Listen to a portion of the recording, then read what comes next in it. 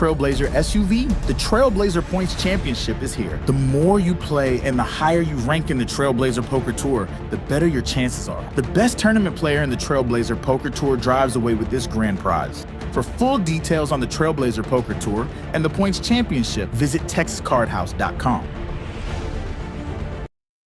Poker Tour rolls into Texas Card House Spring from November 10th through 22nd, with numerous big events featuring the $500,000 guaranteed main event. For full schedule, structures and details, visit TexasCardHouse.com. Brought to you by TCH Social Austin. 3 unique tournaments on 3 consecutive days. Saturday the 9th, Red, White, and Win. $30,000 guaranteed $250 buy-in. Sunday the 10th, American Deep Stack $20,000 guaranteed $250 buy-in. And Monday the 11th, Tribute to Troops, $10,000 guaranteed $150 buy-in. Full details at TexasCardHouse.com. Poker Tour $500,000 guaranteed main event is happening at Texas Card House Spring from Tuesday, November 12th through Monday the 18th, $800 buy-in. Satellites for as low as $120. For more information, visit TexasCardHouse.com. Of winning at TCH Dallas in November. Friday and Saturdays from 5 p.m. to 12 a.m. $500 high hands at 6 p.m. and 12 a.m. $200 high hands from 7 p.m. to 11 p.m. Full details at TexasCardHouse.com. All right, what's going on, everybody? TCH Live Tuesday, and we got some fantastic tournaments coming up here, as you saw in that roll of graphics that we just put up for you guys. So we'll be coming back to that over the course of the evening, as we got some fantastic tournaments going on all around the state. I'm Aaron McAvoy, hanging out down here in Austin, up there in Dallas. Of course, we got Eric Van Loosen. What's going on tonight, buddy? That's right. My ugly face is the only one y'all can see. Aaron McAvoy behind the curtain tonight, but glad to be back in the booth and commentating with you after a brief hiatus. Hope you guys have enjoyed the streams while we've been gone, but this ought to be a fun one. A lot of action players tonight, and what else could they possibly be interested in watching on November 5th, Aaron? Yeah, I don't know. I think this is pretty much the only show in town. So welcome in, everybody, and kick back, relax, and enjoy some fine poker content as opposed to all that other nonsense. That's right. Already got a couple of our regulars in the chat, Aaron. We got LV and Atypical joining us. What's going on, fellas? Well, man. Started things off with a $100 flip, and the Brass Monkey looks like he came away with it, as we are getting started here 7-handed. A couple of seats going to be filled here before you know it, but for right now, we're going to get cards in the air. 5, 10, and a quarter we're playing tonight.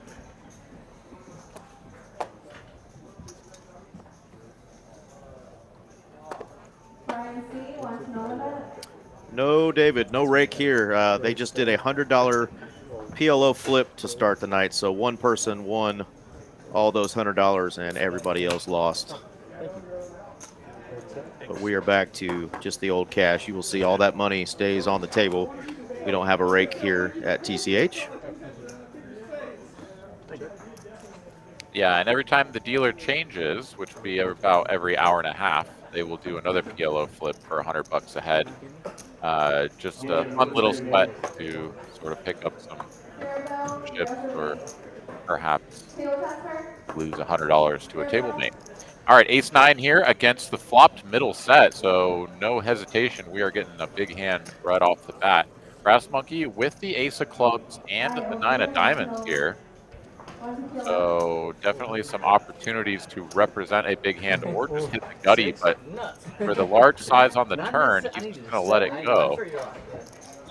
And John is sad. He doesn't get more value.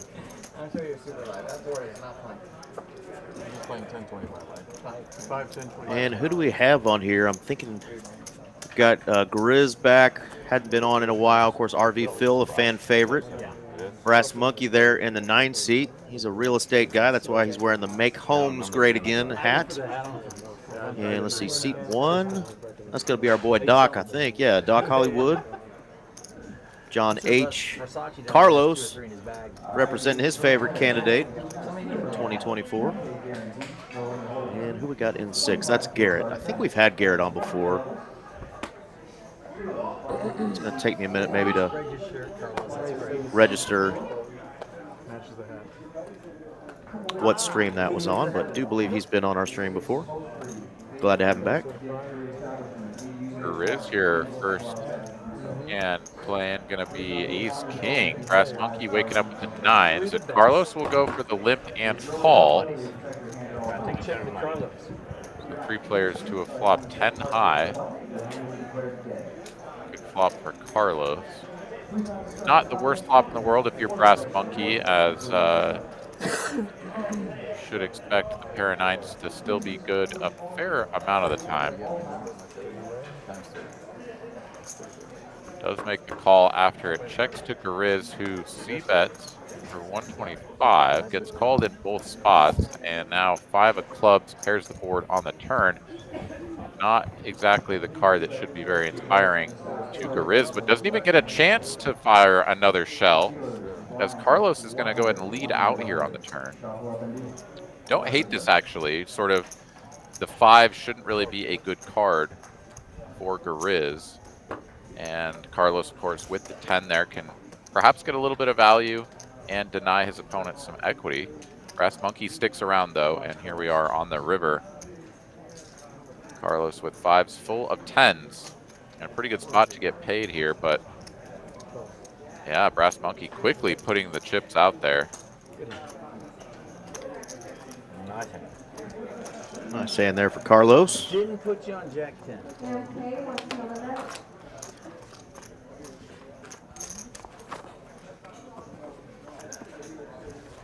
I'm about to log in here and fire off some gambling, see if I can't chip up a little. Yeah, I may be up to like 20 points now with the Streamlabs gang, so I may have to join you. There it goes. Aaron's gambling 1,000. What a degen. Come on, baby. Big money, big money. Oh, big bucks, no whammies. Oh, it didn't even show up on the screen for me yet. Oh, 22. Oh, my goodness.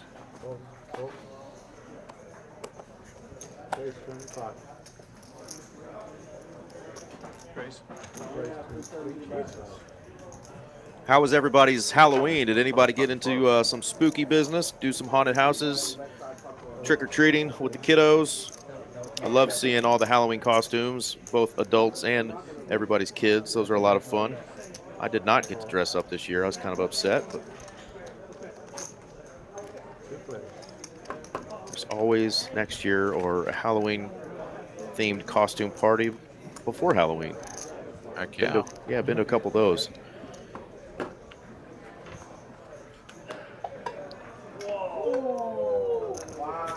Check flop here. Grizz with the best of it. Checks once more, giving RV Phil an opportunity to bluff at it, and just going to make the call here. So playing a little bit trappy with the 8s here, but that is not a good run out. Trappy, no more. And wait, did we just go check on the river? I don't know how, but we did. RV Phil bluffs the turn with ace high, gets there with the king on the river, and is then seemingly concerned about the trapped 8-6 or a 5, I guess, and just check back. I think Brass Monkey and Grizz both are looking at him like, did you miss a bet there, buddy? May have. Well, congrats on your win there, Atypical.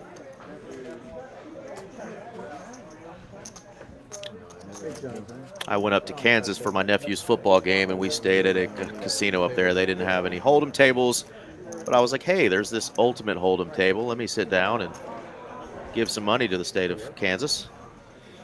And that I did. You were successful. I did my part, Aaron. I donated to the economy and to my fellow man, and I feel real good about it. Proud of you. Thank you. Thank you.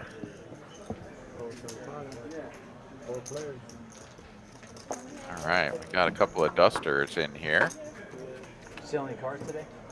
along with some real hands. And wow, the real hands have absolutely connected with this board. Yes, Top they have. Top for Garrett, but bottom set here, John makes another set. and we're not even a full orbit around the table. Have y'all rolled through your inventory? Let me just say, I didn't do much selling. It was about 9. There's David. That's kind of a land, right? Yeah, I mean, I think so. Doc is going to make the call, and now we'll see how John proceeds. It is a full rainbow flop, and he's got one extra interested party in Doc, but he isn't going to waste time. How you doing? And is going to raise this up. It's always kind of weird when you do this on ace-high boards, right? Like, and rainbow as well. Yeah, absolutely. You know, if you're going to do this, and I'm not saying that like you shouldn't, but if you're going to do this, you need to definitely be finding some check raise bluffs, especially when you have multi-way action like this with a bet and a call. When you have something like 7-5 suited, you know, if you're not doing that, then you're just way too polarized into your strong hands. And my goodness, what do we have here? But a full house for John, and now top trips for Garrett. 1,400 in the middle here. John should definitely be picking a size now that he can get all the money in by the river, which is not going to be difficult, given the strength of these hands. So the North Carolina people are they're coming all the way as far as finals. 1,400 in the pot. Yeah, and we're just in like full-blown setup territory here for Garrett. Yeah, he beats all other aces besides ace-3, ace-6. But he's got somebody that's continuing to bet into him. It's always tricky, but I don't know how he's going to get away from this one. Yeah, one is pretty tough. Finally, full button on.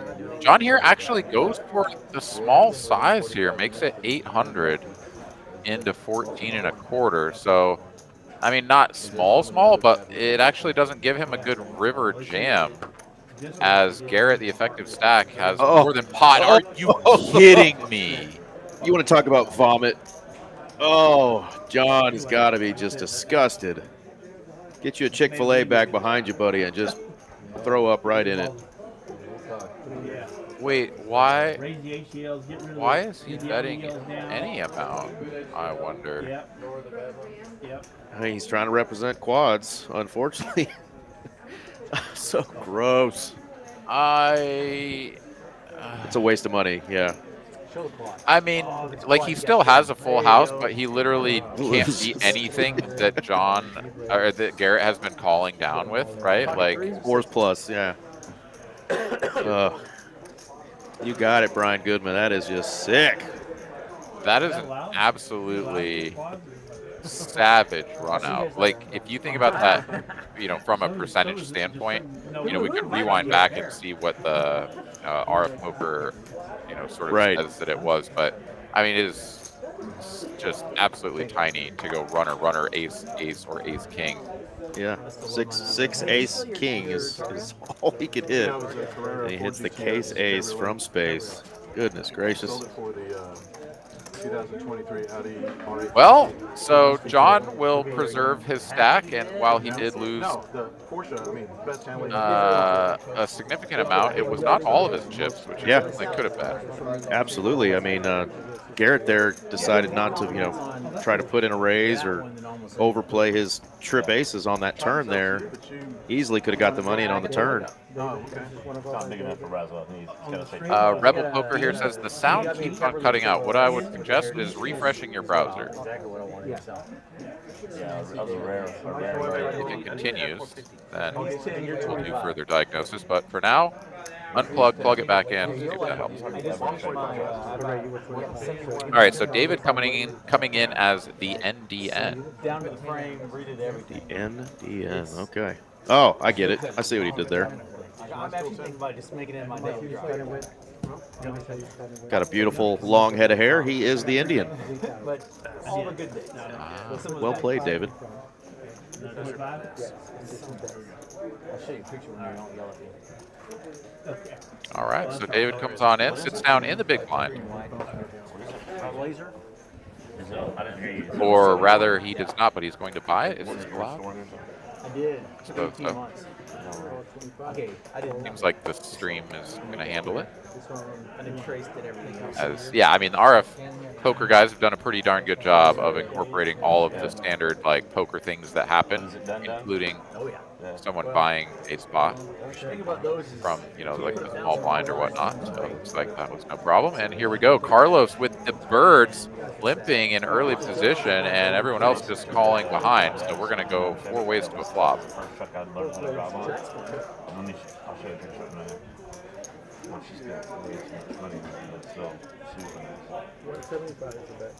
I can't believe I'm And no one has connected with this in any way, shape, or form to Yeah. give Carlos any value with his trapped double it, hand. probably double its worth too.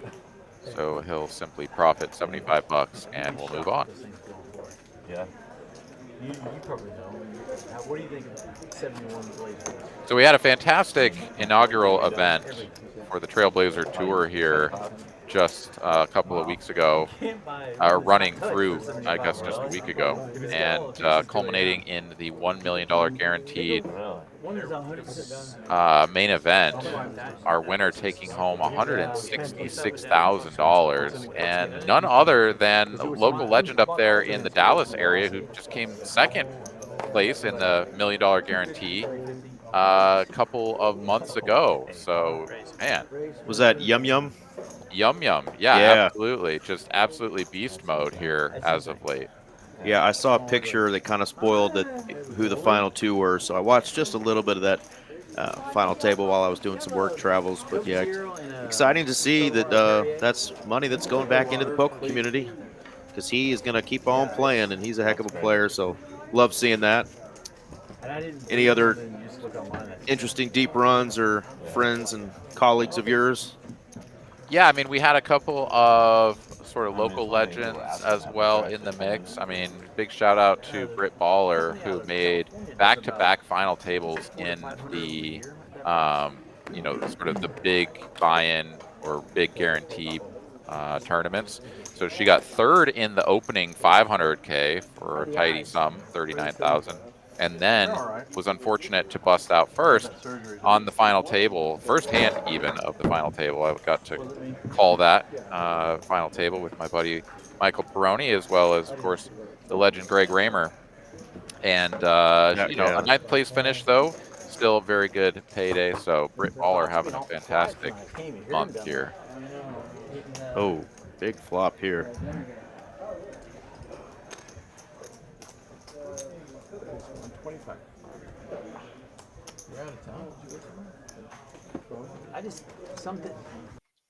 Carlos not going to love the call here from the Indian.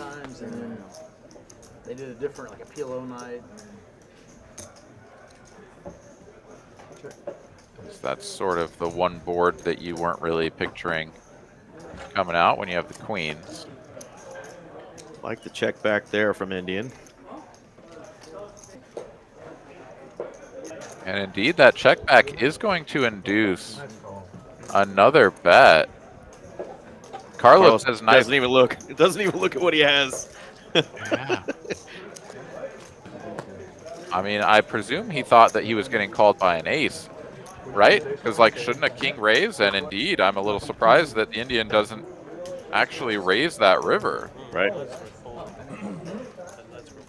I mean, imagine that he's up against, like, king jack or king 10 that's sort of trapping him, right? You, like, sort of trapping each other, and then we don't actually get the raising war on the end to, you know, sort of get all the money in. And obviously that wasn't the case here. I think any raise, even a min raise, would have gotten a quick fold from the pocket queens. But, you know, you got to think about some of the other hands that are out there. So we've sort of seen some pretty close to the best play here so far tonight. Ace King checking back moments ago from RV Phil as well. Well, good thing he turned over his cards. I've seen people just get frustrated when somebody calls them thinking they're bad and just muck their cards and ended up with the winner. So at least he tabled the cards like he's supposed to and got the bad news either way. But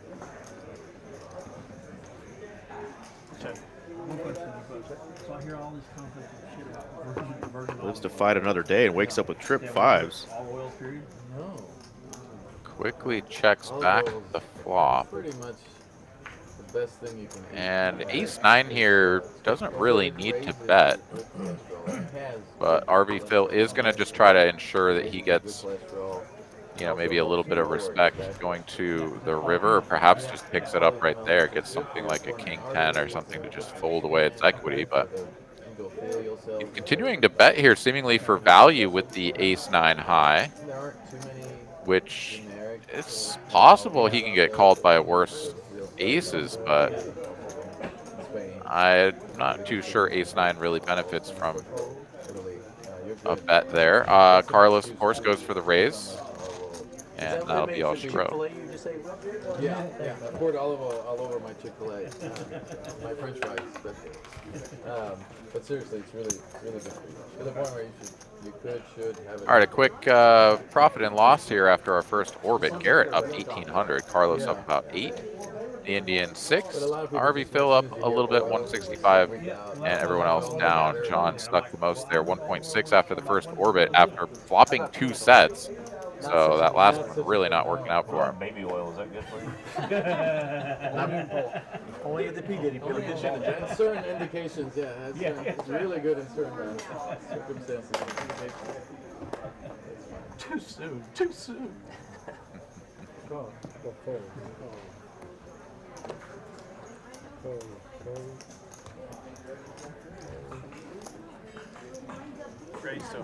All right, we are getting some big hands here early on in the show. With jacks here for RV Phil. Relatively modest squeeze here from the big blind, and Doc, the only taker. Heads up we go. Is that number 2? And what a flop here, Doc. An overcard to the jacks as well as the diamond flush draw.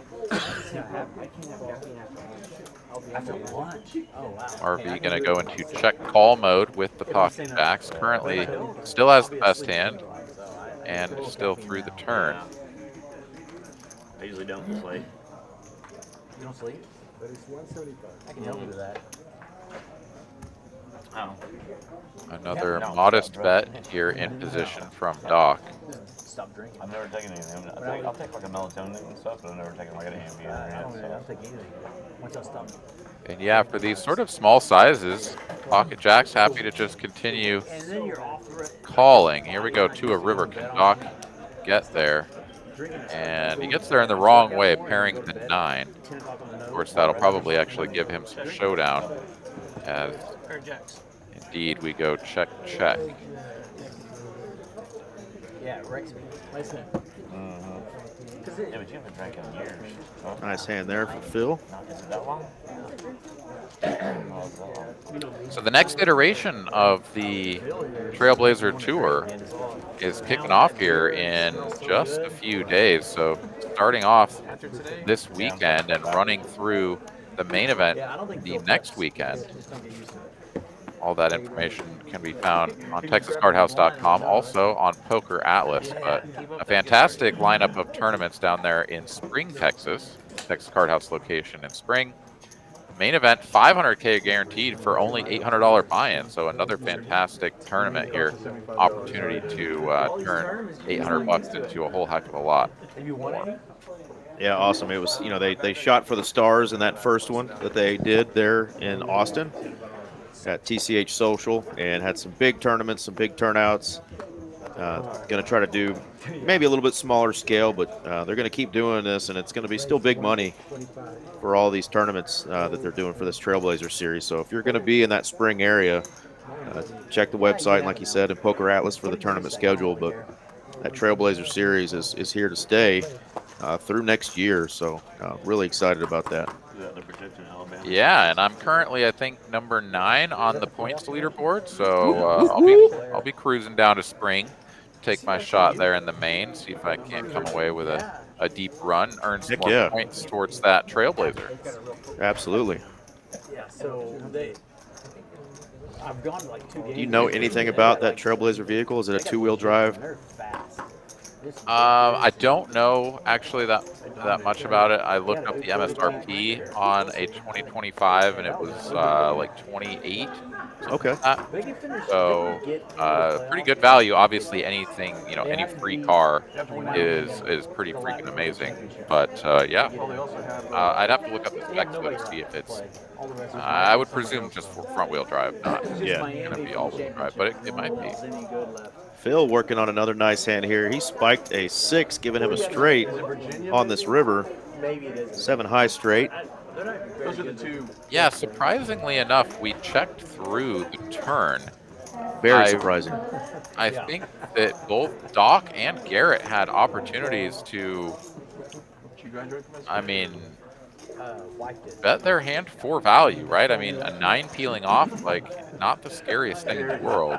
Absolutely. At Calling least the flop charge. with like a 9, right? I mean, Yeah, at least charge, their opponents that have any sort of draw, whether it be spades or a straight draw, charge them to get there. Whether or not RV Phil calls there is a different story, but he gets a free look and just going to turn over that straight. Take down almost $2,000 there, Aaron. yeah, and I don't know. You can always sort of look back at these spots when things kind of go south on you, where you're like, oh yeah, I should have bet there to get him to fold. And it's not really that he wanted his opponent to fold, right? Like if you'd showed him that his opponent had a pair and a gut shot, you wouldn't want him to fold, but you would want him to call a good sized bet, and you'd want to pick a bet that was just the right size where he would call but think about folding, right? So that's sort of always the sweet spot there, is getting maximum value. For sure. Maybe if he bets large enough, his opponent just folds. He never has to see that river. And if he does get called, yes, it would have been unfortunate, but he would have sort of gotten the value at the time. I don't know. Always tricky to sort of navigate these spots, but going to be a little sad that he didn't bet that turn. Quick shout out to our dealer. This is Felipe. He's also one of our tournament directors. He's in the box tonight, doing something a little different. Glad to see him on the stream.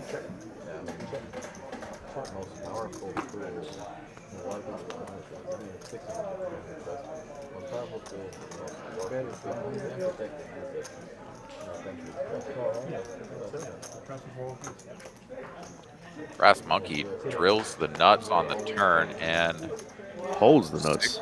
Six cards straight here, yeah, on the end. RV Phil with a pair of 7s. I don't think they'll ever screw with the 401k. And a half pot size bet. All the politicians have get paid that. Back to back small blind specials there for our 8-9 seat. Yes, a lot of tournament stuff going on. I saw that the WSOP stuff that's been going on up there. A lot of our friends and people that have been on the stream are playing up there in Choctaw. I saw Brian Green actually finished second in one of the ring events up there, and he's played on our stream quite a bit. Makes his rounds around the state of Texas and, of course, the tournament circuit. So congrats to Mr. Brian Green if you're out there. Yeah, the seniors tournament. So Daniel Lowry. Daniel Lowry.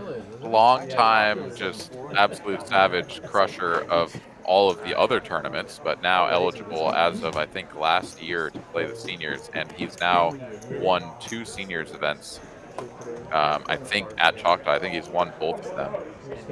And I could be wrong, but I believe that's the case. And now that he's able to play those tournaments, he is going to be an absolute menace for all those old timers that are trying to just play some small pots. Not going to happen. Not with that man. Speaking of no small pot here, here's a big hand brewing. Raising a 3-bet from RV Phil. Doc Hollywood waking up with a couple of red Cowboys. And it shows him having dwindled down to about $1,000. So is this really true? Is he betting half his stack right now? Not sure. He only bought in for $2K tonight. So we'll have to get another gander. No, he's still got 1,000. Well, yeah. A little over 1,000, right? Yeah, I think. Not 480. I think he's got 1,000 more than what we're seeing on screen there.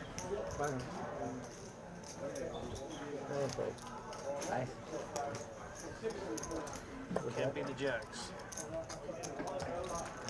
All right, Doc makes the bet. Ace-10 goes into the bin. Ace-Jack suited, folded pre-flop, and would have gotten into some trouble there. There's some serious trouble. Absolutely.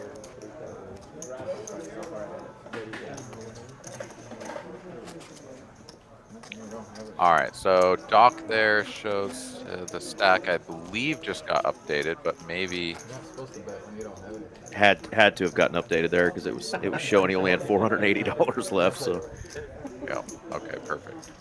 there we I go. recommend checking. Yeah.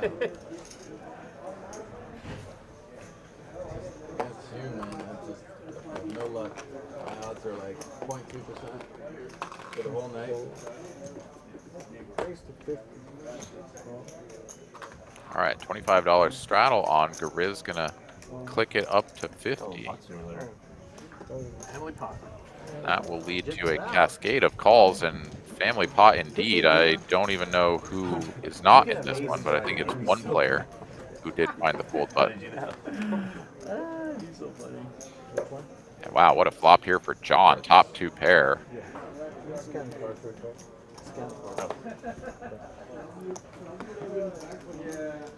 No diamonds for anyone. John, I think, correctly recognizing that this isn't the kind of lineup where he's going to get a lot of opportunities to check raise. It's sort of like bet your hand and just hope that you get called by someone with an inferior holding. Does get called by the ace-10, and that player drills the gut shot for Broadway here. RV Phil with the super nuts now. And John is getting coolered here right off the bat. Flops his second set of the day and then has his opponent run out quads. Now here he is flopping top 2 and getting murdered on the turn. And he is going to go for the big bet here, trying to charge the flush draws of the world, sort of pair and a flush draw type holdings. And he is up a creek, needs a paddle. Needs a paddle. Flush draw? Yeah. I should have said next. Flush draw? Well, I'm just, yeah, I'm waiting. You can give me some. Yeah, in between these two, I think we're going to just suck it all in. I actually came. No good for John. One more chance. Yeah, me too. For that. And that is Negative. enough to do That's- it. Wow. Man, 2 sets. had in the first sick round. river earlier, and now he's getting just hammered on that turn there. Just an absolute dagger.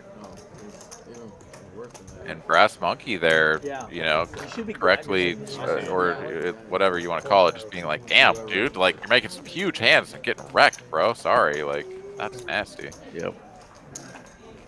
John, though, has suffered at the hands of the poker gods before, and no stranger to needing to rebuy, so he'll do so. Absolutely. Got a couple things going on in Dallas this weekend. Let me see if I got this coming up. Yeah. The 9th through the 11th, they're going to do that's in Austin, excuse me. Salute to Service weekend down in Austin this weekend, Aaron. Are you going to be taking part in this? You know, I might be going up to play the main event up in the state of Oklahoma, so I think I'm gonna be Oklahoma. doing that. Yes, but fantastic series of tournaments here, back to back to back, 30K, 20K, and 10K guaranteed from Saturday through Monday. Just a couple $100 to buy into these things, so really Absolutely. fantastic value. If you are in or around the Austin area, come on in, check us out here at TCH Social in Austin, and participate in these fantastic lineup of tournaments with big guarantees. Absolutely. Well, Carlo's going to take down a small pot there. This is what I was going to show for Dallas. We have a high hand thing going on this weekend. Let's see, Fridays and Saturdays, November 1st through the 23rd, $500 high hands at 6 p.m. and 12 a.m. They're doing from 5 p.m. to 12 a.m. $200 high hand from 7 p.m. to 11. So take a picture of this sucker here, click on the rules. Good promotion, though, this weekend. I wonder what Heck yeah. The greatest thing about the little high hand things is like you already probably won a good pot. I mean, sometimes you make the high hand and like didn't really get paid, but like you made a huge freaking hand, which is already exciting, and then you get paid for it as well. Fantastic. Yeah, get a little bonus.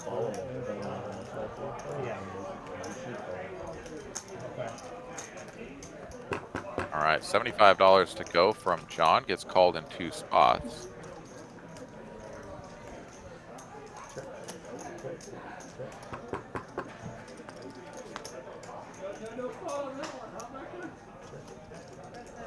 Checks through on the flop. Jack now on the turn. And John will take a stab with his gutty.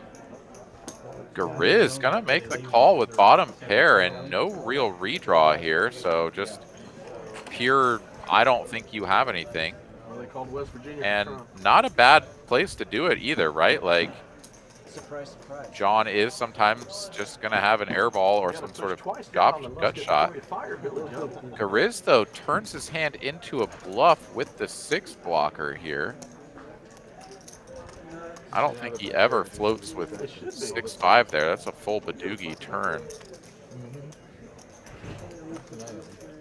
But it's, I mean, it's just really hard for John to do anything here with the king high. He has no real, like, hand strength to represent.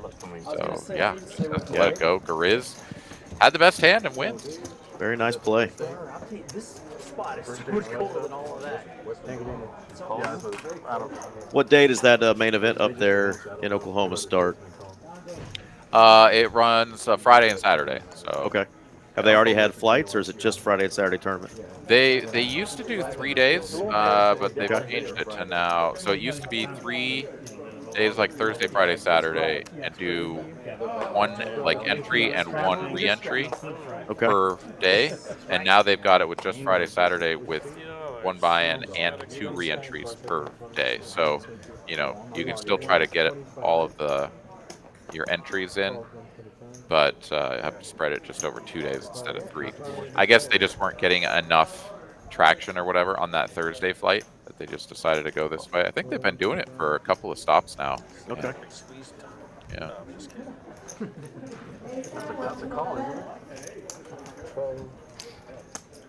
Nice hand brewing here. A lot of fun playable hands, but Brass Monkey waking up with the big boy hand. A couple of kings. See how much he makes it here, Aaron. Yeah, and the thing is that, you know, it was 125 to go, and a bunch of people have showed interest here, so it needs to make it a pretty chunky size, and goes for 700. I mean, we can see just how bad these hands are. No one really probably thinking about continuing except for maybe Carlos here, but yeah, I think maybe just a smidge larger, because you're out of position. You really don't want to create a situation where you just see the first guy call and then everyone behind him be like, well, everyone behind me is going to call too, so let's build a huge pot and maybe I hit my garbage or my suited connector or whatever, right? Like, you need to get those hands out of there. Absolutely. And you saw even for a second there, a couple of those speculative hands were thinking about putting that $500 in there, but you never know if you're going to get back raised on, so it's just glad to see John, even though he's a little tilted right now, be disciplined and just throw the old 6 deuce away and fight another day here. But ace-5 and the 9s coming along. Yeah, Grizz there feels like he's getting enough of a price to see a flop, and does connect, but with the wrong card, 8-8-5. Brass Monkey here still well out in front. Carlos shouldn't hate this board either. Doesn't have a spade in hand. Not that that's too relevant in this spot, but 1,300 is the bet. a little over half pot, and a very committing bet here from both Brass Monkey himself, but also the other players in the hand. If they were to put the call out, they would have far less than the pot remaining. Carlos lets the 9s go very quickly, seemingly knowing that he's in a spot where he needs to flop a set or just get out of dodge. Back over to Grizz, who, yeah, had some flops in mind, but not this one. He's even going to show Brass Monkey the 5 before he folds. Still a nice little pickup there for Brass Monkey with the king. He chips up to 6,600. Yeah. Stop telling him how to play, please. And he's traveling. He was telling me. He told me from the beginning. He goes, well, I told you. Yeah. It's like, I told him to squeeze. He said he's good at squeeze. It's almost like he sold his cars before he's traveling. There we go. John down 5.4K to start the night. Grizz down a little bit as well, down 1.3. Got 5 players, 6 players currently I mean, still. in the green here. Still waiting on OFC. I thought that looked so fluffy. No, he's going to be our 9th player. He had some family issues, so we're going to patiently wait on him. He's one of our favorites. Yeah. Slightly weak. Slightly weak. I was hoping Carlos was just going to shove. 5 jacks. I appreciate that. Thank you. Anybody. I had a pocket pair. Me. I figured. And, I was just stuck here and neither one of y'all had an ace. So I just see that ace is coming. I had a little bit of like last night. All right, another little min click here. Gonna get called in 2 spots, and 3 players will see a flop. And a little bit tortilla strip in it, you know what I'm saying? Right. I had a little chicken. And plus, I was trying to keep the calories down. Bottom pair for Brass Monkey. That's the best. Currently the best hand, and only RV Phil with the 8 of hearts picks up a gut shot, double gut shot. Double rather. gutter, yeah. Trying to eat an apple every day. Sounds crazy. And Doc here, ace high and a gut shot of his own. With no heart in hand, he's going to let it go. Are you a Peter Tia? Peter Tia? Have you read his book? Yeah. Oh, Peter, yeah. Big time. He's Pretty good, right? very good. Gary's the only one without a hat. Functional medicine. No, he's who's Probably because your hair looks super thin on Wolverine. camera, like it's looking straight down the back of your head. Exactly. He's his versatile position. Famous people. This is officially the first time So, Aaron, you commentated the big Wednesday night poker and politics special there in Austin, and then I know you did the big tournament down there. You kind of done any other Austin streams, or He's in Austin, right? was it just those 2? Just those 2. So thankfully was fortunate enough to make the final table of the opening Yeah. 500K event. So sort of got out of work that night, and then was trying to do it again for the main event. I actually got into down to the final 2 tables, but had been short for quite a while and did blow up the stack in 18th. But yeah, just those 2. But it was a pleasure doing the commentary. Got to watch Greg Raymer play along with some of our other local legends, as well as Pokerface Ash, Wolfgang Poker. Had a couple of sort of exciting players in there, and then got to do the commentary with Greg. Yeah. As well as that my was buddy. really cool. The parts that I got to see. So, and of course, RJ Dupree and Mallory been holding down the fort while I was away for a week doing some work travel. I know I watched a little bit of the Halloween stream that the staff put together, and that was pretty fun. RJ was dealing the first part of it and then commentated. Yeah. Spicy board here as John flopping top and bottom pair after just calling the initial bet of 200 and the Indian doing the raising here. I bet you $1,000 nobody wins today. I think he's Rip City, babe. Not taking that bet. John's not messing around after the way his night's going. Yeah. The Indian here 2.4K behind, and yeah, this is one of those things where it's like raising with top pair, no kicker does reopen the pot, and it is kind of a spot where like maybe you just find out for the 600 or whatever he raised to that your hand is no good and just ditch it now before anything else happens. But I mean, you look at this board, it's so dry, right? Like, yeah, there's no draws really that John would be doing this with. So much you're losing to with the ace-7.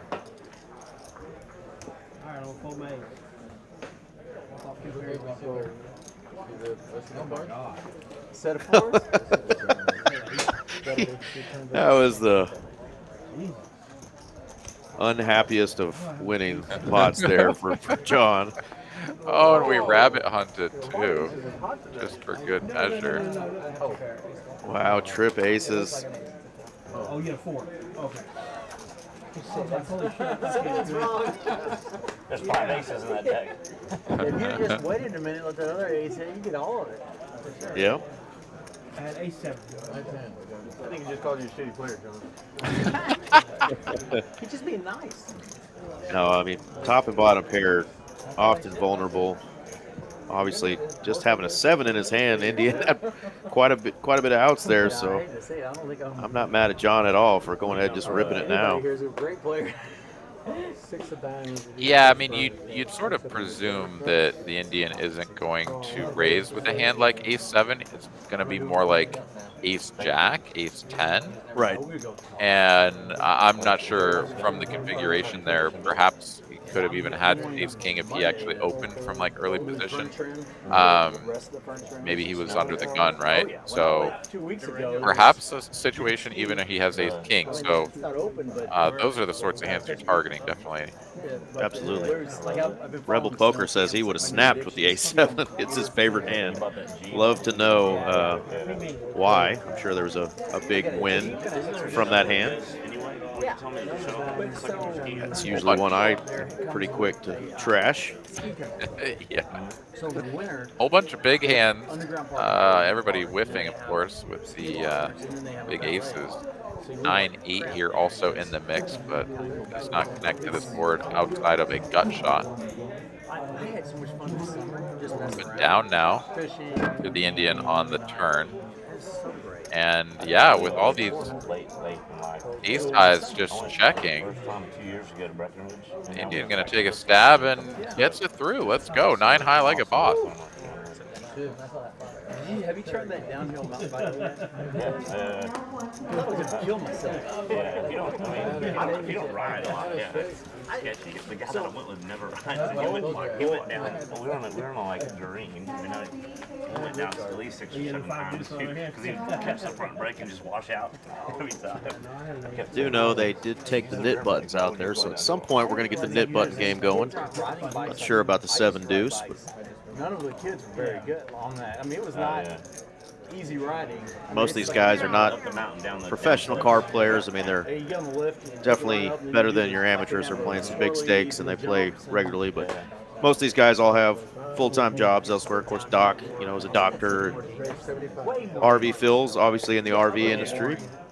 Brass Monkey or Brian over there is a real estate guy, so these guys do a lot of other stuff, but poker is definitely more than just a hobby for all of them, as they're playing some big stakes here regularly and at our card rooms, mostly in the Las Colinas card room, TCH Social. No way out, trees on both sides. I really do like to see lineups like this that, the players not going to be doing as much 3-betting and 4-betting as you would traditionally see at these sort of stakes, but I would like to see the 7 deuce game get played because it really makes the players do more of that, right? You get 16 full combos of a hand that you're going to start 3-betting and maybe even 4-betting. It's not to say that it gets played that way all the time. Sometimes people just like limp and call with it and see if they can actually just like make a hand. Yeah, and that like makes my soul ache. But I do really think it's fun when you have a table of folks that are just playing a little bit more snug, and then you throw the 7 deuce game in there, and everybody's always now wondering, oh, does he have 7 deuce? They like start calling down lighter. It just really kind of changes the dynamic of the game in a good way. But yeah, maybe we'll get the Nick game going at some point, and that could do similar things. As RV Phil here going to release the Queen High and Brass Monkey. Doesn't get paid with the top 2.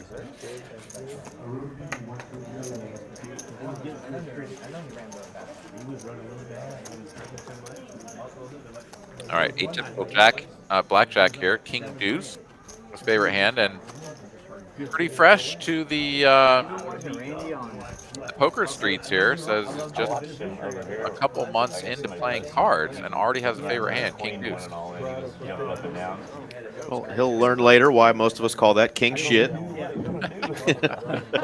but hey, man, if you can win with it, keep it going. He got hustle. He got somebody once and did a 2-outer or whatever. Are we playing 7 deuce?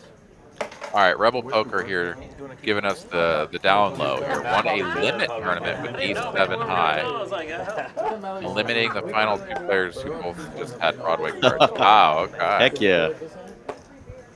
Ace 7 high, baby. Take her down. There was a perfect opportunity for Doc to raise it up with the 7 deuce, but of course the game is not on, so he'll just throw it away. And here we go.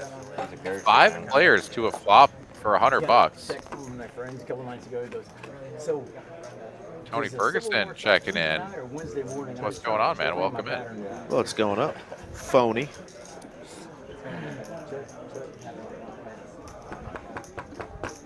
Jack 7, couple of hearts here. RV Phil with the heart flush draw, but checks to him, and he doesn't even take a stab, just wants to see a turn card. Carlos in there with the king high hearts and also picking up a straight draw, so nice little combo draw for Carlos. But if RV Phil sticks around, not gonna want to see a heart come off.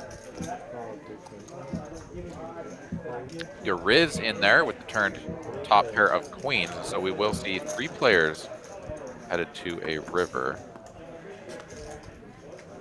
And it is not a heart. Pairs the bottom card here, so Gariz will finish with the best of it. We get to showdown. Did not get the nasty disaster hearts that we wanted there, but Oh, I'm glad those fucking hearts didn't hit. yes, you are. Carlos, really happy with the way that ran out. He had the queen. Yeah. I had queen 10. There you go. Everybody threw their cards at the same pile. Felipe's like, what the hell?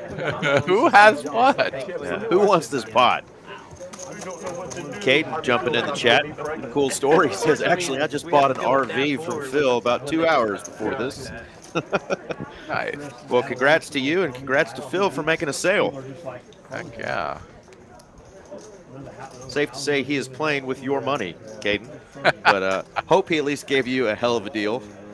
Friendly discount, maybe. Yeah, the TCH fam discount. Yeah. I've got a high school football coach that retired and found a nice lady and got married, and they sold the house, and they are traveling all around the U.S. in an RV with a Jeep behind it. And I just kind of live vicariously through him. Like, I'm like, man, this is badass. All these cool places you're going. Heck yeah. Yep.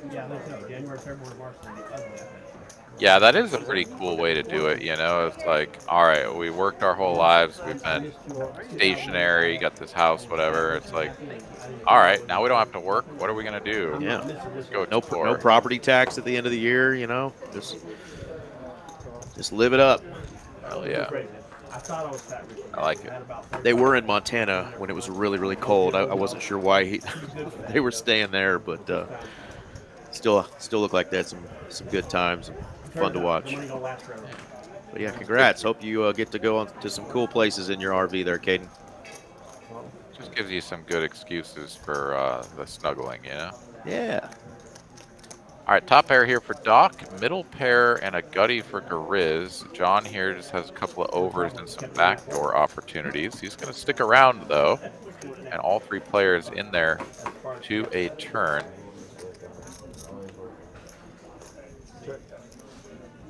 A little bit of backdoor action kicking in for Doc as well, with the flopped top pair turning into a diamond draw.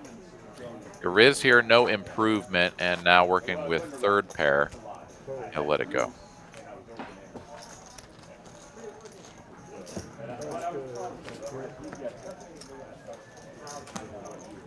$128 of you guys and gals tuned in. Thank y'all for watching tonight. Texas Card House, live from Dallas, Texas. Aaron McAvoy and myself, Eric Van Loozen, doing the commentary for now, and RJ Dupree is going to be joining us later. But if you guys are enjoying it, please help us out. Smash that like button, hit subscribe. Got a lot of great content on the TCH Live YouTube stream. And, of course, you can find us on Facebook, Twitch, Kick, and X, I believe. So thank you guys again for tuning in, and help us keep this thing going by smashing that like button. Oh, man, I just saw Bill lose his TCH Lab points by rolling a 33. Thought I'd get a good one, but nope, missed it by just that much. What do? I got to hit, what, points to see where I'm at? Exclamation point points. Yeah. Exclamation point, no space, points. Indeed. Indeed. Let's see what Daddy's working with here. A lot of times the builder goes out or. Yeah, so they borrow the money. Yes, folks, I did just refer to myself as Daddy because nobody else does, so. You know, until that day comes, Aaron, we're just going to have to give myself the shout out, you know. 24 points. Live your best life, brother. What can I turn that into, Aaron? Should we gamble it all here? Yeah, I'm not ready. Wow, that's spicy. I would recommend gambling 14 of them, but that's, you know, it's up to you. What's your name? 14 is the magic number, Aaron says. That's the goal, okay? Yeah, like you just put that game you used to play. You son of a. Well, at least you didn't gamble them all. Oh, man, I'm just getting used to this whole Streamlabs thing, but keep gambling away, folks. Give you something to do on a Tuesday night. Risk-free while you're watching some poker. A couple of players with a pair here.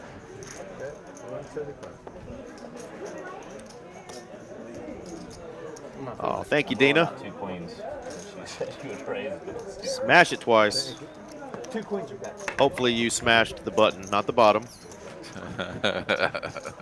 If so, I feel sorry for BJ. That's her husband. You know, maybe that's their thing. Carlos takes it down with the flop top pair. One thing I am doing. Boy, I wish I had somebody. First time in my life I'm sleeping 7-8 hours.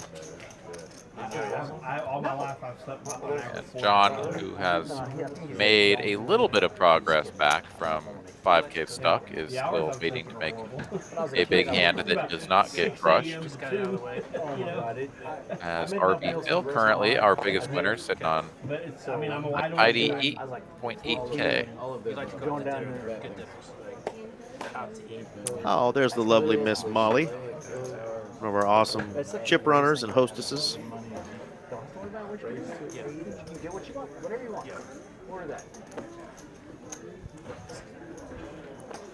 All right, 80 to go from the Indian in the hijack. Carlos will make the call. RV Phil gonna make the call with King 4-0. And Brass Monkey closes the action with the ace deuce. So here we go. 4 players to a flop. Snag that extra 5.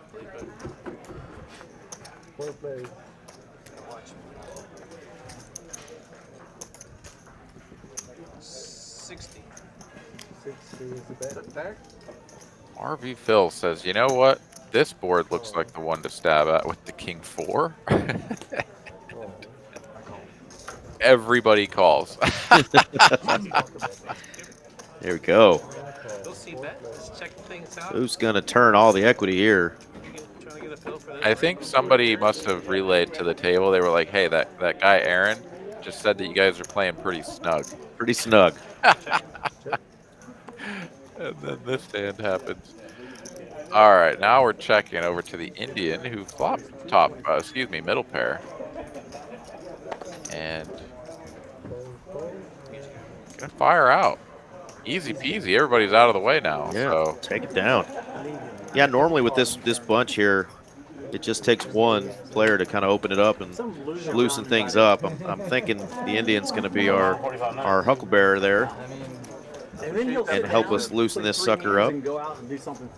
Maybe those knit buttons will help out. The night is young, though. We're just 1 hour in to our 5-hour stream. He's watching the stream, seeing how it's going. Man, Phil's playing too well tonight. I'm like, I gotta get out of here. Phil kills it on the stream. And if you're interested in getting in on these streams, I was playing 1-2 earlier, and I had a player that was interested in playing, so he got Mallory's information. But this is how you get on the stream here in Dallas. Scan that QR code there, and there's her contact information. She'll ask you a little bit of information about your poker life and what stakes you play and what you're interested in. But this is our normal Tuesday night live stream here in Dallas, and that's who you contact if you're interested in joining, battling some of these guys and gals. Please play. Pop the buttons on the other. This ice is on here. We had a $100 straddle. Grizz opening to 350 from button, and the Indian got a couple of sevens, so he wants to be a flop. So heads up we go.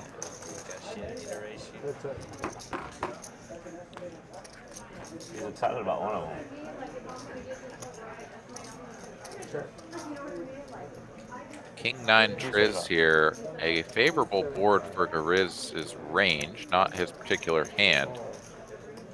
But the Indian says, yeah, you're not going to get away with it that easy. Does make the call with effective third pair, and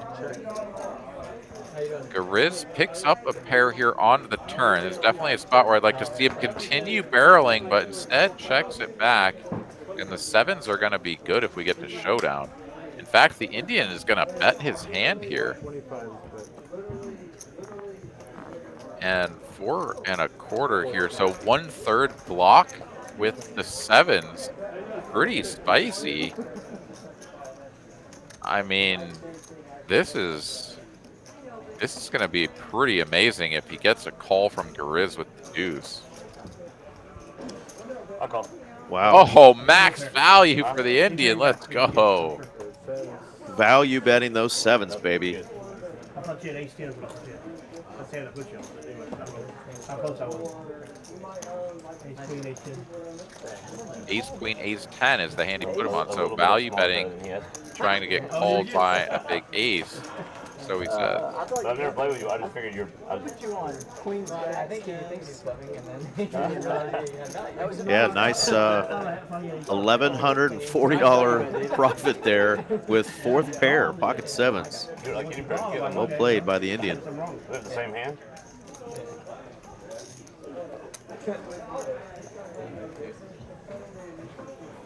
Should have OFC joining us here in just a second. I know we're on a 15-minute delay, but I was told he is in the building and on the table, so.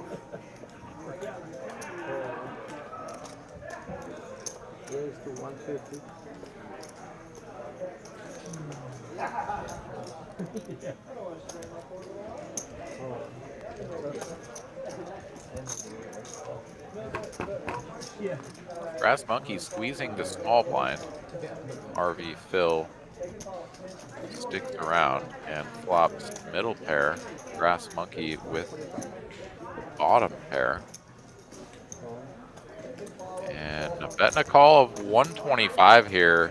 Brass Monkey presumably just gonna hopefully, sort of power that through with a C-bet on the flop. RV Phil, though, an opportunity to see this river for free, does so, and the sevens will be best. It's RV's turn to go He's for gonna value. get a call.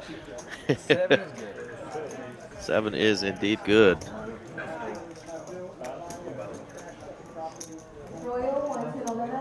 Well, we're getting a clinic here on how to get maximum value from your middling strength hands. Absolutely. RV Phil on a little heater. And the Indian there putting on a clinic there with those sevens. Where was that at? Kingston in Choctaw. What's that? With king 7 opposite. He had like ace 4 and diamonds. And again, diamond something. All right, $50 straddle is on. Were y'all all in pre-flop or something? Yeah, no, we were. Yes, we were on. Straddle for 50. I only went in with like 200 K. And then they sent me the fucking group, and everybody had like $500,000 plus or 500K plus. Sorry, call. Race 200. Brass Monkey on the button with Jack 10 suited. One of the most attractive hands in Hold'em.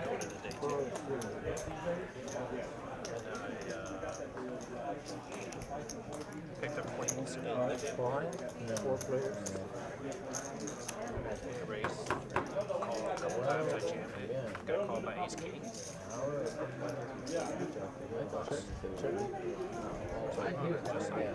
2 hours ago, I was out. Less than that. I mean, I would rather be up. True. You rather what? Be up the day before, like be up in 5 minutes. I checked. Queen high board, no one with a queen, so we check through to a turn. Board pairing deuced. Still checking. Carlos here not going to stab with the 6.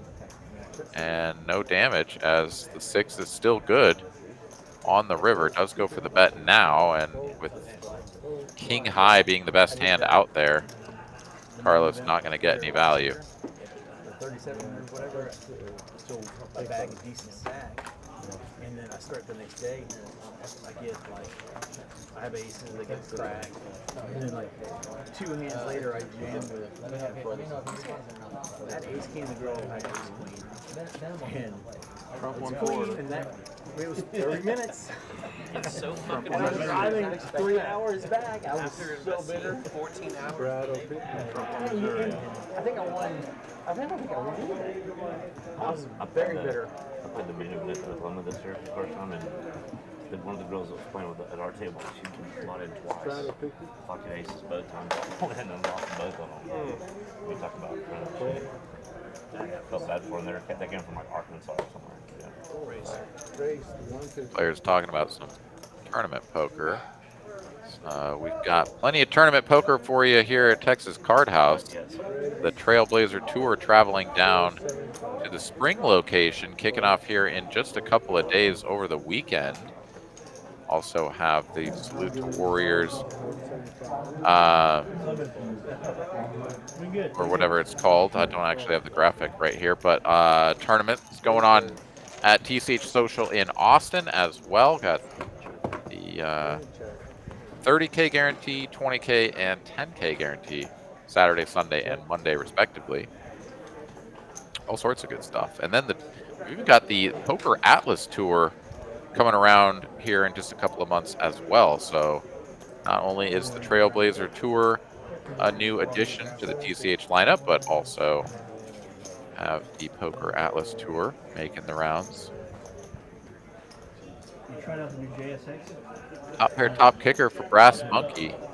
Fires 750 for half pot into 2 opponents. Carlos here with the gut shot to Broadway, and King 7, whole lot of nothing out of the way. That's the best airline in the world. It is so, except now they're starting to do too many dogs.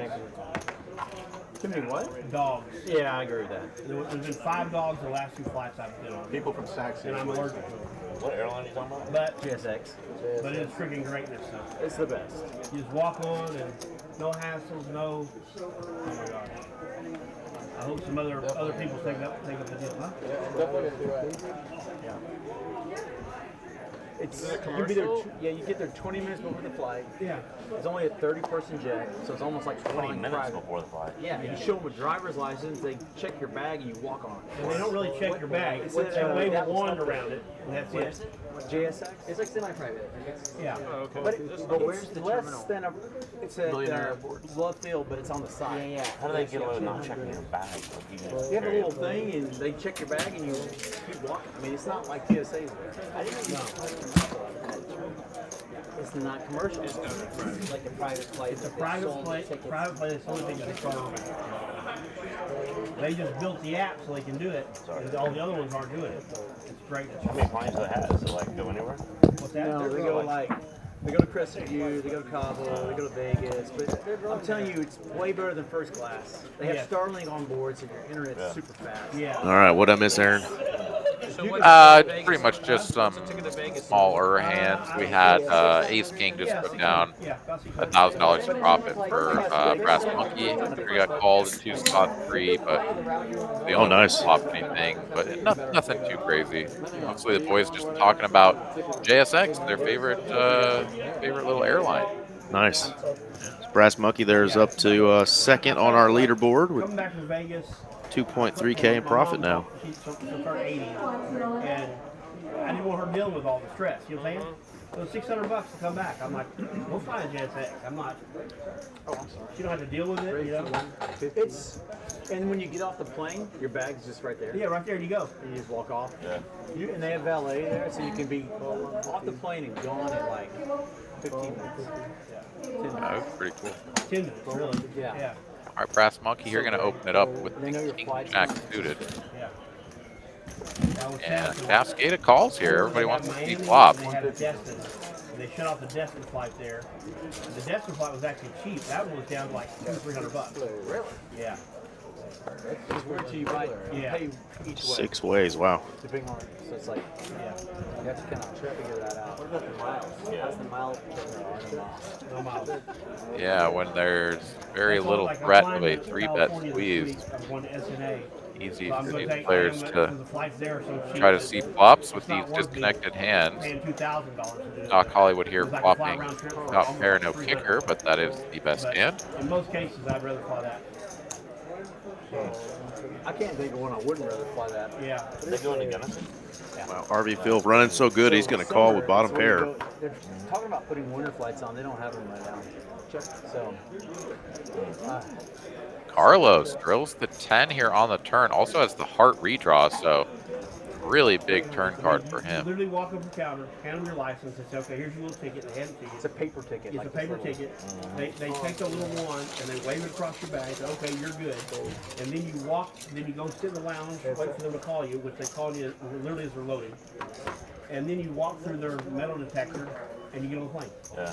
And they have No improvement here on the end. waiter for And Carlos 30 people. checks, hoping the Doc will do some betting, but that is not to be. It's just better. You're not And he'll cramped win in. what's in the middle. You're not cramped in. You're relaxed. You got. Oh, and there's you get seats on both aisles down the middle. Guys, I'm sold. You don't talk Yeah, about so it. great. I'm sold. I'm going to fly somewhere tomorrow. It's like an infomercial for It really is. JSX. They're doing a hell of a job advertising. The time change. I saved a few chips for you, but Phil's got There we most go. of There's them. Mr. OFC Sean.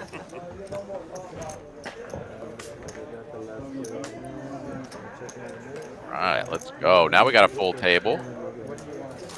We are going to take just a few hands, or maybe just this one, to get OFC settled in. Look at that fancy bag. Hopefully it's mine. Did you borrow it from your daughter, or? Yeah. Yeah, that's what he's telling me. I'm going for some midlife crisis. I can. Oh, trust me, I know. We all know now.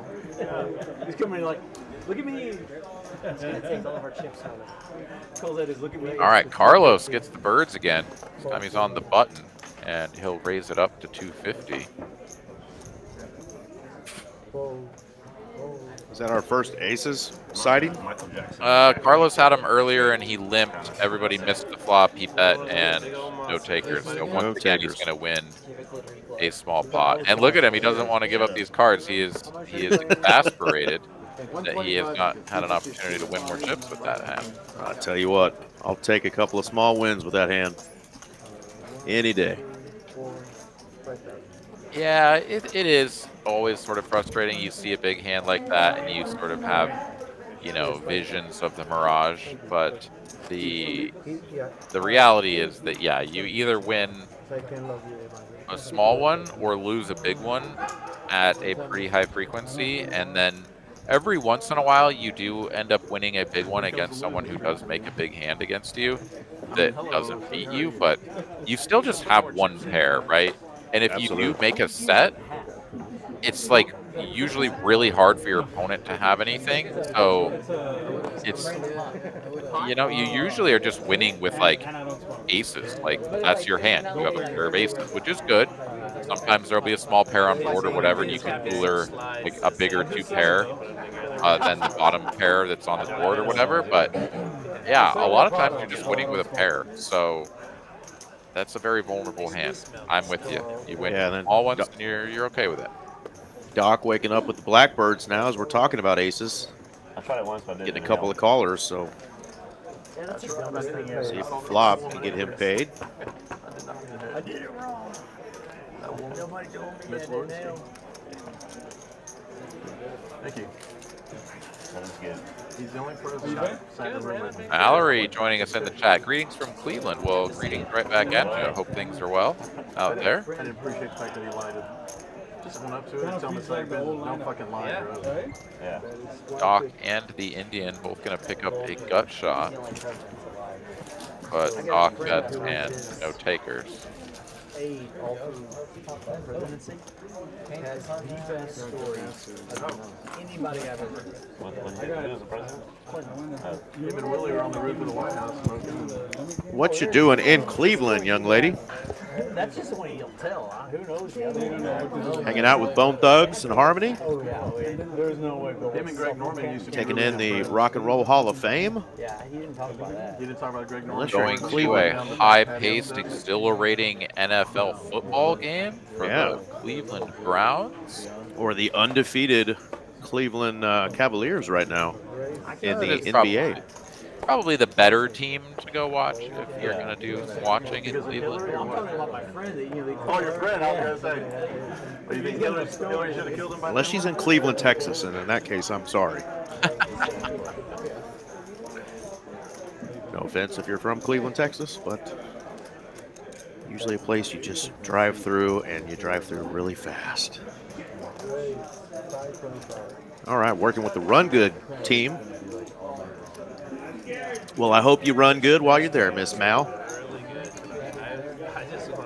All right, nice squeeze size here from Brass Monkey. Takes it up to 5 1/4 after the original raise to 75 got called in a couple of spots. Really like the size, and I needed 3 callers. Grizz here would get to play in position, but not a believer in the Jack 9 suited. Lets it go, and Brass Monkey takes down 330 in profit without any. Yeah, and if you're thinking, hey, that was just such an overbet there, why would he bet so much? You heard Gariz there saying, you know, with his Jack 9 of clubs, I needed 3 more callers to to make that price worth it, and he got kind of those trashy hands that could get him in trouble out of there, and wanted to get it down his heads up. So love the sizing there. Make it big, make it painful. Try to take it to heads up with one opponent, especially with a hand like Jack's there. It's just so vulnerable. For sure. Code HDN is offended that you would even drive through that town. That's the comment I was looking for, Code. Ready for the nickname now that you're here? Let's do it. I'm going to go pee in the I was just about to ask. We're just waiting Yo, for you you. tell played it or not? All right, 3 players to a flop on this one. Garrett, the pre-flop raiser. So busy and sweating. And paired board with a couple of hearts here. Garrett picking up the flush draw. He started to use a patch for vertigo. And apparently that patch dehydrates. He started using They that didn't tell him that? They didn't tell that? The doctors didn't tell him that the password. John sticking around with the naked ace high and picks Hello. up a pair, but that is a flush for Garrett and a royal flush redraw. Not fun at all. It is. John here continuing the run bad So it's just balancing back out. as Garrett bets full pot 300 now on the turn. It's pretty common for him. And wow, John just gets away from this. He's like, no, you've got like a queen or better. So I pulled. And sure enough, Garrett had the goods. So fantastic fold there from I John. was laying on the couch in the field position, and if I move Good to hear, Code. Glad to hear you're getting a little distraction from the shenanigans. times on the way to the doctor, and It's literally your whole world upside down. We'll do one political joke, Aaron, for the stream. Nice, safe one. Kind of a dad joke. What is a politician's favorite pair of shoes? yeah, it stayed spinning for 10 days. You tell me. The bad part is The flip-flop, of course. Ah, Oh, but boom. right you All are. right, there we go. Nice safe joke. Now we're back to poker. Which in his head he was thinking it's just a patch. What is that going to do, right? Yeah. No, those patches, any patch is strong. Matter of fact, San Diego. What does that we wanna translate get to? applications into the body or system naturally in an effective way. If you transform all patches or suppositories, that's nobody wants to do that. That's the way to go right there, boy. Sorry to keep you waiting. Somebody's gonna be a Glad Dad's okay. Yeah, Is he feeling better? To be anything. he's perfect. Yeah, it was just dehydration. So we got him home. He's settled. They give him IV Get bags. some saline? They gave him IV. Yeah. Clean. I did an IV drip today. I do them like twice a month. Yeah. I do one a quarter. 3 players to a flop. This is age when he says he has symptoms of throwing up, dizziness, and sweaty. It all relates to heart. Yeah. So that's why we're terrified. Yeah, I bet. It's scary. Girls have that after sex with me. Oh wow. That's a flex. I'm going to pretend I didn't hear that. Yeah. It's mainly anal these days, but yeah. Oh, God. Should we turn the table volume all the way up so everybody can hear? Carlos sounds Yes, kids. That is Carlos. That is Carlos. Yeah, Carlos doesn't pull punches around here. Not at all. Got the shirt to prove it. And hat. All right, pair of 9s for the Indian, going to be good. Miss my play. These queens. Yeah. Hand it out. How much are we playing the net game for? 100 each. Or 800. And Mallory is bouncing around, going from Cleveland to Then we San can do a Diego. double splash pot or a Very splash nice. pot, or we can just keep it. And here are those aforementioned knit buttons. One splash pot. That's exciting. $100 knit game started, so that's nice price there. Make it painful. You just put the 700 or 800 in the pot, and then you get to play for it. Yeah. That makes it a little bit crazier. Gives you a chance to win your money. Oh, sweet. Good. You got it back. Yeah, well, they does because he could have been like 200 more. All right, you can hear the table talking. They're doing the splash pot variety of the knit game, so whoever loses is going to have to pay $100 for themselves and the other 8 players at the table, but they will have a chance to win it back as that money will go into a splash pot. Knits on. Right. Ooh, nice hand here for John. Garrett opening from under the gun. Whole bag in the freezer. John with a small 3-bet, though, They just get too hard. a tickle of a size. A jar on my counter. Knit game and Indian being disciplined there, folding the ace-jack off suit. Maybe two. Yeah, we keep him at the office upstairs. Quick call from Carlos here, the cold call from the big straddle. Garrett will come along, and 3 players. Going to see a flop with about 1,200 in the middle.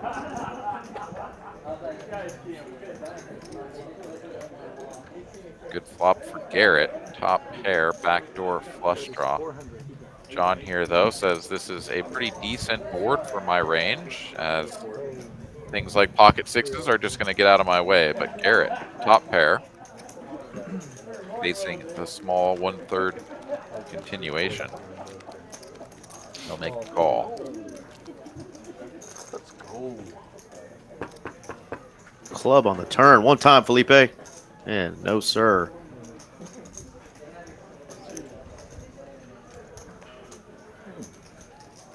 John here has done a pretty good job of navigating his sort of nasty spots that he's been in. This is a spot where he's either repping the king to try to get something like pocket 7s, 8s, 9s, etc. to fold, or just giving it up. He is going to try to get his opponent to fold something like the aforementioned pairs, but Garrett will make the call once again, of course, not going anywhere. Realistically, we're just going up there. And oh, wow. It's his turn. It's His John's turn. Right back at you, buddy.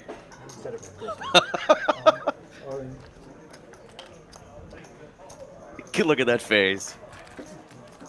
It's like, you know, I had quads on the river earlier. It's crazy that it was these two players as well. John losing a big one as Garrett ran out runner quads against John's flopped bottom set. Turned boat like Garrett was just in the basement from start to finish, and then all of a sudden he's got quads and John is dead. Now here we go. Reverse the tables. Garrett way out in front the whole way and counterfeit. Literally playing the board here. Yeah, calling for a chop.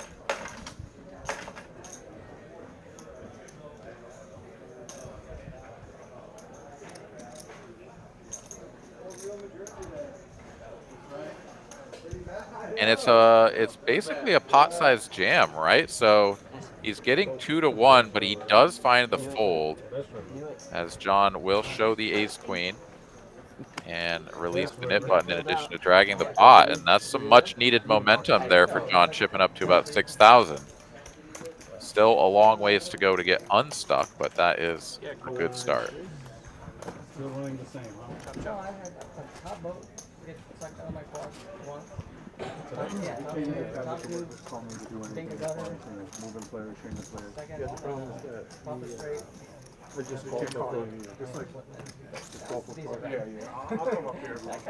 Kind of like my aces, yeah. Ace that's the exact opposite. Yeah, we're even.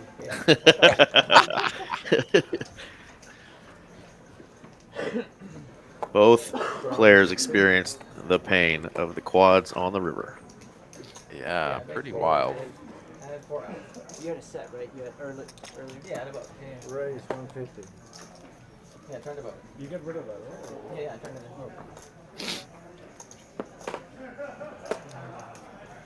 That qualifies for a niche. Quads. Yeah. I mean, I was behind the whole way. Just Well, not pre. Molly. Ooh, couple of queens here with the nit game in effect. You love this for OFC. And 625 is the squeeze here from the big blind. That's just going to get straight through. And nit game over for OFC. One hand and done. Let's go. OFC comes to the table, has a date with a couple of ladies, and wins some money. Not a bad start to any night. I do. This time I had to show it so the truth came out. But I always have queens. You pretty much always have queens. Always. It's a magnet. Yeah, but usually he's talking about Siegfried Roy. If you were to pick one of these remaining 7 players, Aaron, that's going to forget to show their nit button, who's it going to be? Gonna forget to show their cards. Yeah, show their cards on the nit game.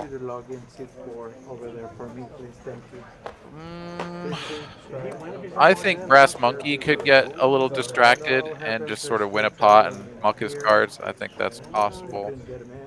I'm going with RV Phil. Okay. Just noticed his nit button is actually on the rail, leaning up against it, so he may forget. Okay.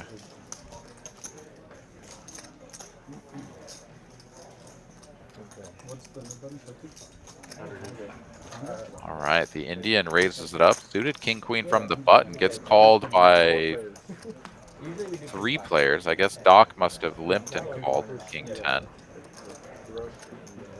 And it's top pair king kicking for the Indian. Far and away the best hand. Carlos does have an up and downer.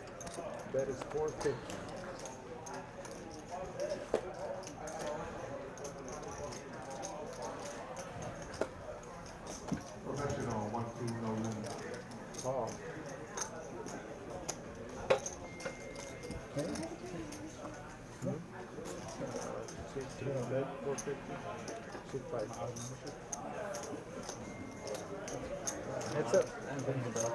Carlos making the call with that straight draw. Heads up we go to a turn. Carlos needing a 5 or a 10 to immediately improve to the best hand, but does pick up a pair and a flush draw. Check, check. And he's just going to go runner, 2 pair to make the best of it.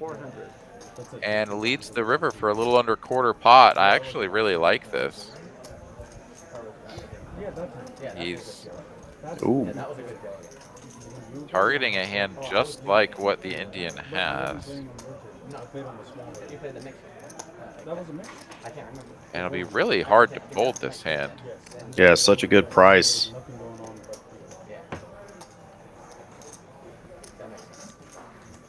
but But when you're given a good price, it always means that your opponent has it. Yep. And I mean, not always, but mostly always. And sure enough, he finds the fold, does Yeah. get away from it. Does get to see it. Literal hand I put you on. I have 10 shit, I think. I'm out Get bored. Better not get bored. I get Trying to get Put it back on here. straight or flush or 10 or I mean, that's something. maybe a decent hand like queen or something. 49, that's amazing. I almost You raised. I don't want to get any more hands with you. No more hands, dude. We're on to 3 outs. I was gonna straddle for 100. I'm just so glad I did. So after John's initial run bad, it shows him as only stuck in the 3.5 thousand range. Doc are going to continue limping, this time with the 4s.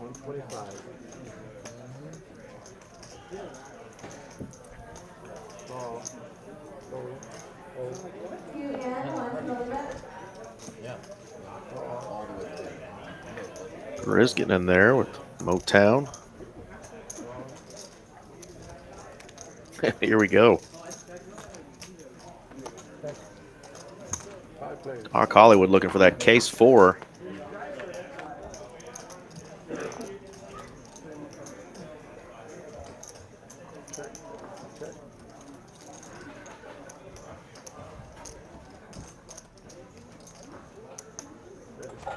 Doesn't get it, but decides to fire out 300, 400 even, nonetheless.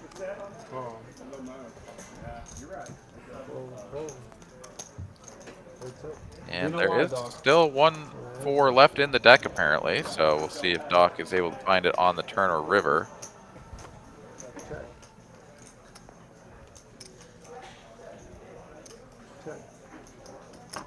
OFC going to give him a chance at it, but no, it's just another queen on the end. And the problem is that even 7-8 already got there on the turn, as well as just a 6 or a 9 being good. So Doc is just like totally over it, seemingly checking How's it looking over there? again here on the end, and does let it go. OFC doesn't need to show this time and will not. Nice hand there.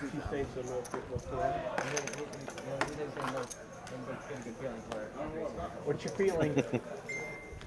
I want to see what Pennsylvania and Virginia does, and I'll let you know. If Harris wins Pennsylvania or Virginia. Pennsylvania, that's over, right? Trump's already won Florida. Yeah. Yep, no problem. That's what he's got 99. 1, 2, 3, 4 in the red, and 5 players are in the green. How close are you Is it on over there? results? Like, Still got a So far, no surprise. 3.5 hours to play, so Really early. expect to see some big pots as the night goes on. This is a match to stat game.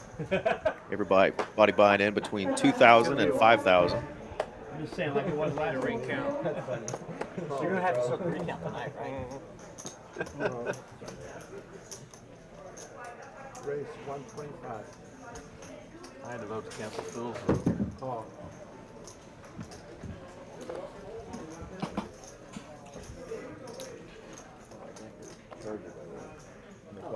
Garrett here looking down a big slick in the small blind after some limping and a small raise. And goes for the big chunky squeeze. You love it. 1,000. Just get out of my pot here. I've only got ace high, but likely the best hand. Let's just power this one through.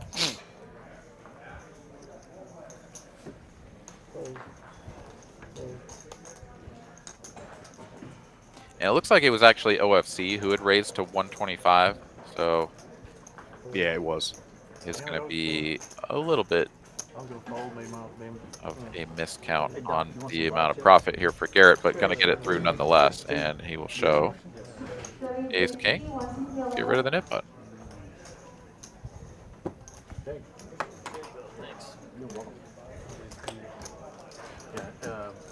Yeah, you have to show to win the net game. You can't tell anybody to turn in their or to show, or you get their net. Am I allowed to clarify? Yeah, yeah. I hate that they're going back over the rules. That messes up our thoughts on the old who's going to forget to show their cards. Yeah, I didn't think there was a high probability that anyone was going to do it, but you're right. It does just. It seems like it happens, though, Aaron, once every freaking stream that somebody just wins a big hand, they're dragging the pot, and they just totally forget. The cards are in the muck. They remember usually like after the next hand started or the shuffle's being done. They're like, oh, wait. As soon as their cards hit the muck, somebody out there who's been watching is like, ha ha, exactly. Everybody's laughing. Then it's free. Yeah. What's happened to smoke? I get more chips. Speaking of more chips, adding on. Looks like Grizz is going to add on a little bit. We have to win between the three of us. Let's see. Oh, shit, I'm in position. Watch out, boys. Oh, really? Check. Ace high here for RV Phil. As Carlos has flopped a gutty and backdoor diamonds. Also just has good favorable flop for his range as the opener, but RV Phil not going anywhere. Heads up to a turn. Picks up a diamond draw, does Carlos.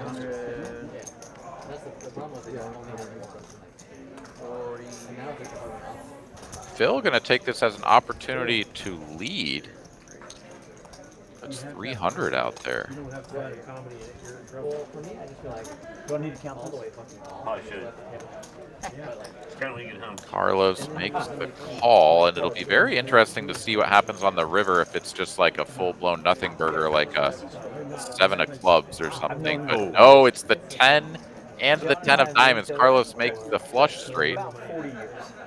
Really? Long time. How did you guys meet? Not to be confused with a straight flush. Funny poker, sure. Church poker, you know, the count that you go straight to hell for? That one. Yeah. It's crazy. No, I had a church ski trip. You were probably looking. And with 1380 in the middle, looks like Carlos is lining up a nearly full pot-sized wager. Badass skiers that would chase around through the trees. And way too much for Phil to consider paying it off. Let's go quickly. Nice hand there for Carlos, and he's got his little Prince doll out there, the artist formerly known as Prince. The first time or the second time? All fifth grade. Came out here to school so easy. If you're moving from Alabama, school is going to be so much harder here. I know, a long time. Yeah. You coming tomorrow? Gary, am I seeing you tomorrow? Oh, yeah. All right, I'll see you.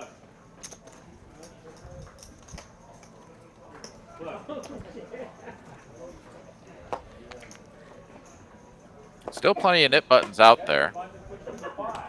So we're not quite in the danger zone where players need to really get active, but the Indian is going to raise it up from early position with a ace rag.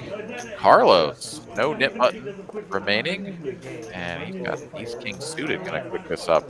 It's a lot of work. 3x. And if you don't want to do the work, and if you you know, buy me a free hamburger, you know. Wow, the eight Triz, Octocrab coming along. Almost like 3 months. Yeah. Crazy. Yeah, Wow. suited blackjack hand doesn't Two pair. match, but 2 pair for the Indian versus the ace king. yeah, and the Indian has a nit button. Carlos here, not known for a lot of 3-betting, so should have a big ace a lot of the time. Does have it right here, and yeah, we'll see if the Indian just plays this fast, which I think he should, right? Like, he has a nit button, there's a flush draw out there, and yeah, let's build this pot, set ourselves up for a turn jam. The Indian seems to agree, and here is the raise.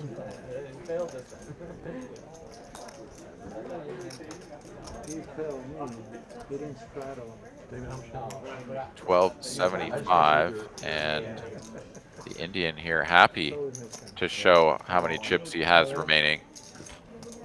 Carlos does put him all in, and snap call from the Indian. 2 times. Couple of opportunities for Carlos to pair his king or the jack on board, perhaps runner to pair, or even backdoor hearts. Also an option. Niner, now an option. But the first run out is safe for the Indian. And so far, so good on the second run out. Takes away a king of spades. Indian gonna survive both boards there. Yeah. Big pot there. And yeah, pretty nasty spot there. Carlos just handcuffed to an all-in, I think, on the flop. Not many chances to get away from that hand with the nit button, the spades, you know, just there could be combo draws. There could be all sorts of stuff that his opponent would have. Maybe even something like ace queen, happy to just check raise and perhaps play for all the chips. But that's not the case. The Indian going to double up 7,500 in the stack, and that's going to move him up to pole position here, up 4,500 in profit. Yeah, like you said, he jumped up over RV Phil, who had been Mr. Run Good so far tonight. That hand right there just catapults an Indian.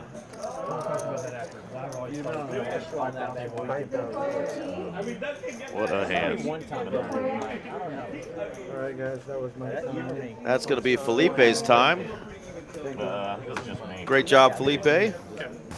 One of our favorites here. Dealer and floor man and tournament director. You can often see him working our tournaments during the week. There you go. Since the holiday season is among us, folks, we're going to be doing the North Texas Food Bank donations. So if you're in the Dallas-Fort Worth area, bring your acceptable items here, boxed dinners, canned veggies, fruit, meat, basically non-perishables here. No glass containers, anything that requires refrigeration. No ramen noodle packets individual. Those are too cheap. Come on now.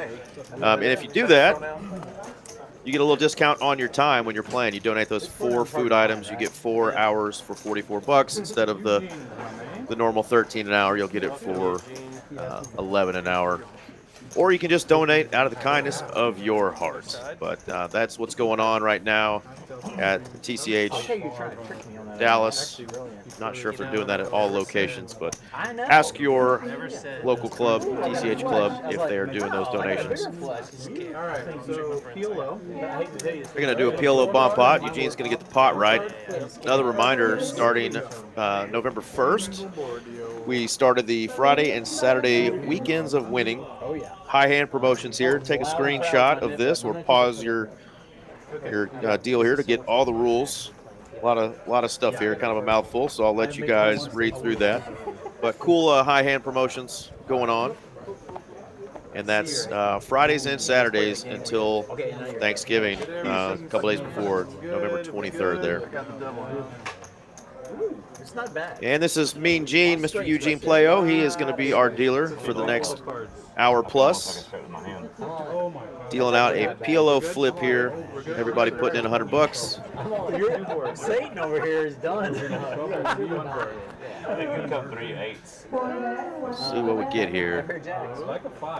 Set of jacks would be the nuts now in PLO. He already asked first. All right. Looking for some spades, maybe some wraps here. Open-ended. Ooh, who's got the wheel or the 5-6? 5-6 is the nuts. Straight over there. So far 6-5 straight. Wow, how's he have 6-5? You got triple sixes. He's got 3 sixes. Guy's got 3 6s. Carlos has 3 6s in his hand, and somebody's still holding the 5-6 for the nuts. Looks like there is. He's only 6. He's only 6 left. He's got to be 3 hands. Nice hand there for Grizz. Gonna take that $900 pot down. Next hand in PLO, Gonna get him almost unstuck. I said it to him. I said, look, you only had half the That was just a PLO flip there. Bomb pots, while dangerous, sometimes those can change your night as well. So PLO flip, just like that. And Grizz is almost back to even. Oh, Doc's got one. Yeah, I know, I can't see. Yeah, 4 net buttons looks like. All right, here we go. We're back to the regularly scheduled program. All right. Blinds, right? We did 5, 10. Yes. Looks like 4 players still have their nit buttons here.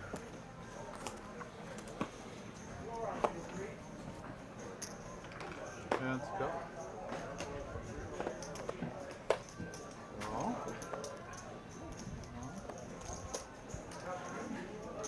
Brian K, 1 2 kilo. Just some limpy limpies here, and no limpy from Grizz. Sorry. Who just won that last PLO flip. He's got some gambling chips now. What happened? You just said, fuck you guys. Like 25 $25 bets, sir. 400. I'm trying to get rid of this. Yeah, I know. Oh, you have a nit button? Yeah, nit button. Just like, fuck you guys. And on the dealer button. Yeah, It's perfect place to squeeze. absolutely. Absolutely. Doc's gonna fold the 5 deuce. Indian's like, man, I got a pretty suited hand here. So I want to battle. Okay, I don't have a button, so. Yeah, I mean, and that's honestly kind of the way to think about it, right? It's like you don't really have to get involved in some of these spots, Defend, baby, defend. especially out of position against someone who's going to have a big, strong incentive to continue barreling, and your hand is going to oftentimes just make middling strength hands, like, you know, second or third pair with Jack-9. So I like the fold there. Carlos and Grizz both connecting with second pair. Grizz, of course, with the better kicker, and gonna hammer this for half pot with a hand that sort of traditionally would prefer to keep the pot sort of smallish, but it is looking like it's gonna get a call from Carlos, which is a big win. And Absolutely. Sure enough, money goes in. There we go. 1,600 now in the middle. Carlos drawing very thin. The deuce of spades does not help.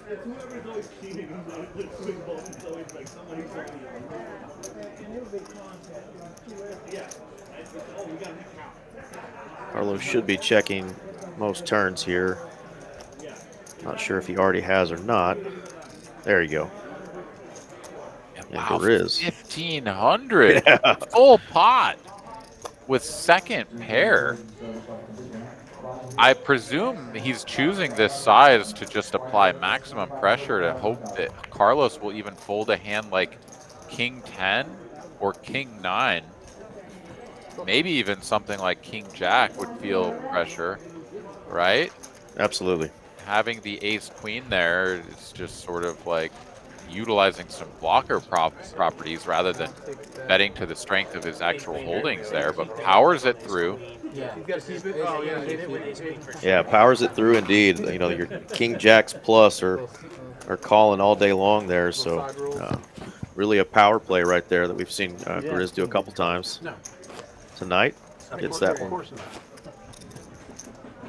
Nice win there and takes down the pot. Gets rid of the nit button.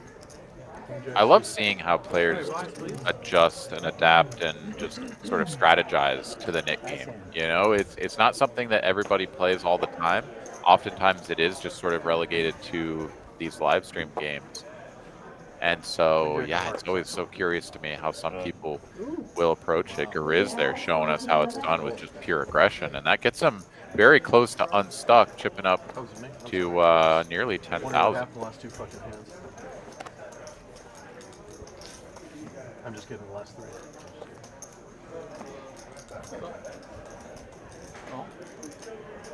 Now we're limping. Yeah. Back to limpy, and Doc Hollywood says, no, sir. And once again, it looks like Doc has added on in a way that has not been communicated to the action tracking staff because we don't have that in the system. He's got a full 1K chip over there lurking beneath his 500 in addition to the black chip. So I think he once again has an additional 1,000. RV Phil going to put the ace-3 of hearts to work once again. Had this hand earlier and did not make a flush.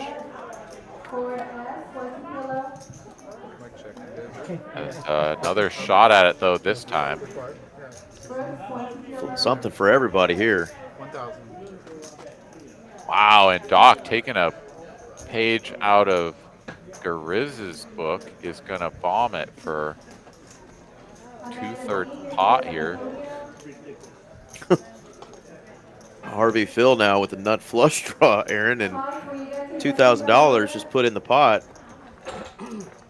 Yeah, there's so much money out there that, yes, he's getting the price to just call this in position and see a river, or excuse me, see a turn for the given price, and he is going to exercise that option. I mean, it's not terrible, of course, but he's got 50% equity. I mean, he doesn't know that, but now this card comes. Can he get paid? Right? It's like maybe just do the raising there on the flop, but he's going to check it back, and no damage. Yeah, no damage. Love that. When it works out for you like that, you got somebody putting money in for you. Doc here is going to try to rep that flush himself. Not all in for 580, has much more than that, and is going to make it, I think he said 1,600.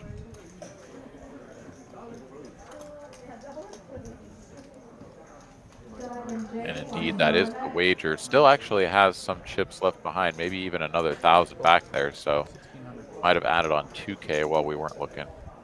Yeah, both players Carlos was against there, Phil and Doc Hollywood, still holding on to those knit buttons, so might have made him think a little bit about making a call, but he makes a really disciplined fold there. And he will be happy to see what he was up against.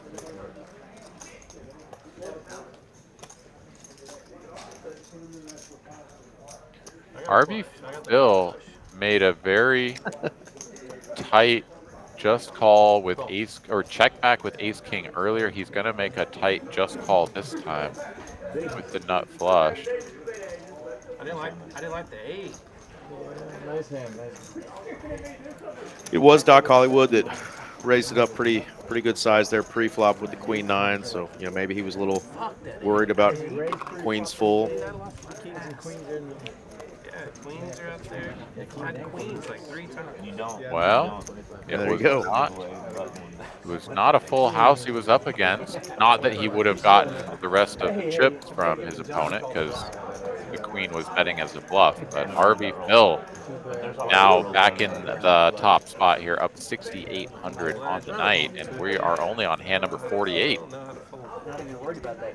I do not know how to fold there, but I don't know how you ever fold there. I can't. Looks like Doc's stack is back to where it should be. It says he's got 3.4 in his stack. Yeah, I think he just communicated that he was adding on, and we got his current chip count in. I do think that we've had a number of accounting errors throughout the course of the night, though, with profit and losses not really adding up to 0. But we will do our best with what we are given, and these 3 players try to make a hand with what they were given. Ooh, club on club crime here. Very nice flop. Yeah, this up and down straight flush draw here, the super combo draw for Doc. Brass Monkey, though, with a better flush draw and blocking that 4, so it's really only the 9 of clubs that could come off to create super fireworks and have Doc not be on the cooler end. All in and a call. He's going to be sick when he sees he's up against bigger clubs.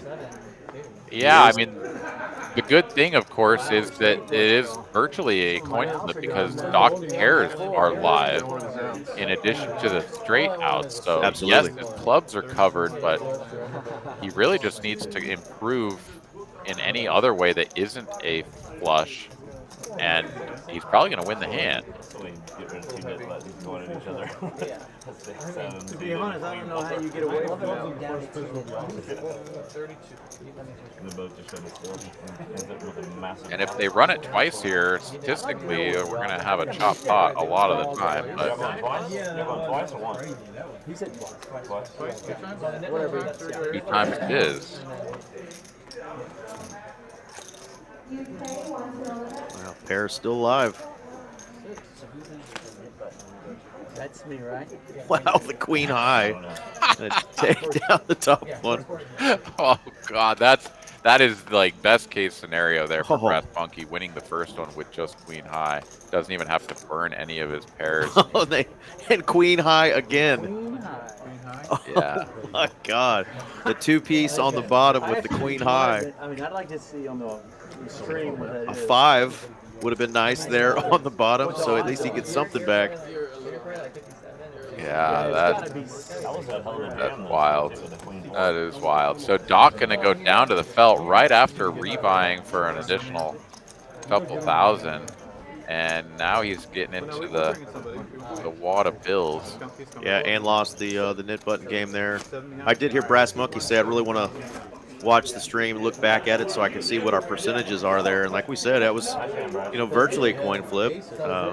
Maybe a little bit less there for Doc, but it looked like it said, what, 43%? So Yeah, I think it was like 43.57 or 47.53. I don't remember, but it was one of those combos. It Right. was quite close to 50-50, and of course that always factors in like what cards have been folded. Yeah. So it's a skew from what like just the raw numbers are. You could sort of think about it without knowing what the folded cards were. Get a better idea. It's 8 because he doesn't pay himself. Yeah, exactly. Yeah, that's right. Poker table chart, like turns. Yeah.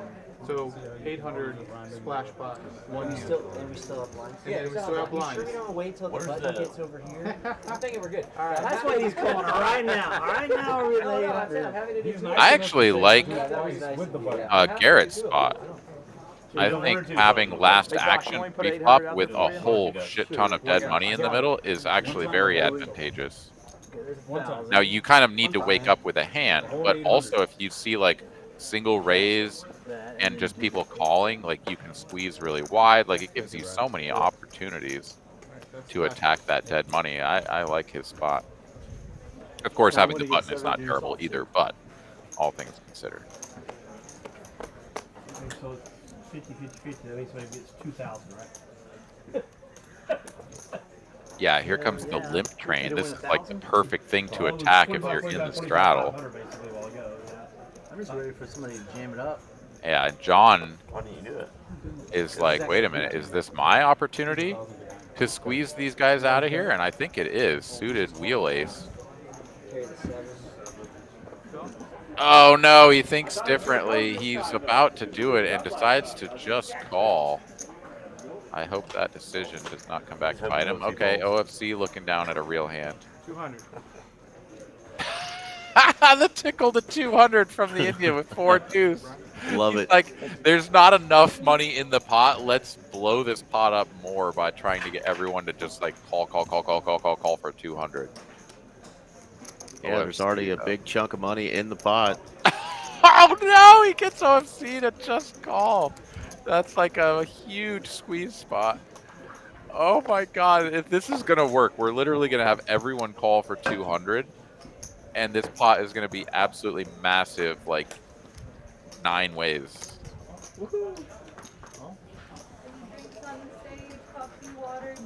Did anyone fold? Did Carlos fold, or is he in there? That wasn't the plan, guys. Carlos is in there. It's a full-on family pot. Family 200 pot. Now we got somebody there to fight over. Wow. Oh my god. What is this? Oh my god, this is insane. Yeah, and I don't even know if that pot is correct, right? It's more than 1,900. 900 in there for the splash pot. 9 players put in 200 apiece, so that's 1,800. Plus the 9, right? It should be 9. Someone was saying it should be 8 because you don't pay for yourself or something. I think you Which do pay for yourself, though. I guess it's up to interpretation as to whether Right. you do or not. Some people would say, well, you lost the net There we game, go. so like if you would have paid everyone out $100, you wouldn't pay yourself 100, right? Yeah, they just fixed it. It was 2,700, and now the $400 bets are going in. Okay. Healthy pot here. OFC has top pair, top kicker, and he only just called? Yeah, that's insane. I don't know about you, but with all that money in there, and I see Jack 6-3 with 2 hearts, all of my money is going in. I'm like, give me the pot now. Or if you want to draw at it, you can, but that's what's happening. Instead, we're checking over to RV Phil, who is betting at this with 9 triz. I love it. The 9 triz is never winning this pot if he checks, so I guess see if you can bet 800 into 3,900 and everyone folds. Not going to happen, though.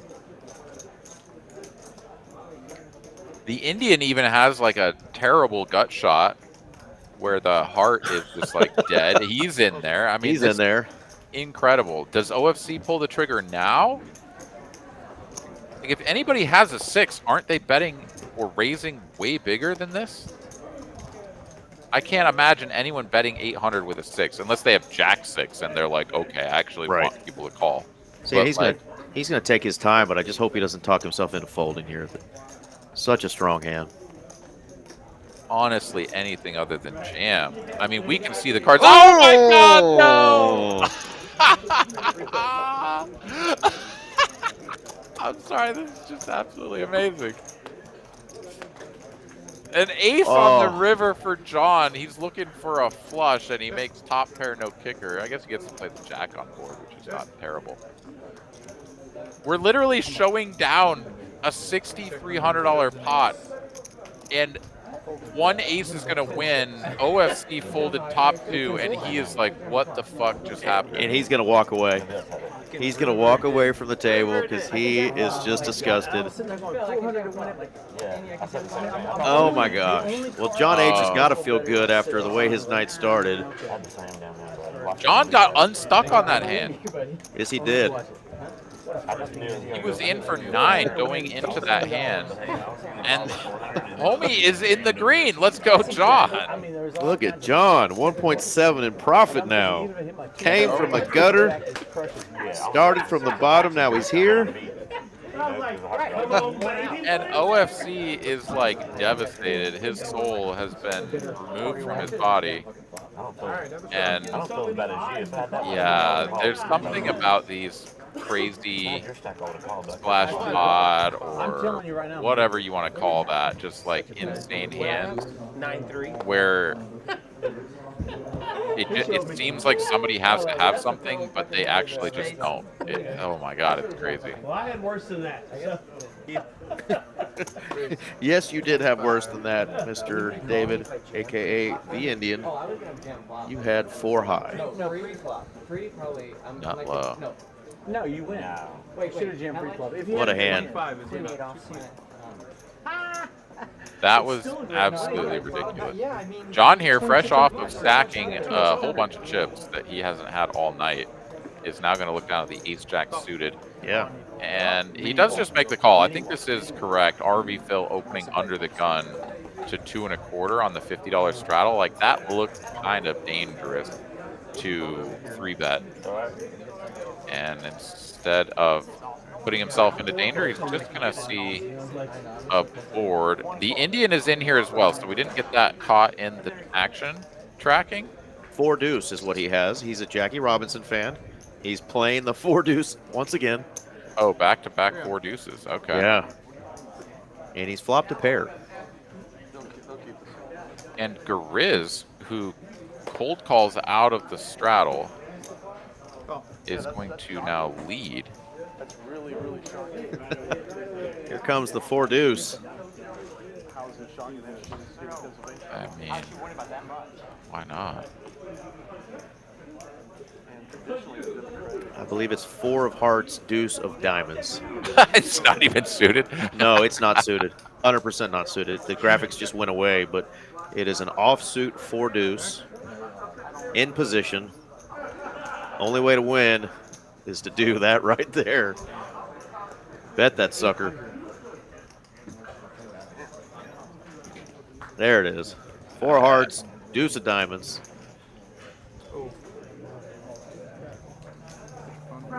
So Gariz here, who leads flop, gets called in 2 spots, does not decide to continue betting small, which I suppose he gets to lead at some frequency against an under the gun opener.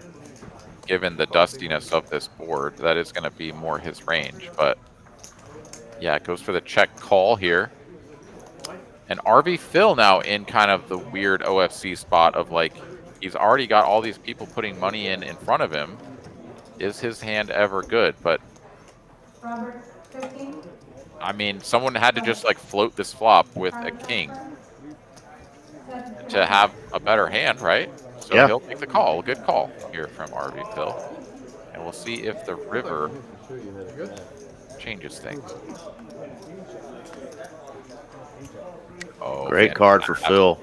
Yeah, you love to see that. You're like, oh man, okay.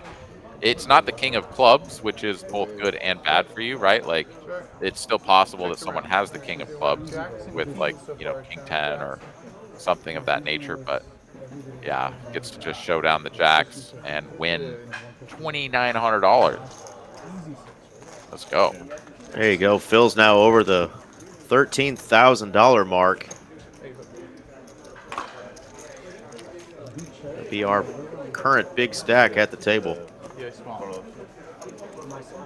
No, you're the big. Yeah, Doc's good night continues. He will be further solidified at the top of the leaderboard here now, up 8,400.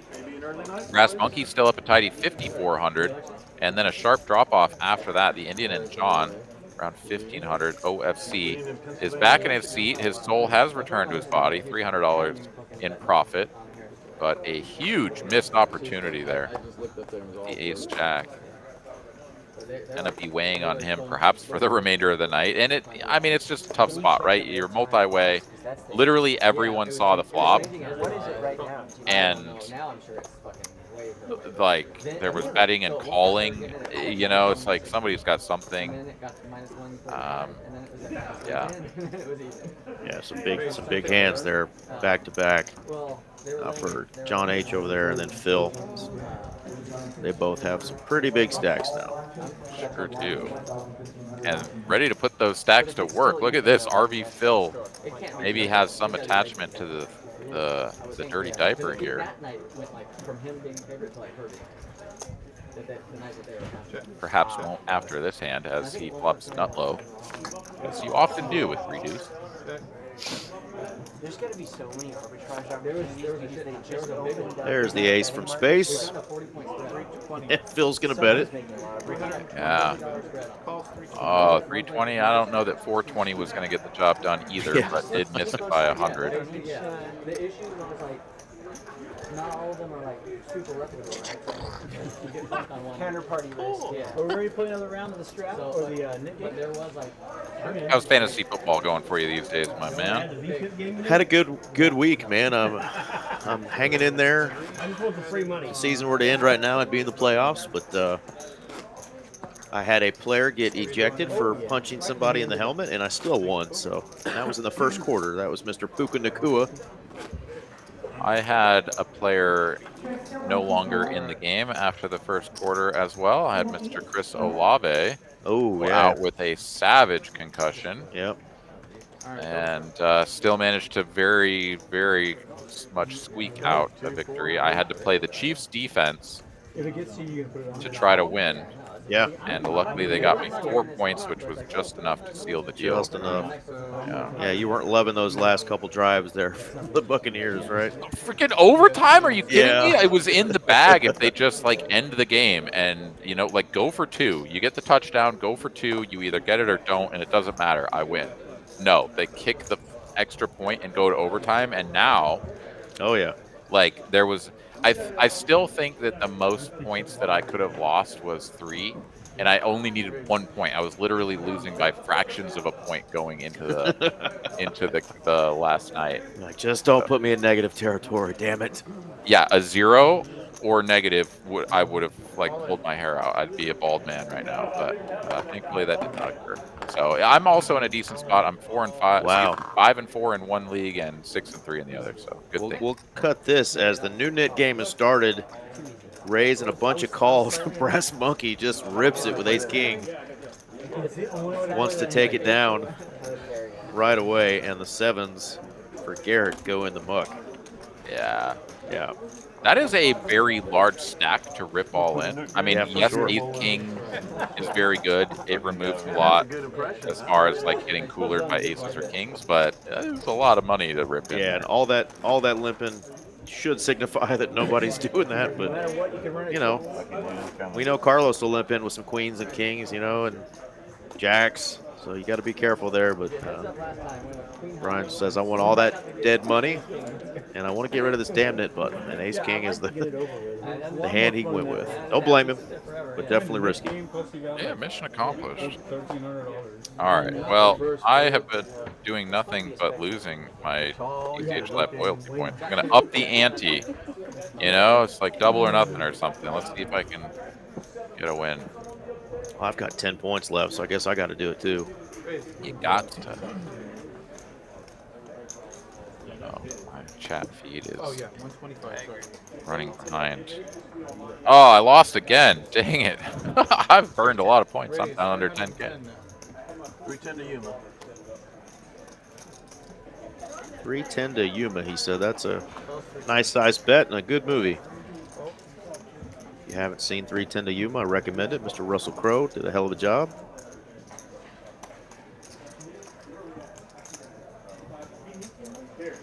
Brass Monkey making the call. Oh, good luck, buddy.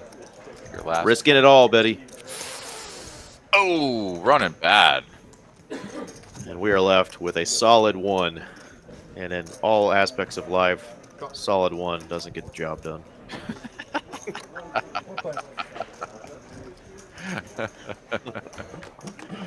All right, looks like 5 players headed to a flop 7 high 2-tone board.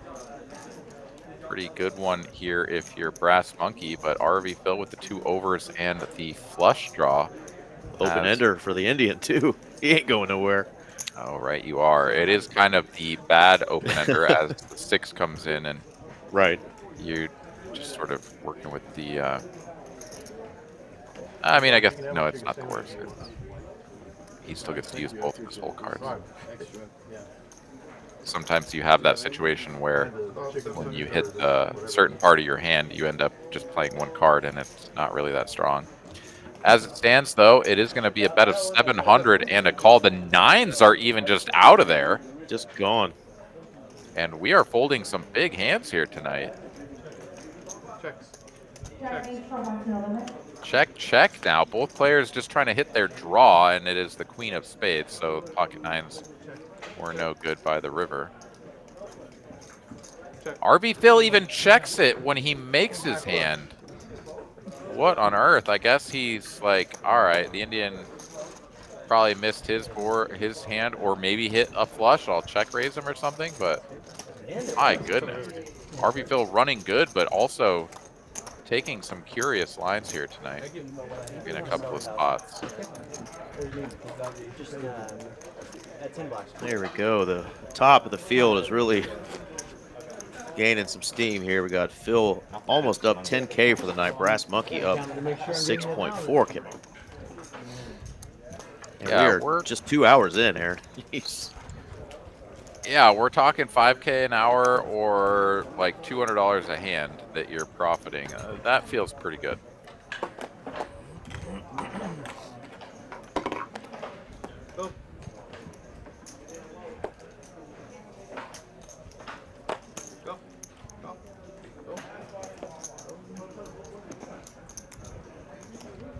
Raise 175. Here comes the squeeze. There is on the button, getting after it. Fold. Fold. And RV Phil, I think, has just sort of found his groove of just kind of in a spot where it's like, I play hands and I win. So it doesn't matter. I'm in there. I don't have a nit button. I don't care. King 10. Maybe I get a backdoor straight? Question mark. Top 2 for Gariz. Not only does he squeeze pre, but is rewarded with an incredible flop.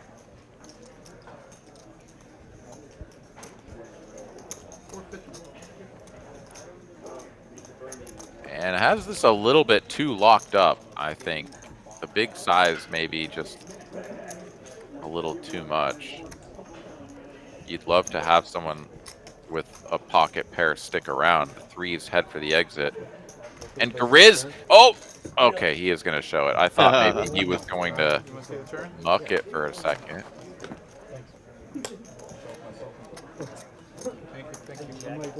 He shows the super dusty hand that absolutely murdered that board and everyone at the table.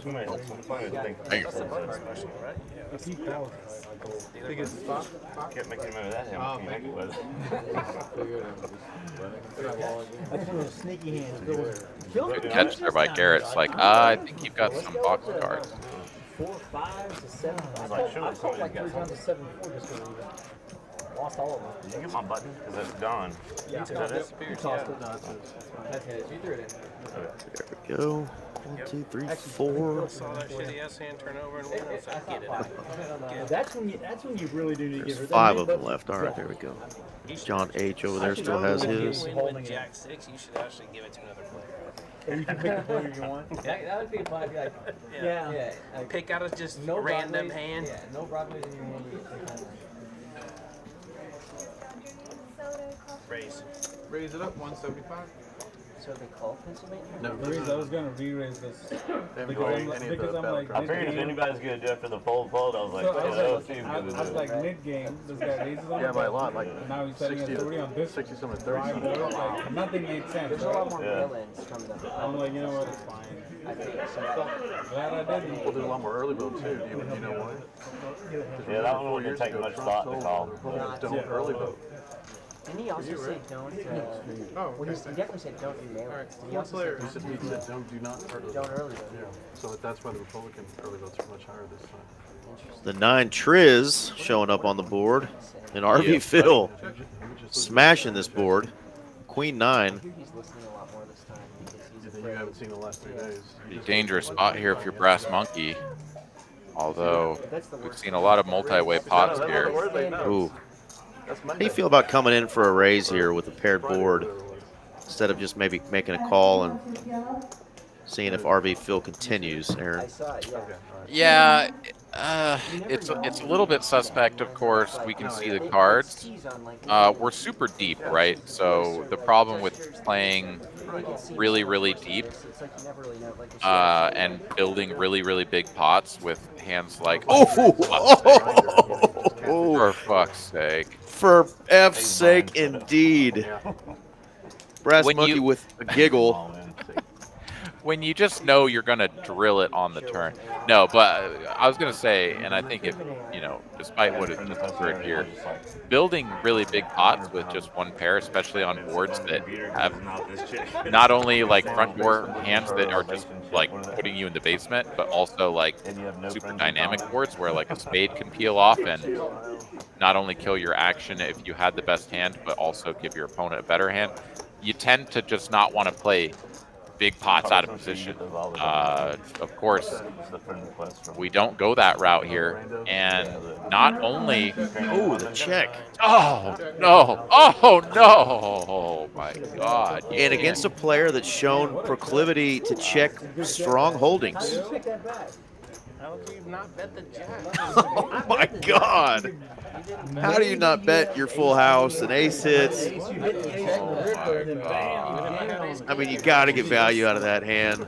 I mean, he was betting strong, but dude, when he got a 9, When you got a 9, he's got a bet with any shit. Wow. Give him another nit button. These guys are trying to out-knit each other. I don't know, Yeah, he says man. give him another nit button. He deserved it. I thought you had Jack both nine. played it Good terrible. And everybody else is saying they both played it terrible. That is hilarious. Bump it up, and then it's gonna be great. I was thinking about it, but He check raised him. I mean, I know you're trying to show weakness there. Enemy's right. Most players might bet a 9. He's got a 9. But RV Phil has shown he's going to check back a lot of strong holdings. Well, yeah, because it almost doesn't make a ton of sense to bet, right? Yeah. Like, what does Brass Monkey check raise the flop with that actually has enough value to call the river? Ace X of spades or whatever Ace X of spades, maybe. Like, certainly he would have looked like he'd missed a ton of value if he didn't bet a 9 on the river when Brass Monkey just rivers the top pair of aces and would have paid off the bet. But there's a whole lot of missed flush draws as well. You know, because the ace high of spades actually has some decent showdown. It doesn't always have to check raise. You'd rather check raise something like jack high spades or 10 high spades or something, right? Like, that makes a lot more sense. So it's just going to be a bunch of junk. Yeah. What's the point of betting a 9? Jesus, though. I just can't believe he crazy. drills the jack and then only gets another 800 of value. Like, it's just, oh man. We've had a couple of hands here tonight where you're just like holding your head, like, how did this happen? And then where did all the chips go? They're not in the pot. Yeah. What happened? Where is all the money? Well, here we got pair over pair over pair, and bottom pair binks it. Set of 4s for John. He's coming out swinging. He's gonna have a little bit of PTSD though from the last set he flopped where he lost a lot of money. Of course, he's not. You know, he's not too worried about it on this one. I mean, he's got middle set. Middle set, rainbow board, coming in for a big raise. That's 3 sets tonight here for John. Yeah. He's won 2 pots and lost 1. PTSD will do that to you, though. Look at the Brass Monkey and RV Phil stack sizes, 13 and 12K, and they just checked down full house, second nut full house, and trip 9s on a river. That had no flush, no straight. Like, what happened? You nitty little knitters.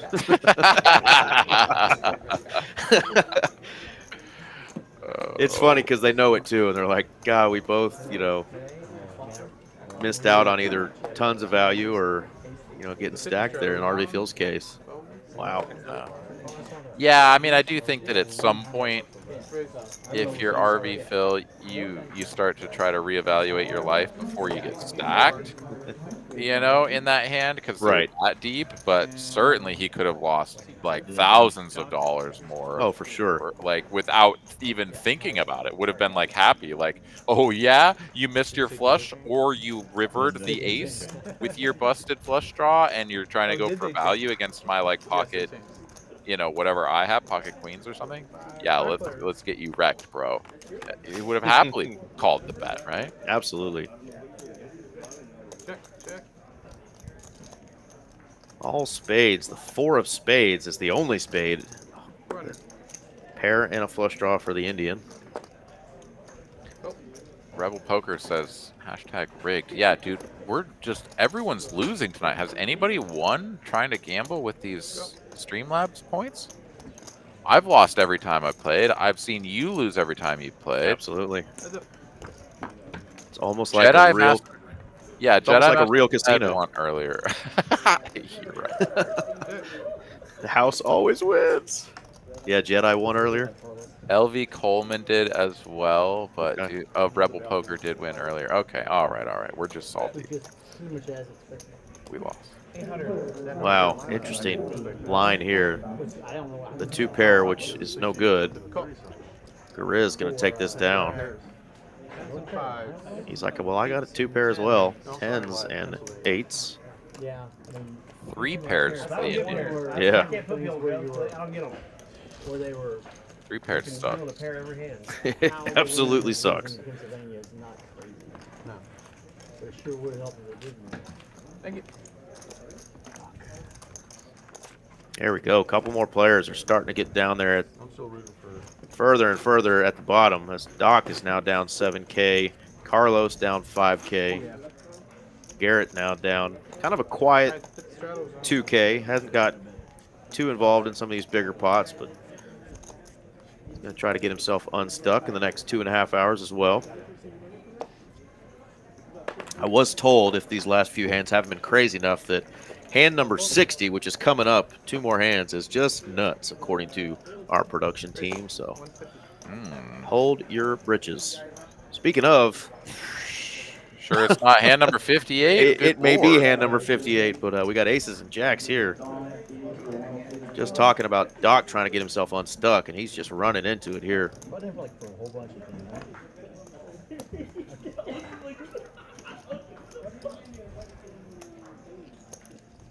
Yeah, and in a game where we've seen very little 3-betting and virtually no 4-betting, we are going to get a 4-bet.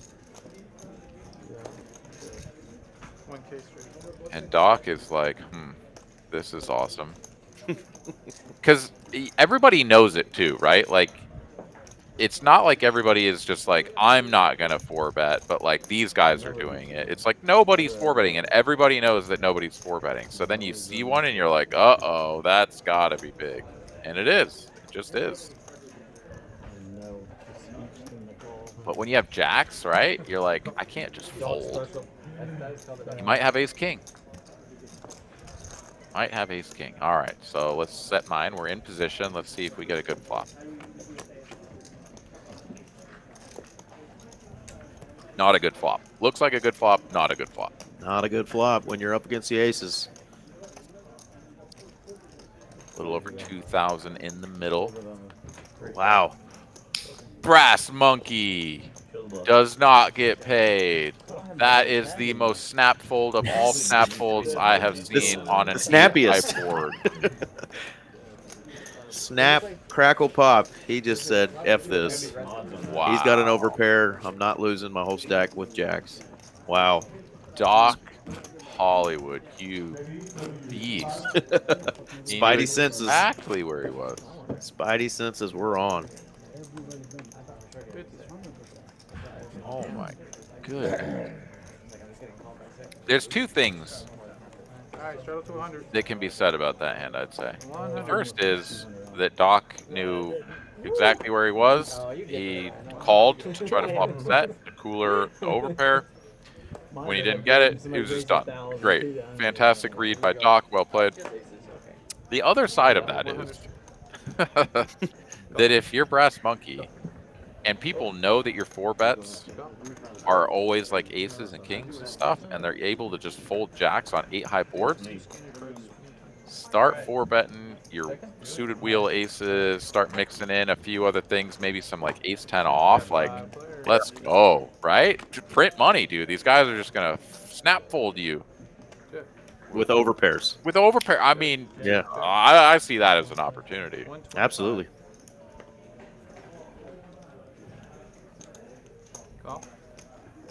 No one with an immediate heart draw here. Carlos with the king of hearts. Interesting. Decides to just float.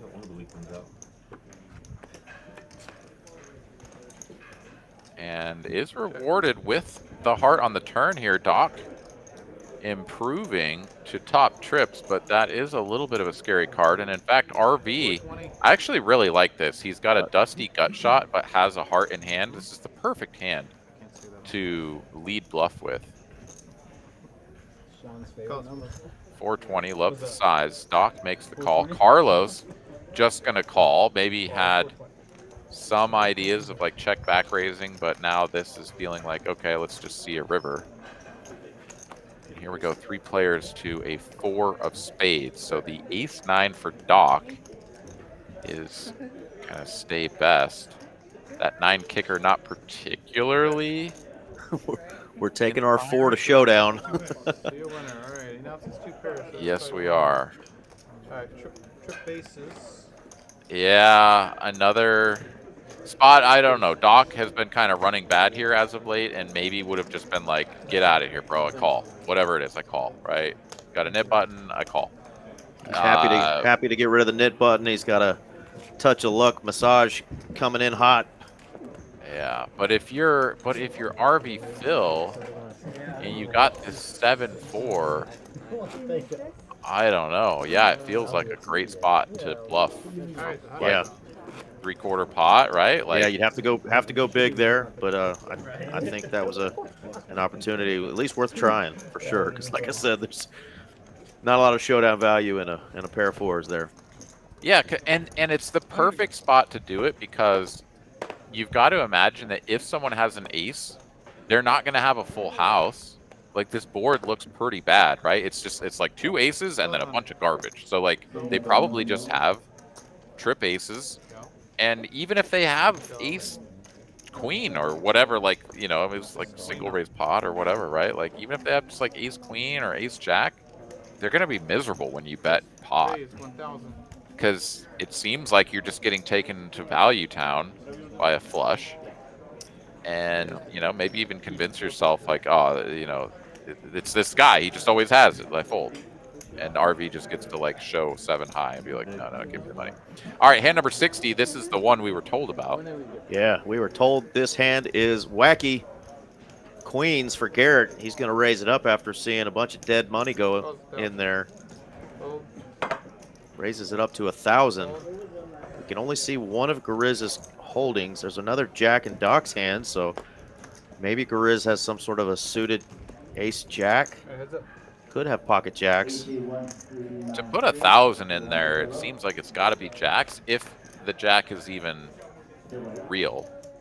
Whenever one card is not scanned in, it can sometimes mean that, like, everything has been mis-scanned. Garrett here seemingly, though, does in fact have the queens. I presume this is just queens versus jacks, though, given the fact that this was a $100 straddle pre, had been called in a few spots, then a raise to 1,000, and Gariz cold called, right? Yeah, cold called after really sizing up Garrett's stack. Want to know what he was playing. All in. Holy shit. Snap. Snapperoo. Yeah, Garrett here, of course, has much more than 1,400 in his stack. It looks like that number is closer to... It is jacks. There you go. 100. There's one jack left. One time? Yep. We get them to turn it over or just rip it? One time? I've heard the one time, and if this hand is... Oh, crazy, a 9 is going to be gross. Don't do it, Eugene. Oh! Oh my God! Nasty. Whew. That's dirty. That is dirty right there. Garrett goes down to the felt. Did have more than what was shown on screen, but it is still going to be a healthy stacking, and he'll have to rebuy. Ooh, from the man, that's pocket. nasty. Oh, that's nasty. I had almost the exact same run out when I had the aces versus a pair of jacks. Guy ran out of straight. Very similar, and broke my widow heart. And it's still fresh in my mind 3 weeks later. Ugh. Gross. I know, you see something like a gut shot and you're like, oh, it's just 4 outs. It's not really that big of a deal. It doesn't usually come. But when you've got your opponent on the ropes with a 2-outer and they pick up a gut shot, like, that's like infinite more outs. You're like, oh, I increased my outs by like 200%. This is amazing. And sure enough, that's the one that hits. Giuseppe just joining us. Welcome. My friend says that was worse than hitting that 1-outer, which was the one jack remaining. We saw a jack was folded, so the runner, just dirtiness. Like, hey, we both have a straight. Well, yeah, mine connects with the jack. Ugh. Poker just be like that sometimes, and it hurts. Yeah, I literally lost that exact same thing, I think last week. Yeah, you remember those, because those are just so icky. Yeah. It's gonna do what it do, yeah. These guys are quoting Randy 3-Coin right now, saying, you know, poker, just going to do what it do. We're going to dedicate that one to Randy. It's going to do what it do. Miss Mr. 3-Coin here, Yeah. and we don't see a lot of apparel here either. I thought No, son of a Somebody- gun. The one on, Be I saw the supporting one on it. Hustler and stuck down. That's what came on mine. We don't have a Venom to be like dripping in free Yeah. here, so He has Queen Jack, and they both have, and the other guy has Ace Queen. Yeah, it gonna do what it do. Actually, I texted it to him. OFC not going to fall victim to just calling the ace jack again, and this time going to get it through pre. Well done, OFC. Back on the course. And Yeah, winning pots. our dealer here, Eugene, actually has a cool poker brand of his own that he doesn't push real hard, but you can see it in poker rooms. A lot of tournament players I've seen rocking his stuff, and it's Stuck, the number 4, and then Life. He kind of came up with that slogan as being stuck for life because he was working in construction in the oil field for a while, and he got into poker, and he's been stuck ever since, he said. And so he came up with that Stuck for Life brand, and he's got some pretty cool hats and card protectors and sweatshirts, hoodies. And I've seen it quite a bit in the poker circle for sure. So since we don't have our 3 coin here, we'll promote Eugene's brand there, Stuck for Life. Yeah. 25 to go. Yeah, some good looking hoodies Yeah. for sure. Oh, 3 times tonight. You coming for this, Sean? I just cleaned out my coat closet as winter's coming because I've collected so many hoodies in the last probably year plus that I now just don't have any more room for them. So I'm going to go clothe the homeless. Since winter is coming, I figured get rid of a lot of jackets and hoodies I'm just not wearing anymore and put them to good use. That's a really good thing to do. I think I should do that as well. I too have acquired many a hoodie, and yeah, I mean whoever is in need will be happy to have it, and whether they're promoting a card room or whatnot, because that's the kind of exactly. hoodies that I have. You know, as long as it keeps them warm, good for them. It's funny when you see somebody that's wearing some sort of a brand or hoodie, and you're like, I don't know that you actually bought that, or maybe you got it at a thrift store, but doesn't seem to fit you. But here I am being judgy, so you just rock that. But you're like, man, I don't know if that's really your style, but hey, cool. That's a good. I'll let you know. Yeah, I'll let you know when it's your turn. Okay. People usually remember the winners. What's that? People usually remember the hands they won. I always remember those I lost. I remember the losers. Yeah, I think I'm lost. Especially the ones I get in good. And That is a funny perspective. Yeah. Whether you remember the hands you won or the hands you lost. I'll remember. I mean, I remember the ridiculous ones that I've won, but I remember so many more of the ones I've lost, for sure. Yeah, I think that's definitely the way that my brain works as well. They just seem to stay with you, Yeah, like I'll never forget like the hand that I won my biggest pot ever in a cash game, right? Like that sort of thing. And right. There's always a couple of like very memorable hands just in terms of like how crazy it was. If you like, made a big hero call or something. But yeah, I think the losing hands, right? I mean, hell, you can remember one from like 2 years ago and whatever. I mean, and it was just a 2-outer, but it was like a big spot for you. You're in a tournament, your final 2 tables, you win that hand, you're chip leading and in a good spot to make 6 figures or something. And instead you're just like out the door. And like, yeah, that one's going to stick with you for a while. 100%. Like when somebody comes up to a table that played with you 2 months ago and they're like, remember when you hit that flush on me? You're like, dude, no, I don't. That all the time. Yeah. Someone starts talking about a hand, and they remember it like it was like morning, and I'm like, "What's your name again?" Sorry, Yeah. like I mean, Sorry. it's just, like I play so much poker. There's always poker happening. These hands are just like in and out. Like I just, Got it in with a flush draw. Shit, sorry. yeah, it's funny. But I mean, it's such a good just like perspective on being a human being, right? Like we live in our world, like every hand that we play is important, like sometimes we just think that other people will remember the hand or whatever. I can't tell you just how many times I've had someone start talking to me about a hand history that I was in, and I'm like, Fuck, dude. Like, where was this? I don't Yeah. remember it. It all blurs together. All right, straight draw versus ace high. Ace high is still good to the turn. Yeah, the Indian does not want to hit a 4. You ran into it pretty bad. 3 times at least that you had.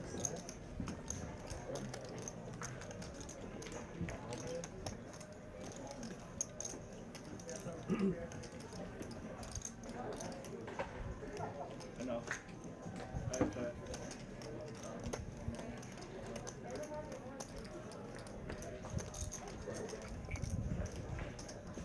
Check. Check. See a winner. All right, RV Phil not going to go for it with the 8 high, and he's going to wish he did because ace high might have found a fold, right? Like, Absolutely. Nice little $770 profit with ace 3 off. Got to feel good there for the Indian. yeah, get rid of the nip button. And with that, I think we're down to just a couple of players here. What is it? Garrett and Garrett just lost the nip game. Wow. Insult to injury. Man, that's tough. He's going to ship that stack over there to. All right, guys, we need a Woden. Brass Monkey. Just one 800. And Garrett, after losing that devastating hand, Queens versus Jacks, is going to have to pay out nit tax, which is going to be $100 a piece Oh yeah. for the other 8 players. All right, 10 and 20. He was asking if he wanted to chop it for We skipped one of the other ones. I figured. Aaron, have they had the 50 straddle on at all tonight? Just haven't been paying attention. Big line. Yeah, so I know a few of the players have been putting it on. It definitely has not been like super consistent, but Right. yeah, it absolutely has made an appearance many times. In fact, the Indian, with the opportunity a couple of times, has even made it 100 to go. So Right. we had a $100 straddle on a couple of times. Yeah, so this is not just a $25 live straddle. This is a 3 blind game. A little different than just your normal 5-10 game. They've added a 3rd blind, which is 25. 3 players. And they've decided to bump that up a few times and play $50 or $100 straddles. All right, and with that dead money in the middle, Garrett here is going to try to defend and get some of those chips back. Sticks around with the king deuce, flops bottom pair and backdoor spades. Doc here, the pre-flop aggressor, I believe, with 3-bet against RV Phil's button open, is going to continue for 600. Garrett makes the call, and RV Phil here just going to call. So, I mean, he is still up against sort of the scary range of Doc, I suppose. So just going to call with the jacks there, but yeah, certainly a case could be made for raising. And could you imagine if we didn't get this all in here, if somehow we got to the river and a jack hit, the action that would come on that card? Yeah, no kidding. Jack is pretty nasty. The jacks do find the muck, as they were best and no longer. And Doc now, he's going to get a count, but this is an actual overbet of the pot. Perhaps a little bit too aggressive here from Garrett. I mean, it does make sense. I mean, it's basically a pot-sized jam, and if he ever did have something like, let's say queen 9 of hearts or jack 9 of hearts or something, like this is a great spot to jam and just sort of bully some 1-pair holdings out of the way. But having the 2-pair, pretty good. And he gets rid of the nip button that he had. Yeah, he takes back the 800 at least, plus the rest of that money that was put in that pot. So nice hand there for Garrett. Got to feel good after taking just a dirty beat there. And yet, Giuseppe, the 3rd big blind, if there's not a straddle or raise, still would have the option if it's a limped pot. So it's just a normal small blind, big blind, and then extra big blind. So that's a little bit more. So it just plays a little different than your normal 2 blind game. Yeah, you could think about it as a straddle though if you want. Like Yeah. whatever, however you want to think about it, they do have action. All right, 50 is on, 50 is on. Oh my god, that's so funny. Yeah, next. Carlos just calling with the ace queen. Garrett now just keeping that nip button like it's Right. on her. 200. I even remember the first question. It's like, I think I would throw a football, this rotation and wind speed, this angle and trajectory and speed. And I'm like, and where does it land? And I'm like, I know about 200. in the grass? That sounds like physics. 200. It was all calculus. And I walked out the door. Dropped the class the same day. I did it my senior year of high school. I didn't need it. I didn't need it. I took trig like my senior year. I didn't need it. I was like 2 weeks in. Raise. I don't know the answer to that question. I shouldn't be as glad after I got into individual family life. 775. It was like the best thing I ever did. I switched to a business major and like the first, we took stats. This is what we, The gates of heaven open up. yeah, accounting. Oh my god, this is fantastic. Prettier girls, too. Yeah, I didn't hear everybody's 6. fine. 775. 775 total. Total, yes, sir. All right, a couple of sevens for the Indian squeezing it up. Gariz has a really nice hand and will make the call. The problem for him, of course, is that he invites RV Phil to come along and sort of own the button, right? And that is exactly what happens. If Gariz could call there knowing that other players would have a price to call, but he gets the button, Undercoating of poker. then it's much more favorable. Great math skills. You're just Instead, taking it. the ace-8 for Doc does hit the muck, and these three players will see a 10 high board 2-tone. And wow, it's just an overbet jam here from the Indian. He's like, this is the kind of board I wanted to see. Somebody got a 10, so be it. RV Phil has a straight draw, though. And with the Indian blocking 2 sevens, honestly, this would be an amazing spot for him to get called by RV Phil. He's miserable. Look at him. Wants to gamble, but it's just like, ah. Doesn't have a club in his hand. I mean, at one point here, RV Phil had like 13, 14,000 in his stack. He's dwindled down to under 10K, so his profit has been evaporating. Yeah. And at one point, it seemed like he couldn't lose a hand if he played. Now, in a spot to play a big one, but does he want to It gamble? all started.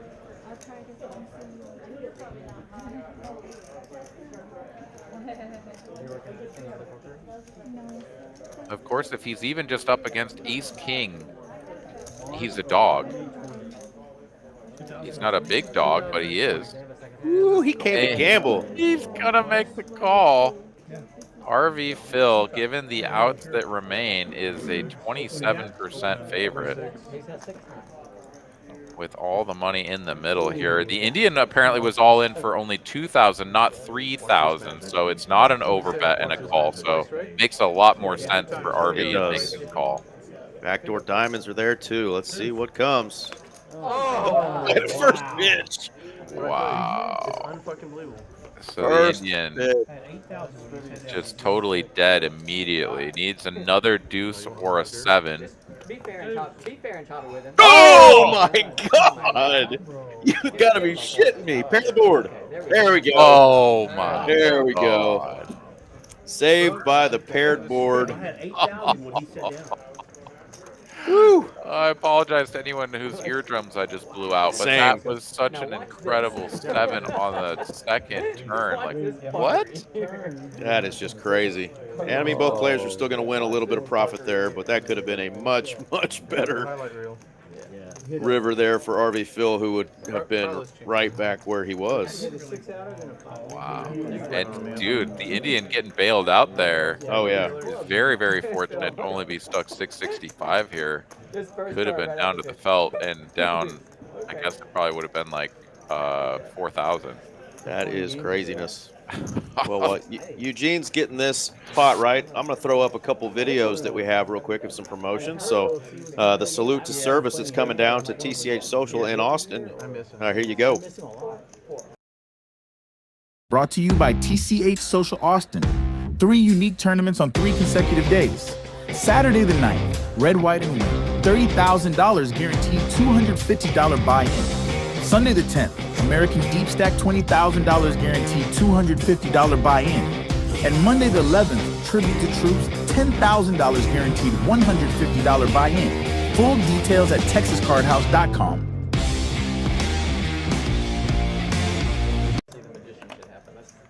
Rock and roll.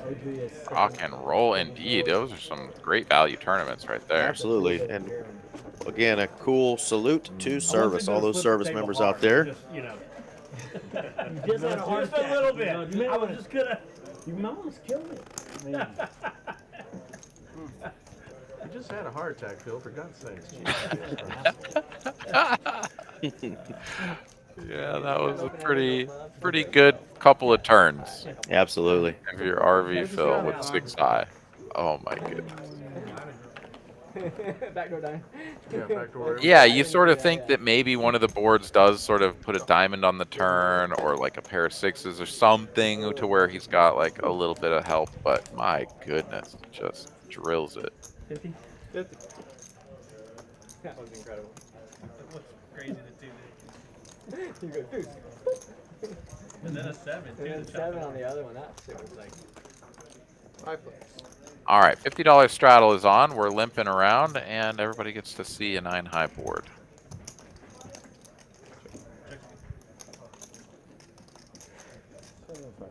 $75 now. Doc and the Indian both have a pair of 8s.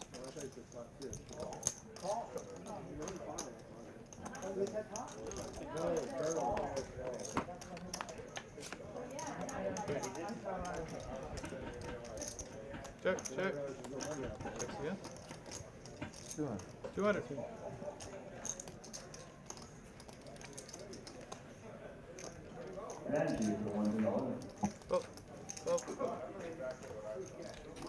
Well, Queen 8 finds the muck, so Doc gets it through there with the inferior pair of 8s, and that's a nice little pot for him as he's been mostly shipping pots the wrong way here tonight.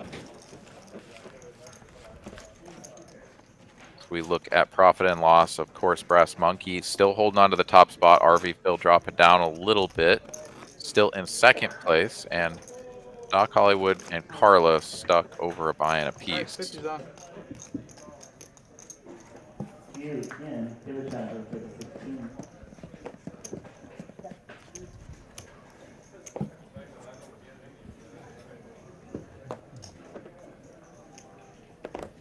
Almost to the 3-hour mark. Had some wild hands tonight. Thank you guys again for joining us.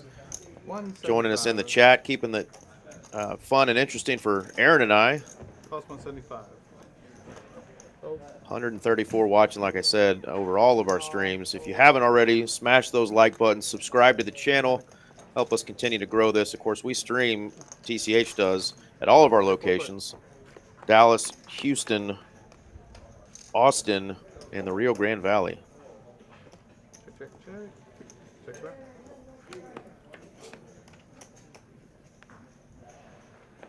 Check, check. Hey, I finally won. There you go, big dog. Now we're on this river here with just a pair of jacks for OFC. Nobody really wants this $730 pot, I guess. You know, Doc's going to bet it. He said a set of 4s there on the river. Set of 4s. What a river. OFC in disgust. Missed opportunity on that flop. Not betting top pair. Doc getting that massage from one of our Touch of Luck massage therapists. Thank you. Spikes a set of 4s on the river. How about that? Yeah, there's no feeling quite like flopping a set, but what trumps it is turning or rivering a set when you somehow just like stick around, or maybe like check flop and you just drill it on the turn. You're like, oh, I had like dusty 4th pair, but now we got a real hand. Those are good feelings. 50. And it's so hard to identify it too. Like, how many times have we seen in poker? I mean, it's an infrequent event, but like everybody checks the flop. It doesn't really seem like there's anything going on, and then all of a sudden on the turn, it seems like one person who was just totally checked out is all of a sudden just like raising. You're like, what? This doesn't make any sense. Like, did you just like pick up a flush draw and then you miss it on the river? You just like call them down expecting it to be a missed flush draw, and it's like, oh no, you turned a set. That's what happened. Really hard to see those coming. Top two versus big flush draw here. We know Grizz is full to that 10 deuce. There you go. First pitch for Carlos. Doc Hollywood hating that turn. Bet it anyway. Check, check. Check, check. Queen club, queen high. That's made out there.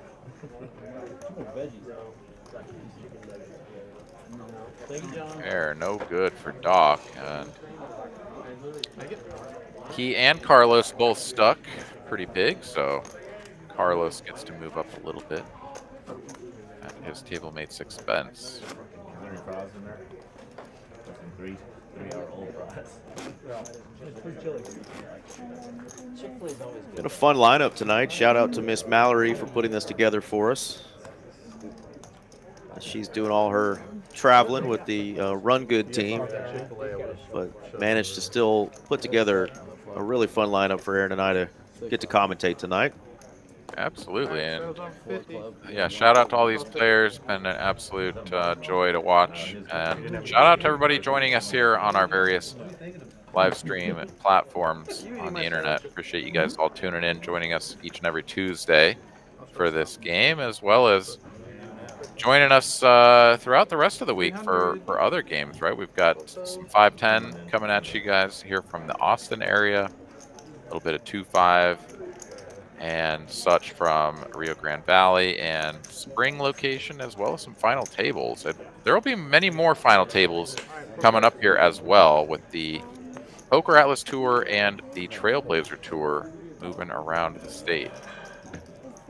Clubs are hot here. They are hot. John raised 300 pre-flop, got 3 callers, which you never love when you're sitting there with aces, but pretty good flop for aces with the ace of clubs. Yeah, very good flop. Oh!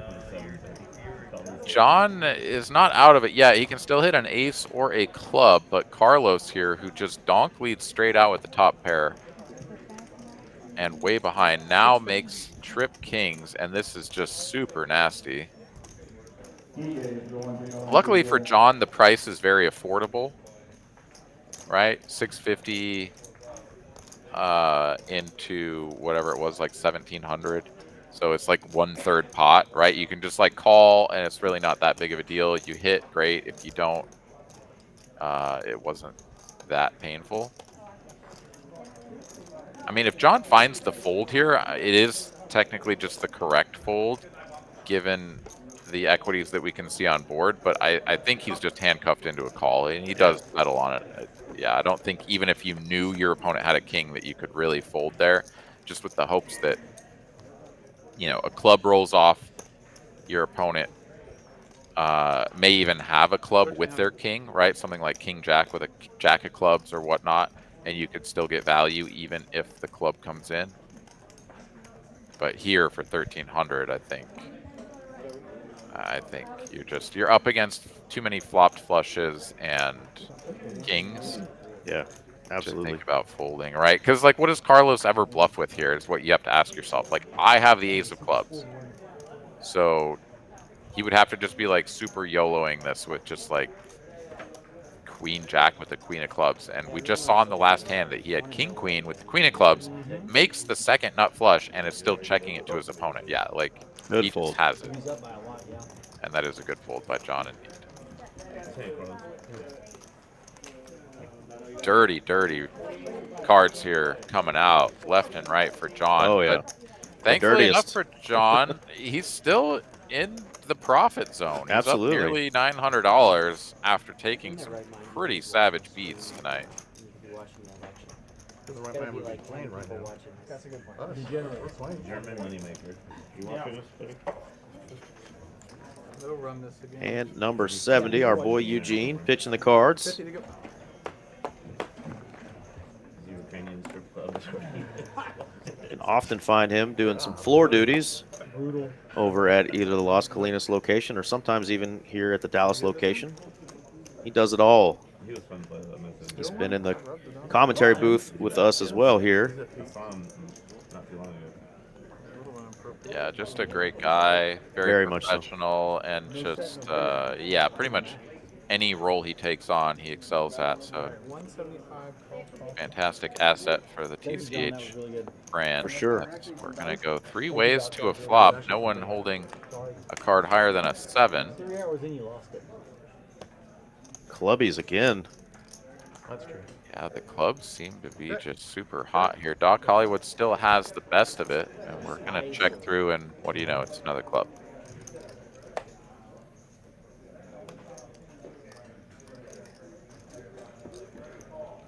Check. Check. Yes. 400. All right, the Indian wants a touch of luck massage as well. See if he can't turn his night around. Carlos going to take that one down. There's only one person. Yeah, Eugene there at one point had 3 of his sons working here at TCH, and his wife, who still works here as well. So shout out to the whole Playo family. Great family. A couple sons are still working here, and one son is off in the Air Force serving this great nation. So shout out to the whole clan. Just do what Phil does, and it usually works out. Thank you, Chris. 50 to go. 5-0. 150 now. That was a nice. What is it? 80% of the time works all the time. OFC going to raise it up with the ace-4 of diamonds. Grizz got the jacks again. $25. Having flashbacks to that crazy suck out that he got when he 4 players. had the jacks. Felt his neighbor there. 25. If it was OFC, I'd say 200. Ace-5, ace, or excuse me, 5 ace-5. So he doesn't. Yeah, I was gonna say, I'd go I'm that sorry, way. no, you're in a hand. Great flop for OFC here.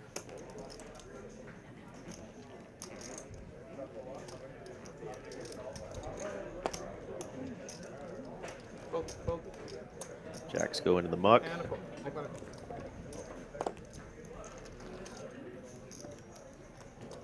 Thank you.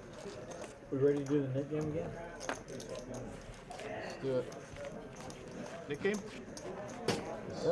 Up here in that, players being like, wait, should we do the net game? Let's do the net game. Do the net game again. I didn't hear any no's. Okay. Hell yeah, yeah. There we go, getting passed out. I think it might be our boy Brass Monkey doing his best sales pitch. All right, here we go. 5, 10, 25. Nick game is on. Nick game is on. That's what happened to me. $100 net game is started. Here we go. Yeah, we're still in it. Yeah. I almost lost it all again. Same thing. Like, how do you not win one hand, bro? Like, how hard is that? Crazy.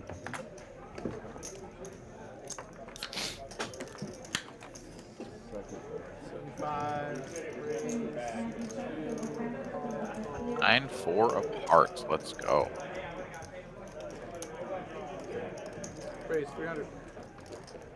Grizz has really shown a propensity for attacking during the net game. Really love to see it.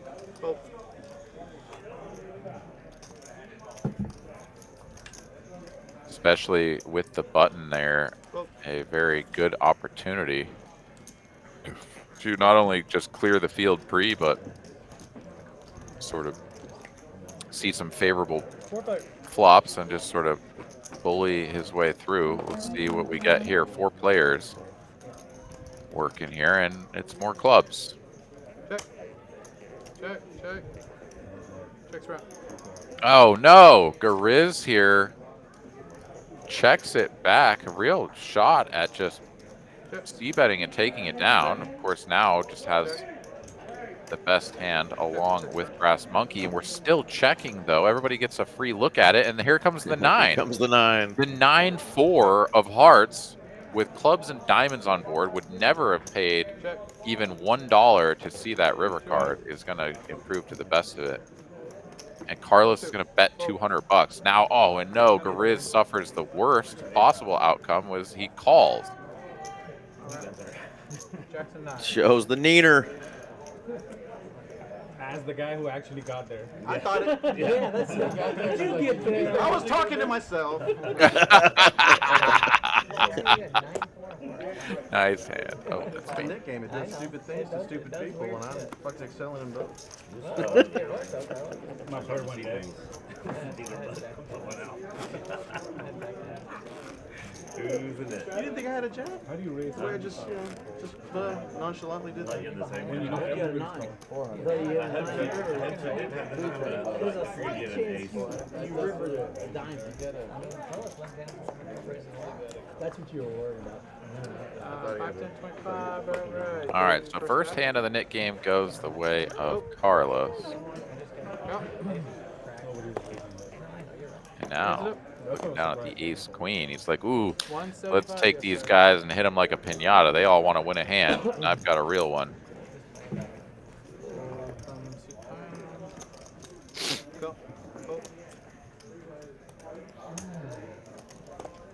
Doc Gariz gonna stick around. OFC closing the action there with a king-3 of clubs. Clubs are super hot. I think I'm seeing a flop with those cards, but this is the time that the clubs don't come. Is Yeah, up now I front. gotta get another fucking surgery on my eyes.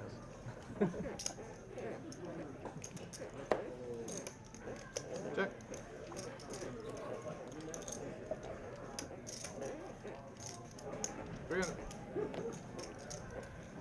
Carlos continues telling the story. I have the best hand, and indeed he does.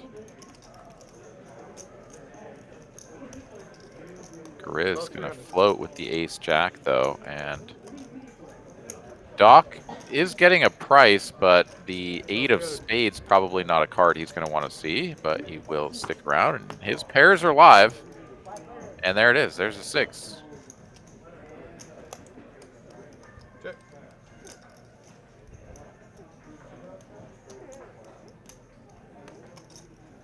$600. Interesting line here. Carlos, the one player without a knit button, and he's continuing to barrel. Oh. Cards are exposed on accident. Still frowned upon to expose yourself. Got the floater. And now let's see how Doc approaches this. Pair and a gut shot. Right? There's some sort of front door flush draw stuff that he unblocks.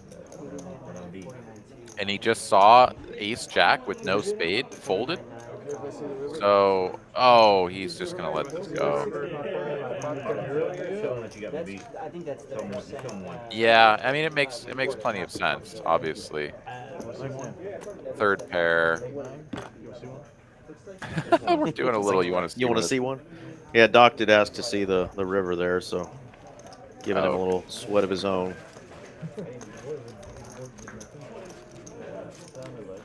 Carlos is almost back to even there. 10K almost in his stack though, so anything can happen there for Carlos. Still double up through a couple of those big stacks. Yeah, that's a big reversal of fortune too, because Carlos not too long ago was stuck the second most, right, and down like 4K.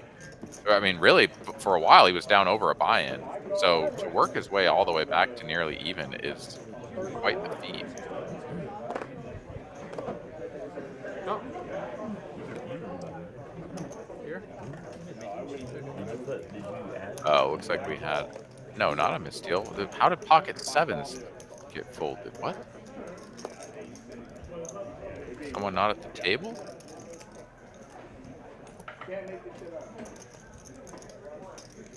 Raise 350. Oh no, maybe sevens were limped, and we just didn't get it tracked. I think that's what happened. I think OFC has limped aces or sevens here. It's not going to matter because this massive raise and 3-bet is going to force the limped sevens out.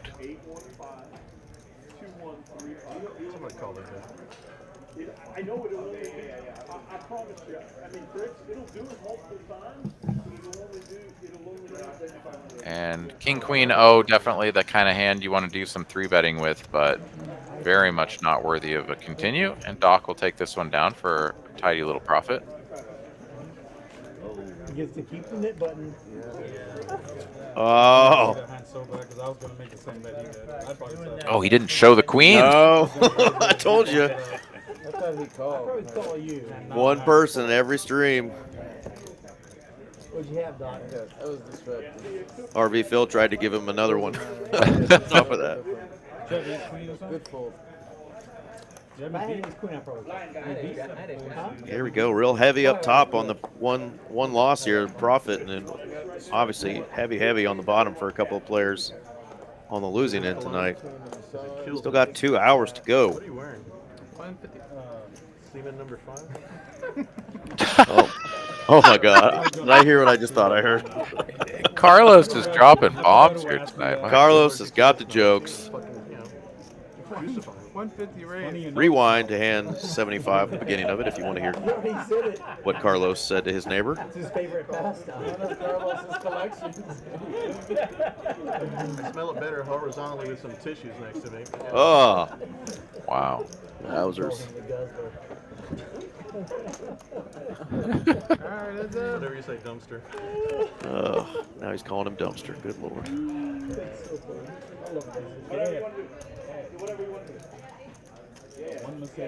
Riz here.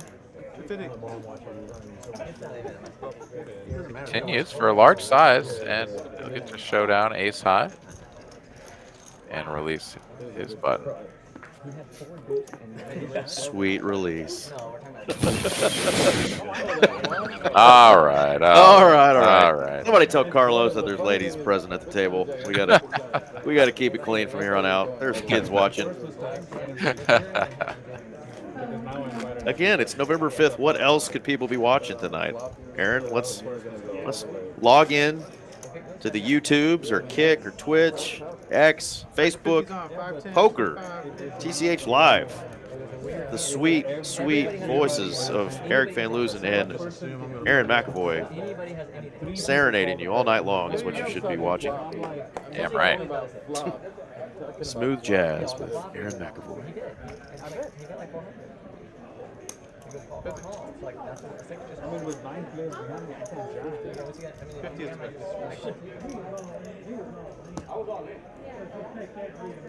Whoa, it's a club party.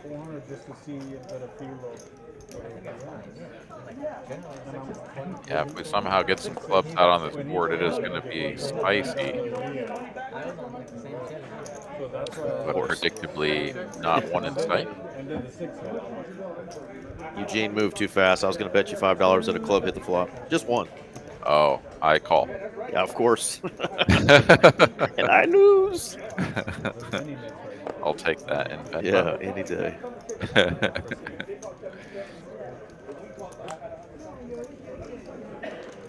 Middle pair for RV, good enough, and he does show the hand, so doesn't suffer the same fate as Doc.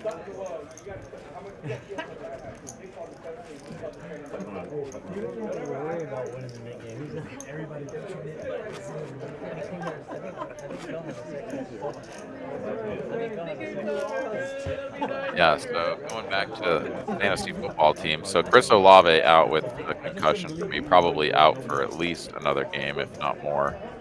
DK Metcalf had out last week and now on bye.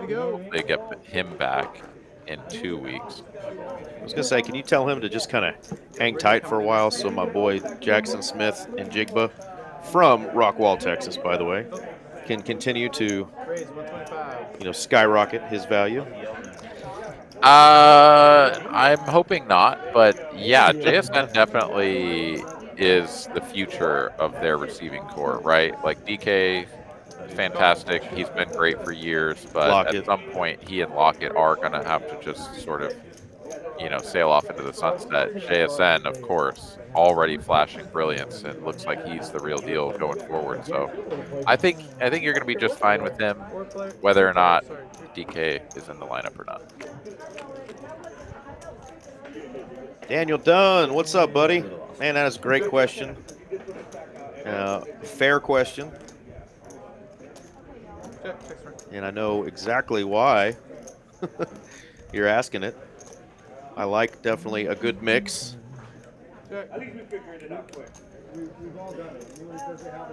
Yeah, fantastic lineup here tonight, though. We've been having a blast, and we have seen no shortage of big hands.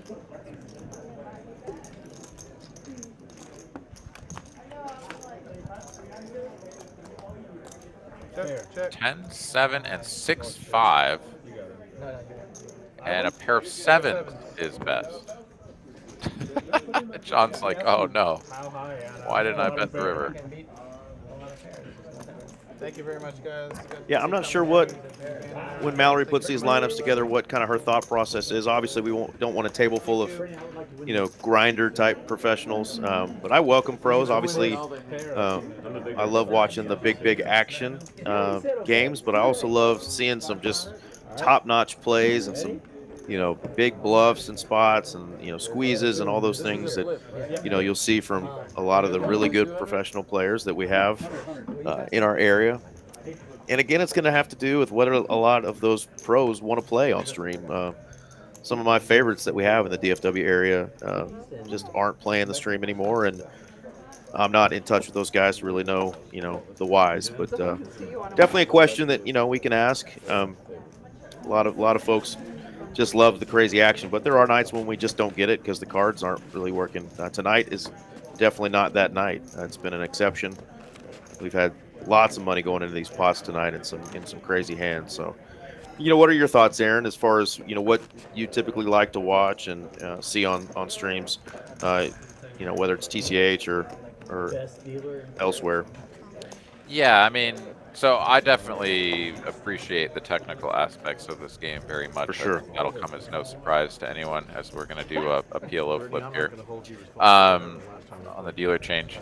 I think that the good thing is having a couple of really just action players that are there just to have fun. Like they're not necessarily concerned with looking good or playing top-notch poker. Like they're there to have fun. They're there to gamble it up a little bit, and they're driving the action.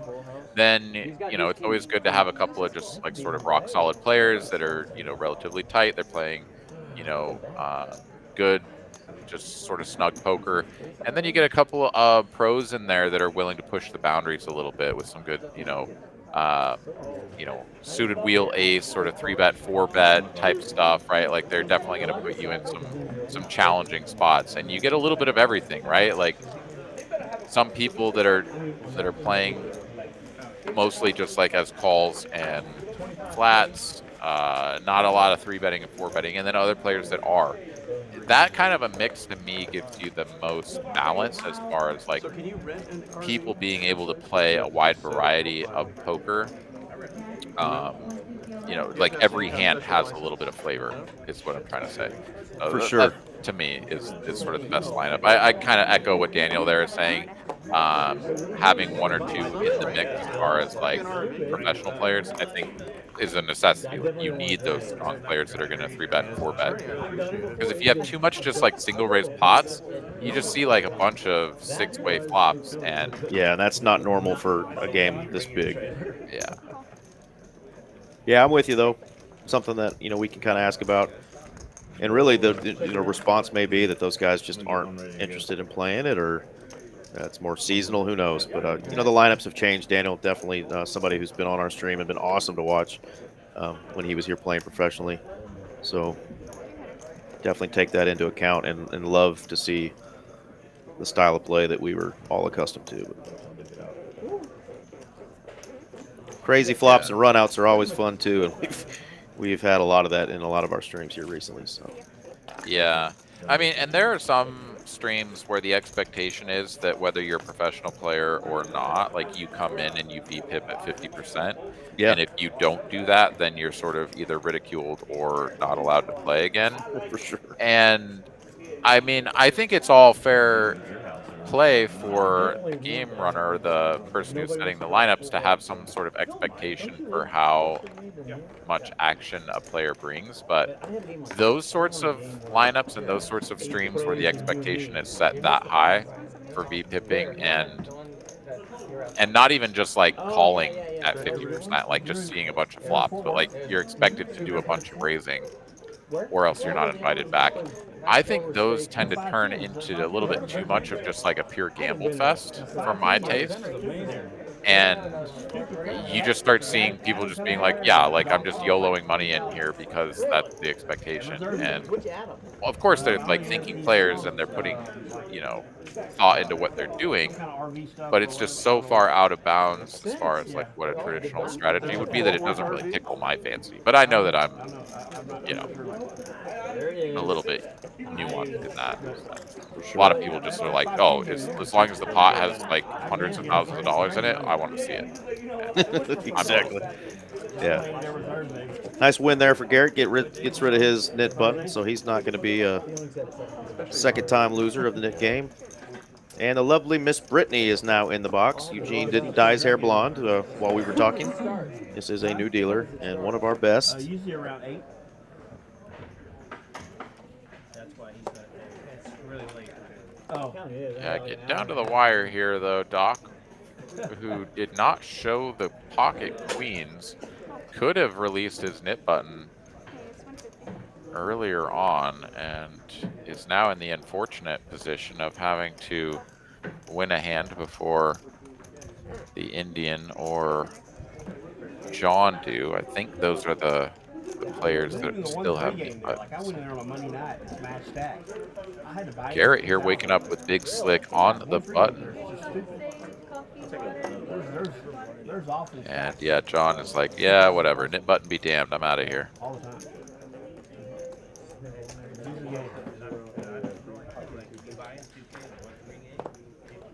Yeah, Danielle's saying a VPIP requirement is a fun format. I think it can be fun if you throw it in as sort of like a one-off thing, or you maybe make it part of a like a rotating thing where there are like different requirements. Like certain things can be fun, but I tend to think, again, just forcing action for the sake of action without actually like trying to create balance is just a little bit gimmicky to me. But you know, anything can be fun. Yeah, when you've seen those streams, I want to say, you know, the 25% line if they do some sort of requirement, or 30%. It's never, you know, 50 or something crazy. But yeah, I like that format too. We've done it a couple times where we've kicked players off the table and, you know, made them get back on later, kind of thing. The bottom two VPips or whatever after 2 hours, you know, have to lose their seat and get replaced by somebody else. I think that's kind of a fun thing. Yeah, when they're like rotating between the two tables of 2-5. That is a fun little gimmick, but it's definitely with the intention of like making it a fun sort of aspect of the game, not necessarily just to like, let's make every pot huge because we're trying to do like, you know, we're trying to maintain a certain image or something. Yeah. Well, here we go. Brass Monkey flopping middle set, betting it right away. And Gariz with the top pair. Yeah, it says RV Phil calls, but he's not. There you go. He folds.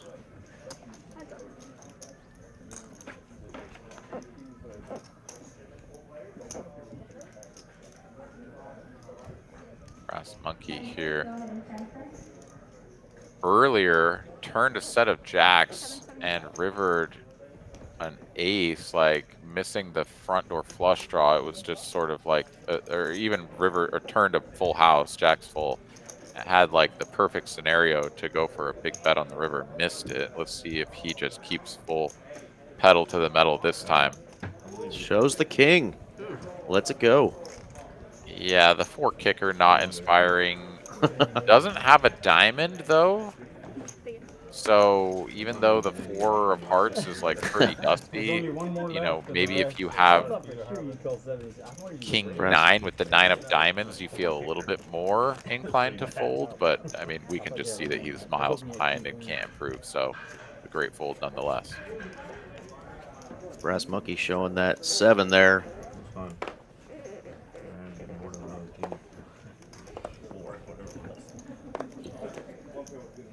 Yeah, just 3 players with a nip button. It's all on that left side of the table from our perspective, 1, 2, and 3 seat. I can't even see John H's, so I guess he's got it under his hand, maybe. Yeah, he's kind of been tucked over under his wrist. See it right there.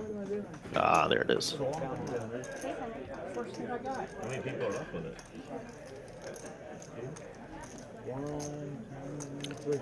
Doc going for the big squeeze here. Of course, we can see on the screen that he doesn't have his nip button, but that is because he won a hand earlier. He did not show the queens, so he still has it and is going for a big chunky squeeze size to get everyone pushed out of the pot. And this should work. RV Phil has one of the dustiest hands you can start with. And if he calls here, this is a pure heat check and perhaps even just a cooler check against Doc, who has been running pretty bad here tonight. He's gonna call. Yeah, he is. Wow.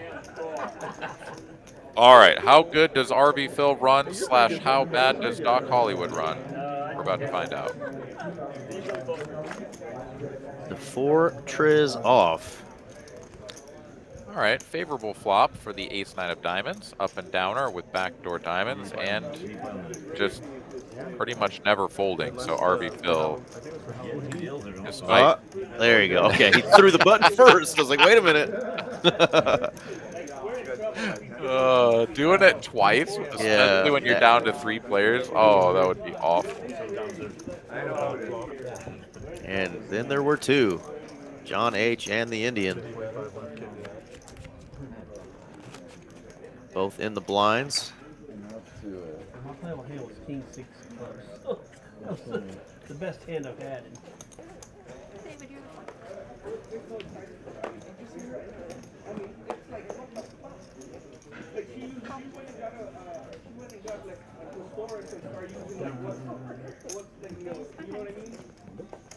RV Phil.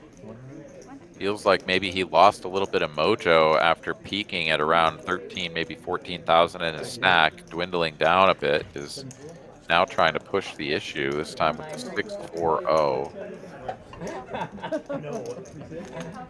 And with John out of the way, it's the Indian able to see a flop with his king triz, and flops a gutty. OFC limp calling the ace-9 makes the best hand.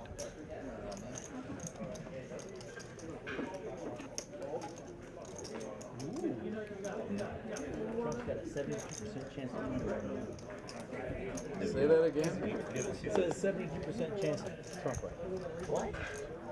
Now he's got 72. It says that's the betting odds have shifted to 72% chance.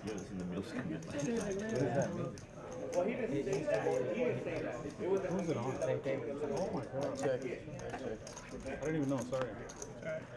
Checks over to RV Phil, who does not continue. He says this board is a little too connected, and I have 6 high. Doc and the Indian both improved to a pair of kings, but they were hoping for a straight. Doc is going to bet, though. He's like, I don't know, maybe nobody. Oh, my good lord. OFC folds. The ace face up with a player left to act behind, but it doesn't matter. Doc just wins the hand with a pair of kings. Yeah. What did you show, 7? First you take his chips and then you take He says something like he's looking at the sky. He's going to turn into jello. Bet the king first to act. I'm gonna go to people, but not You know it's gonna show. Cash travel. What is she doing down It says he had 7 king. First to act, so I was like, please don't ask me. bet. Keys, everybody has keys. Sounds like a fantastic. Randy? Yeah, I'm showing it.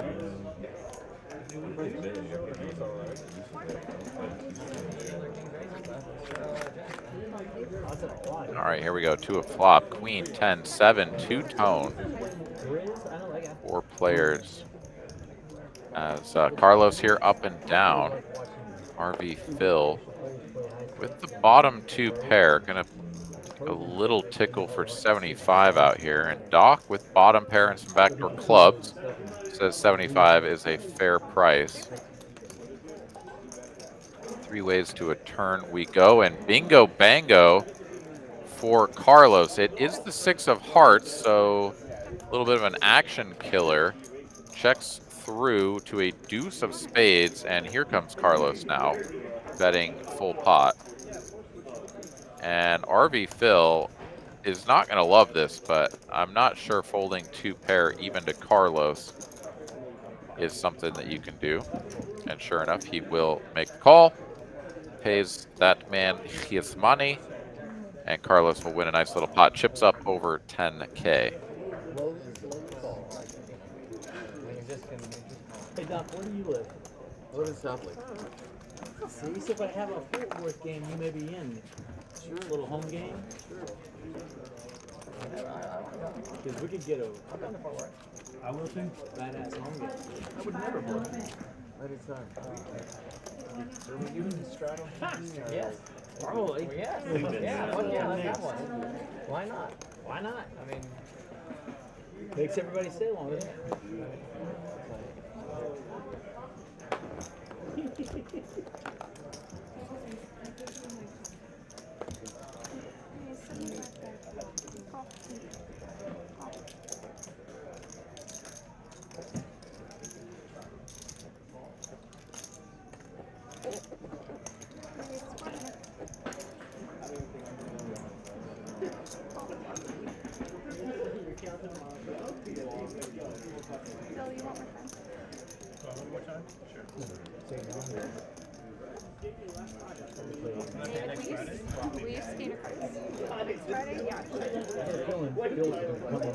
All right, a couple of birds here for the Indian. 3-bet to 400. And with the nit game here still in effect, John, of course, wants to see a flop with his suited connector, and that'll bring a couple other players in as well. King high board 2-tone. All things considered, a very safe board for the aces. Doc, the only player to have connected with this board. Pair of 8s, not particularly inspiring. And the Indian is like, look, I've got a nit button. I've got aces. I'm just all in for a little over pot. Makes a lot of sense. If he wins here, he doesn't have to put 800 into a splash pot. And it also looks like he could be full of shit. I mean, he could just have like ace-jack, ace-queen, queen-jack. I mean, any number of different hands. But in fact, he's got the birds. And John, who is already having a rough go of it here tonight, sort of looks up, rolls his eyes a little bit, and puts his 800 out there for the splash pot. Yeah, tough sledding here for John. He did work his way back from like super dust, though. He was getting buried earlier on and has still suffered to some extent, down a little bit, but all things considered, it was much, much worse for him earlier. Whatever you want to do. Yeah, no, that works too. Whatever, doesn't matter. I just need to take this up. Did you take the one? No, I'm taking it. No, we just locked. It's over. It was 750. All right, so we're doing the splash pot from the nit game. Oh, you didn't know? 800 bucks is in there. You didn't see it?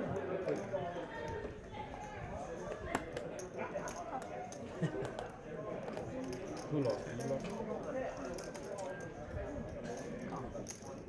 Doesn't quite look like 800. I don't know what happened, but whatever the case. We're doing a bunch of limping. We're once again trying to get a family pot limped into this gigantic splash pot. Gariz says no, no. Some of those guys that play the 510 over there for. I think there's plenty of people. And he 11x's it up to 550. Yeah. I got people, he's got people. You have 3 or 4 people with 2 people, you know what I'm saying? What night's best? It doesn't matter, I play. But at least. All right, here we go. We are getting to folds finally. These guys know how to fold? They got a fold button? Well, I mean, it was kind of wild because it was a lot of limping, right? It was $50 straddle with the 800 in there for the splash pot and just limp. Nobody trying to take it down. It's the guy with the ace deuce who squeezes it up. My products are fun. Gets called in 2 spots, and ace high is just the best hand right now. He's going to get to continue for, like, nothing. I mean, this is less than a 3rd pot. But how do you call if you have king jack or jack 8 here? Right? I mean, I think... Oh, wow. Carlos is going to float. 3 to a straight, 3 to a flush, and 1 overcard to the board, I suppose. Dead money in the middle. And he picks up a heart draw. Wow. Text me if you're serious, and I'll guide you. I'm not guiding you. Checks it over to Gariz, and we'll see if Gariz wants to keep barreling. All things considered, this should be a safe card, right? Like Carlos? Yeah, the 7-8 now only has a pair of 8s, so it's like you can probably get him to maybe fold a hand like that. 3,000 out there. Ugh. Checks it back, though, and the river card is a blank. Ace high will be good if we get to showdown. Carlos, though, reaching for chips, 3150 in the middle, wow. And he grabs a little bit of everything, and he says it's going to cost you 1,200 to call. When's the last time we've seen a nasty ace or king high call on this stream? This would be epic. 3,100 is in the middle, 1,200 is the bet, so we're talking a little over 1/3, and the king high gets through. Carlos, show the king high. Show the king high. He's not going to show it. I mean, ace deuce is a really tough call there. Like, what do you think he ever has? Right. Carlos has always shown up with the goods. Every time he bets, he seems to have it. So I think it's a good call most of the time. It just happened to not be a good fold this time. Well played, Carlos. Putting his image to good use there. Oh, yeah. I mean, if he calls you with ace deuce, he owns your soul. And it is what it is. But I like he grabbed some chips, threw it out there, and took it down. Yeah. Wow. That was fun. We've seen some really good ones here. Giuseppe, great bet on the river. Yeah, I agree. I'll do it for the table. Yeah, and a lot of times people don't think that those small, like 1/3 river bluff, the river bet can ever be a bluff. And a lot of times it isn't, right? Like it just is a lot of times people just like having top pair or middling kicker or something, and they're blocking for value, and they just have like a decent hand. But it's really pretty cool if you can mix in some of these sorts of things like Carlos just had there, where you can target just like a pip or 2 higher than what you have. And, you know, you don't need to be bluffing all the time. You don't need to go for the huge size, but like sometimes you'll get that one through and improve your win rate at a pretty good clip. So really well done there by Carlos. Love to see it. Waiting to hit a pair so I can top up. Well, Aaron, I'm currently enjoying a snack, and you might thank me later, but it's Nutter Butter cookies, and I am dipping them in my vanilla latte.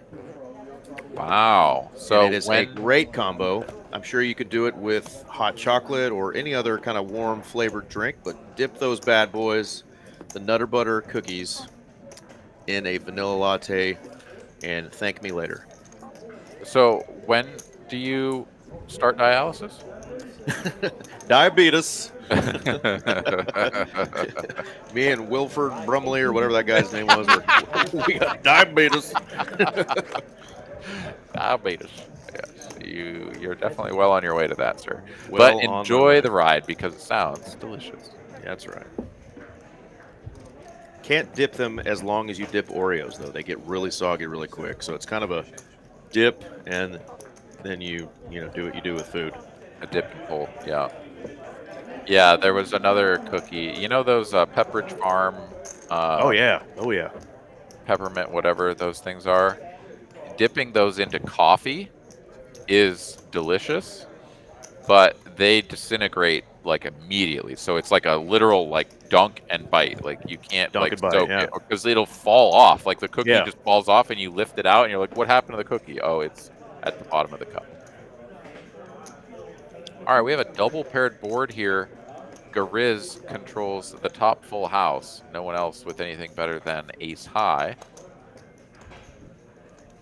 We'll see if Gariz can wager an amount that can be called. This is gonna be too big. Presumably trying to charge a queen the maximum amount, but even a queen is going to feel pretty bad about making a call for an overbet into two opponents, I think. I like it. You know, you've got one of the best possible hands. You want to go big, but sometimes it behooves you to go maybe a little bit smaller to try to get called. Maybe ace high is never calling there, and who cares, but yeah. Looking at profit and loss here, Brass Monkey still up way the most. RV Phil has really drifted down. Still in second position, but only sitting on 3K of profit. When there was a point where, I mean, he was profiting nearly 10K. Yeah, he was well over 13 in his stack, wasn't he? I think that's right. Yeah, I think he was up 9,500 at his peak. So that feels a little bit upstuck, 9,500 to plus 3K. So we're talking over a buy-in lost since your peak point, right? Like you definitely feel that, even though it's still all profit.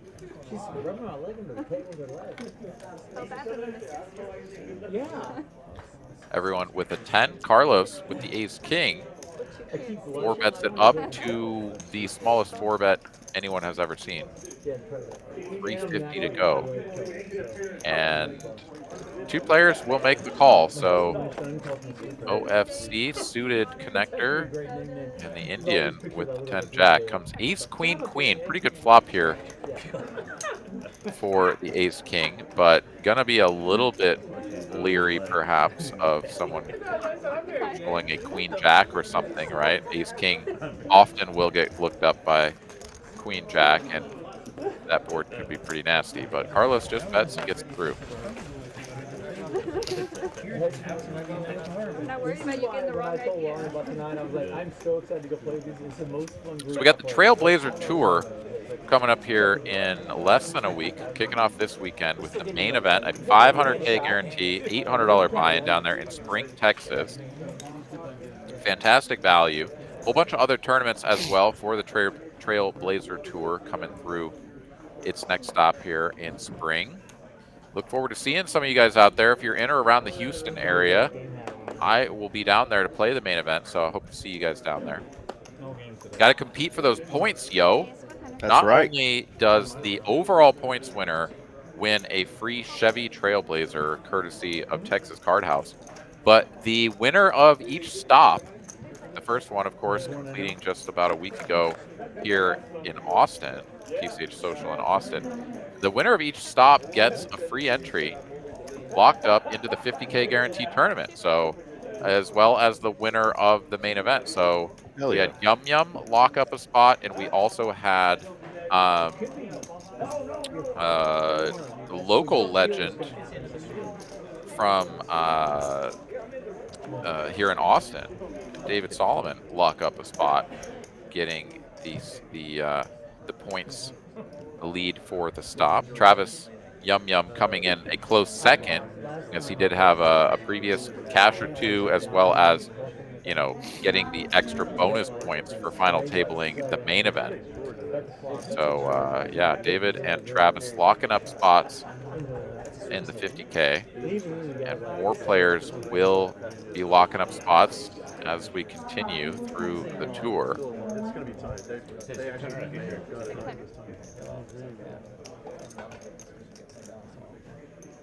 I'm so glad to have a distraction. Well, here's a little fun fact for you. Brittany's one of the only 2 people who doesn't laugh at angels. It's just amazing. She's very serious. You gotta smile. Is the nickname over? Big smile. No, that's a little bit. I think she threw up her mouth a little bit. Carlos cutting it up a little bit with Our lovely dealer Brittany there. She's one of my faves. I think I have mentioned this before, but Brittany is, after 3+ years of playing at TCH here in the DFW area, one of the only dealers that I just can't seem to win with. And she and I have joked about it, and she sits down and looks at me and she's like, "Are you going to take a break?" Because I average about a $200 or $300 loss when she's in the box for 30 minutes.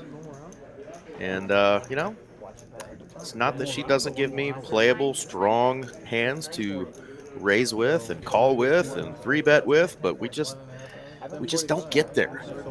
I think you're just getting distracted and playing your hand poorly. That's just my hot take. It might be the case. She is a taken woman, but I can still look at the menu. And I'm a single guy. Maybe I'm getting distracted. You might have a point there, Aaron. Guys know how guys think. That's right. All right, Doc Hollywood here. Ace King suited, raises it up, gets called in 2 spots, and whips the flop. Here are 7s for Brass Monkey and an up and downer for RV Phil. So his 2 opponents connecting with the board in a much more substantial way. Of course, Doc does still have the 2 over cards, and if either of them comes, he will improve to the best hand. All 3 players will see a turn, but that is a 4 of hearts, no help for the Ace King.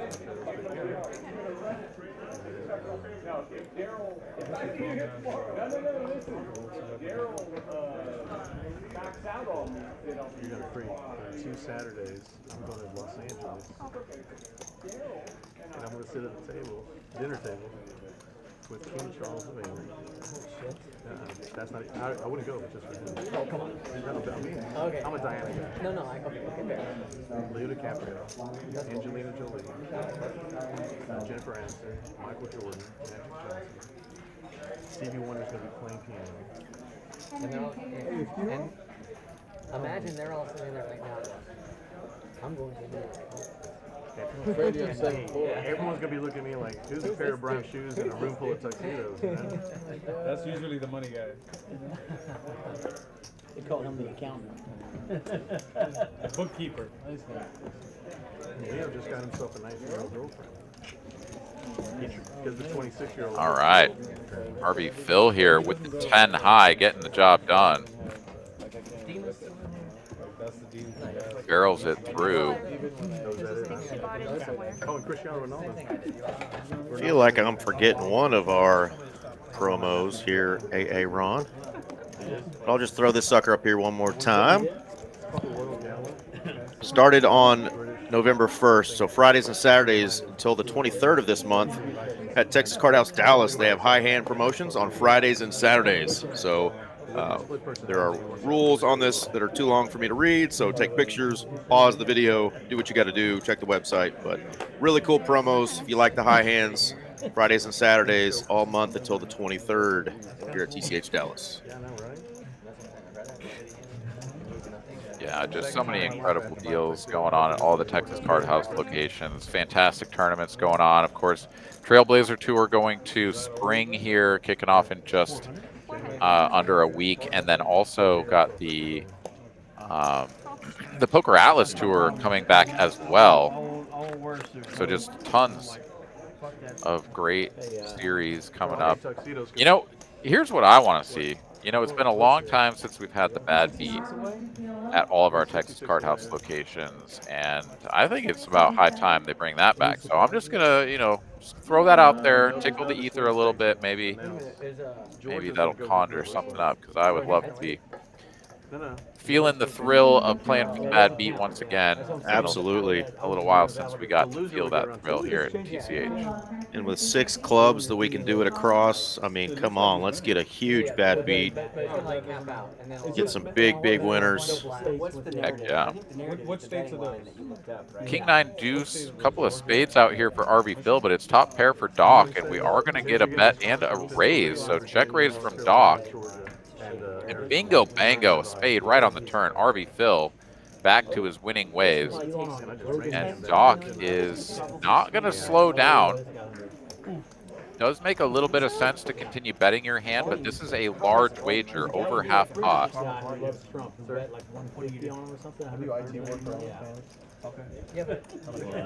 With a big texture changing card on the turn, your top pairs shrivel up a lot in value, and you maybe want to start slowing down, going for more of a blockish size. Try to get value from worse kings, something like Queen Jack with a Queen of Spades or whatnot. But yeah, as it stands, he's going to bet and get raised here. 4,600 is the wager now from RV Phil. Which, Yeah, what you don't want to see Doc do here is, you know, we've seen he's just running into it tonight, is to get frustrated and to call a huge raise like that with just, you know, really a hand that beats a bluff at this point. I mean, got top pair, very disciplined lay down there.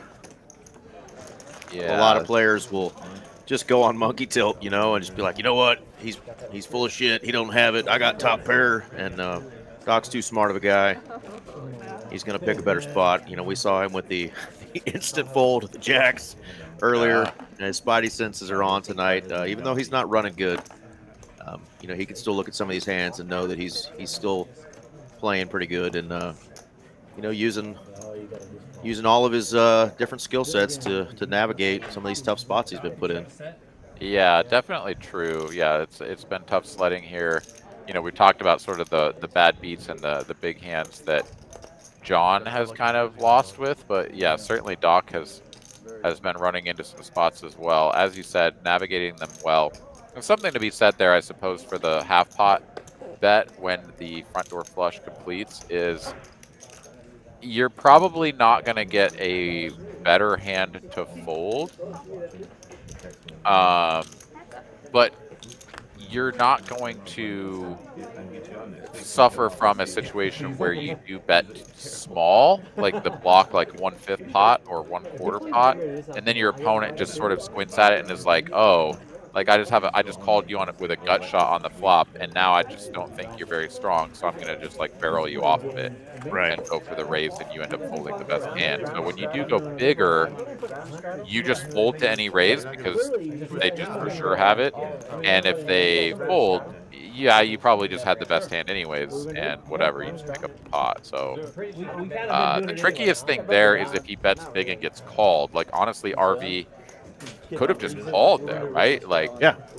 if his opponent has a flush, it's very unlikely that another spade comes on the river, and he's going to get all the money anyways. And if he does just have something like two pair or a set, like, you know, you sort of, yeah, well, maybe a set, you actually just want to get all the money in now when he's like, okay, I can still make a full house. I don't know.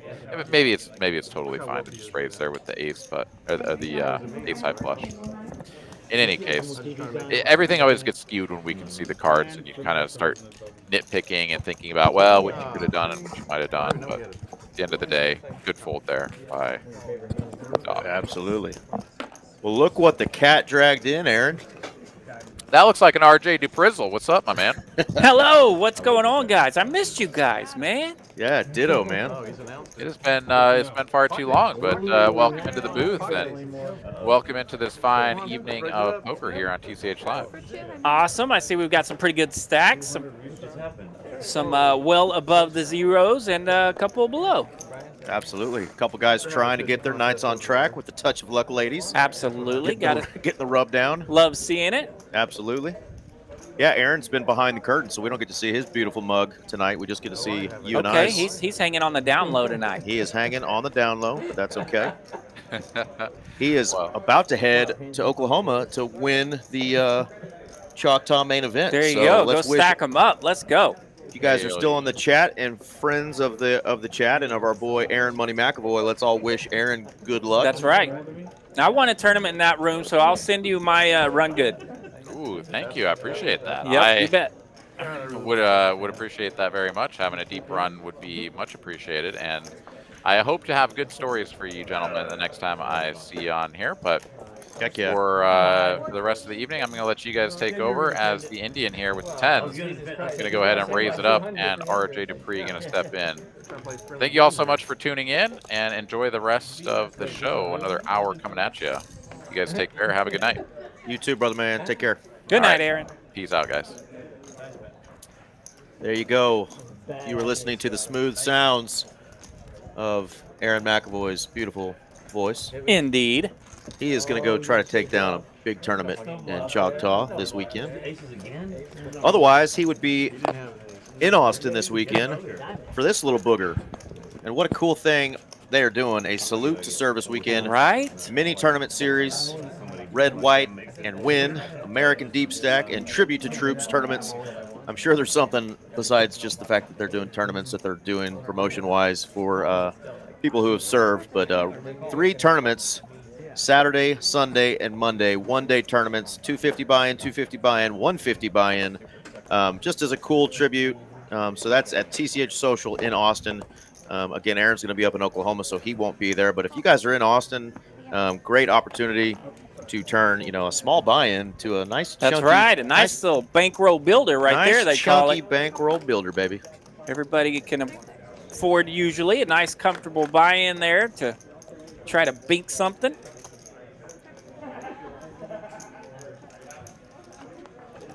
And yeah, I might be in Choctaw like Thursday.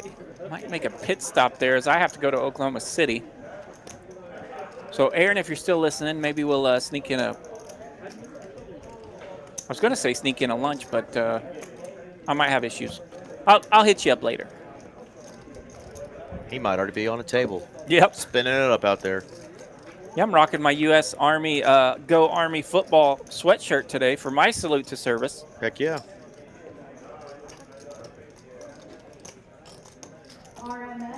RV Phil going to show down his ace. Grizz looks like he has, Jack? King Jack. Jack and not a 10. So RV Phil, RJ, was on an absolute heater before you joined us.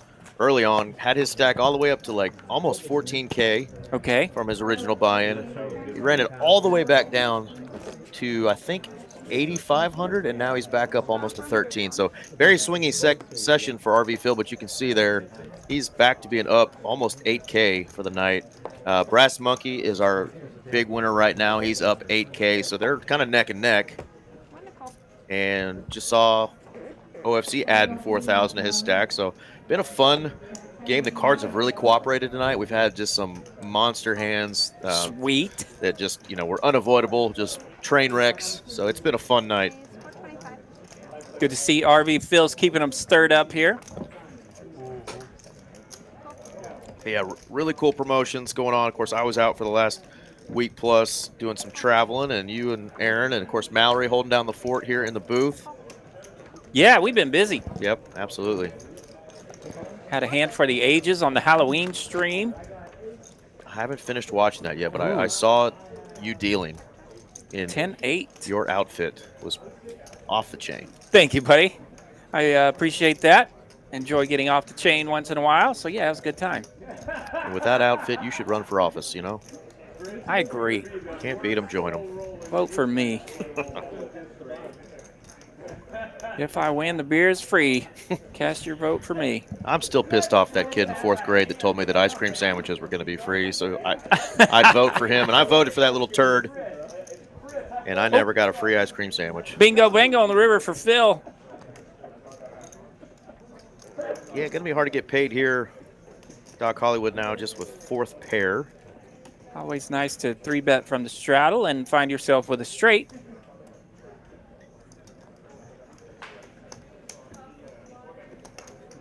Bet big. Goes for the heaps. The wrong week to stop smoking meth.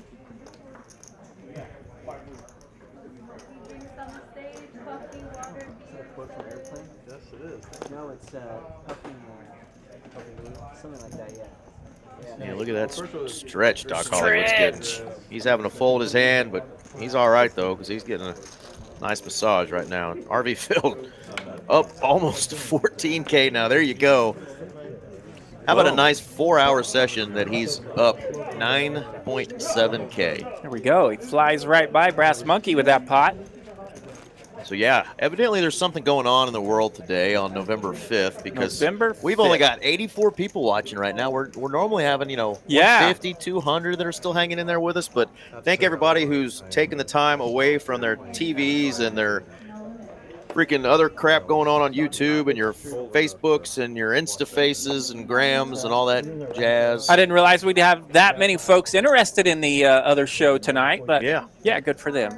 Good for them. Hope you guys all got out there, did your civic duty. We're doing our civic duty, though. We're supporting right. Texas poker, baby. That's right. We'll get caught up later on the other show, and those folks, I'm sure, will get caught up later on this show. Yeah. Right now, we're all about smiles and joy and gambling and the hopes for prosperity, which evidently applies to both shows. Absolutely. We're all looking to be sexy, healthy, and prosperous. Amen. RV Phil liking his suited Jackie Robinson. He's healthy and prosperous over there. He is healthy and prosperous tonight. You know, he sold an RV about 2 hours before he came here. So he's having a good day. Yeah. The guy he sold it to was in the chat. Nice. So RV's, on that house money, baby, just coming in. Sold an RV. That'll make you feel good right out of the gate. Absolutely.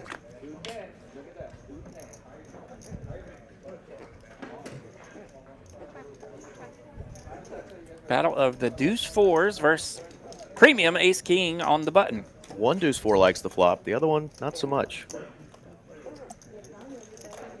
And of course, we know him as David, but his name is the Indian. Indian. It's hard to make all the deuce fours happy. Wow, Phil making the call. What has he got up his sleeve?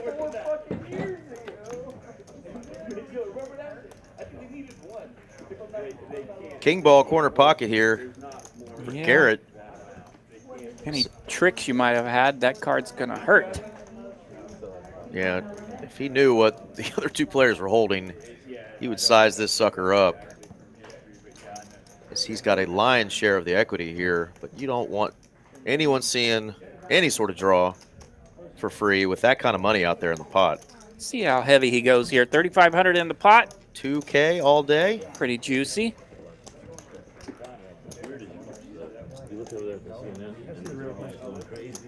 Got a request to see the river. I think we've talked about that here before. This is a card room where occasionally, we'll let you do a little rabbit hunting there, see that river card. Yep. But it's kind of customary to throw the dealer a couple of bucks, for doing that. And just don't be that guy or gal who every stinking hand asks to see. Man, I had one of runouts. those the other day. Well, especially if you're not even in the hand, David was in that hand, wants to see if he would have got his flush. Understandable. But the guy that every time wants to see if that hand he folded pre-flop would have got there, come on, sucker. Yeah, nice laydown there from Dave, really. Yeah, big bet. Just one card to go. Don't want to pay that expensive price. $2,000 to see if maybe your 4 high flush is even good if it hits. So yeah, there's been some really good disciplined folds tonight. These guys are gambling, having a good time, but I've seen some really good plays. Doc's not running good, I mentioned earlier, but he's had some really good laydowns tonight in spots where a lot of players are getting stacked.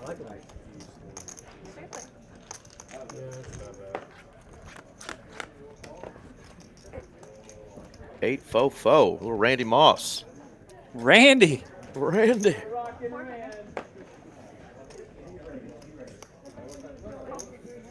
This time, no deuce fours in the holdings.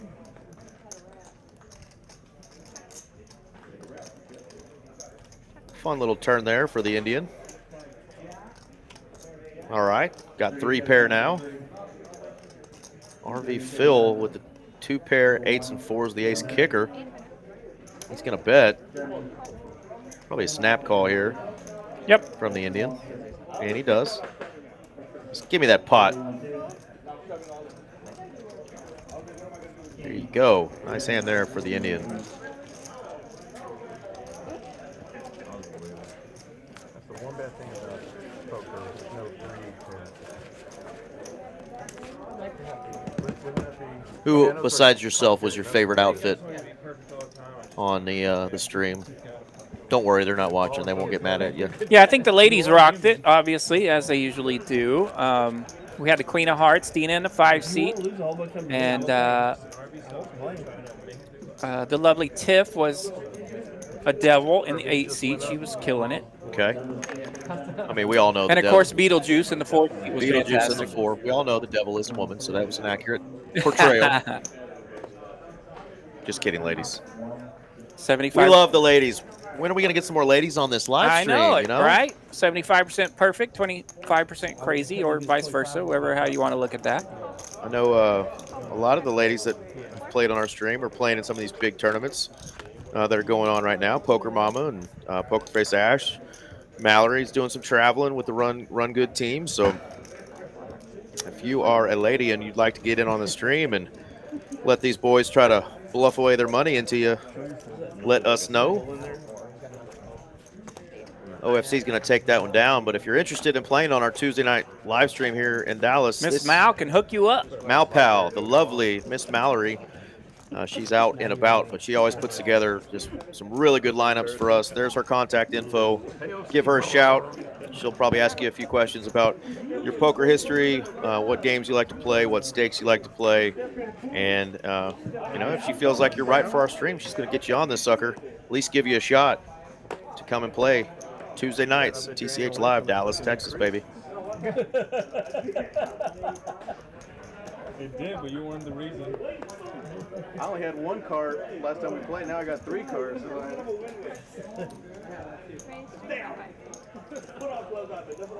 Love seeing Ace King out there in several hands. Yeah, it's been a while since we've seen aces. They were going around for a minute, real hot. Ace King usually good for action. So is the suited 69. And Bink, how about a 9 for Phil? I don't need the mask. I'll tell you what I bought that as well. Bed, feet go up in the end. Let's see if Doc shuts this down. He's going to. Phil doesn't bet it, though. Yeah, Tim was side sleeper. Well, I had too many shoulder surgery, so I can't eat. But you're all It's a problem, yeah. But they did Lauren sleeps on her side. There you go. Phil's going to take this one down. Nice job from Hollywood there. Nice and controlling, not going crazy there. Great thing about Phil and his style of play, I mean, you know, he got up big, but kept playing. You know, he didn't just lock up those chips. When he comes on this stream, he likes to have a good time and splash around. And, you know, sometimes it's real swingy sessions. And tonight, you know, no different. It's Hey, been he's here to play. I love it. Up and down, high V pip numbers, but having a good time. Definitely never a player that when he sits down, people go, oh, you know, we don't want to play with that nit. That Right. guy, he don't play many hands. Yeah, he'll stir it up. He will stir it up for sure. You know who's doing that? If he wins Pennsylvania, it's all even. Yeah. He had these huge sleeping engagements all before, and then he spent all that money in Pennsylvania. That money helps a little bit. Well, Because I then still you- think he's the greatest American. Which one? Elon. Just because of I like buying it. Twitter. I think it's badass. Yeah. Before he bought Twitter, you could have told me that the government told our media was down. Yeah. I'd have said BS. Yeah. He buys Twitter and then, hey, look at these Clubs things. have been the hot suit tonight. Fuck you guys, I'm not doing shit what you say. Yeah. Club for everyone. Not many out there this time. There is one jack somewhere amongst the holdings. And now ace-3 with 2 pair. OFC going to have to start putting some money out there. Charging the draws. Jack of clubs not good enough to keep going. So smart. You know the game Diablo? He just plays a little bit. Top 20 in the world. Only people above. He's the highest ranked American. And there's only. Have you ever dealt to our 6 seat here, Mr. Garrett? Sure, yeah. Okay. What do you normally deal to him? I haven't seen him in a hot minute. I would say 2.5 or 5.10 over there at Las Colinas I've mostly? probably dealt a lot of 2.5 to Okay. him. I couldn't remember for the life if he's been on our stream before. He's familiar, so I want to say he has been on our stream. I feel like he has. Yeah. Maybe not even one that I commentated, but I know I've seen his face, so glad to have him back tonight. He and John H. were in a couple of wild hands where he ran quads on John when John had turned a boat on him. He ended up rivering quads. They flipped the script, and John ended up rivering quads on him later on. Okay, so they got to share quads. Yeah, so they looked at each other like, we're even now. He just wanted to watch you run. Nasty. Yeah, but he's taking it in stride. He took the biggest bad beat of the night, Queens versus Jacks. They got it in on the flop. That was a 10-high flop. It went runner, gutter straight that gave Jacks a jack high straight to beat his queens. It was gross. But he took it in stride, bought back in, and he's still battling over there in the 6th seat. So really enjoyed watching him so far tonight. Yeah, still a smile on his face. He's usually a very controlling, stoic dude. So yeah, he does not get emotional too much. Good to see he's having a good time. OFC just got a couple of overcards and diamond backdoor. Carlos, second pair, gut shot. Brass Monkey with top pair just elects to call this. Let's see what the turn brings. King ball.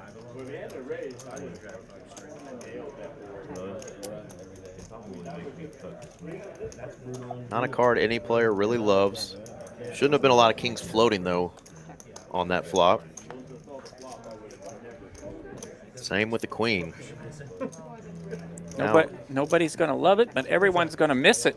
Yeah, Brass is going to take this to showdown for sure with top pair.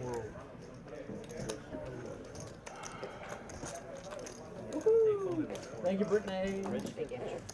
Earlier, too, RV Phil and Brass Monkey were both sitting around 13,000. RV Phil flopped trip nines with a queen nine offsuit. Brass Monkey had raised it pretty big pre with jacks. He re-raised Phil, who opened on the flop when he hit his trips. He check raised him, I think it was. Phil was on the button.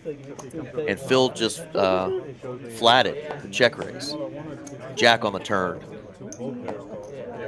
They ended up, I think, bet call, and it went check, check on the river. Don't ask me how. Check, check on the river. And they both looked at each other like, why didn't you bet? Why didn't you bet that? The whole table was like, you couple of nits. But, I mean, they were both 13K effective, I think, 12.7 maybe. Could have been just a nasty one. Somebody sensed danger there. Yeah. Yeah, as active as these guys are, they're still pretty sharp. And occasionally they will sense some danger, and even with big holdings. They are. I mean, I think putting in some sort of a small bet there with your trip nines is kind of ideal. You want to get value. It was an ace that hit on the river, so you want to get some value there out of Jack's full, obviously. But you know, if it's a super aggro player, you know, you may want to check it to him. But you know, Phil more often than not is not super aggro, unless he's Bren Branken. But tonight he's just called rivers on 2 times where he had nut flushes. So really playing, you know, a little bit passive tonight, and I think tonight may not be the night that you want to, you know, check the second nuts over to Phil when ace is full or quad nines are all that beats you. So that was an interesting hand with those two early on in the night, but definitely. Maybe he's trying to set a little set trap there on the river, but just didn't work. Didn't go for it. Even if he had the hand. Yeah, there were some busted flush draws, but when he called your check raise, you know he's probably got something strong. So I'd put a little something out there and hope maybe he could even raise you on the river. So that's one that they're going to probably talk to each other about for a while. Yeah, sometimes poker's like a great UFC fight where you see guys like knocking the snot out of each other, but once in a while you see some great defense and you don't realize it. Absolutely. And it sounds a little bit like RV Phil was able to run some defense there. Absolutely. Yeah, that was one of my more fun hands for the night. Not that it was just so well played or crazy action. It was just like the way they looked at each other once they saw what they had. They're like, how is there not more money in this damn pot?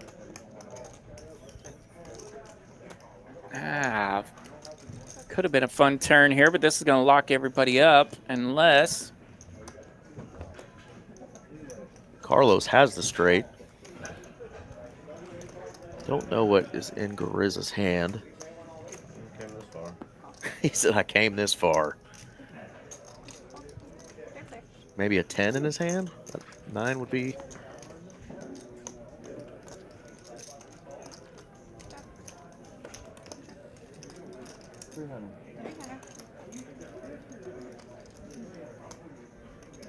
Yeah, and Doc Hollywood came this far, so he's going to bet 300 on the river, take one more stab at it, and then he's going to find the bad news.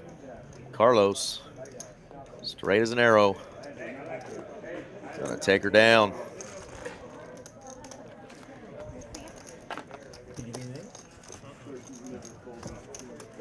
You're like, should have called.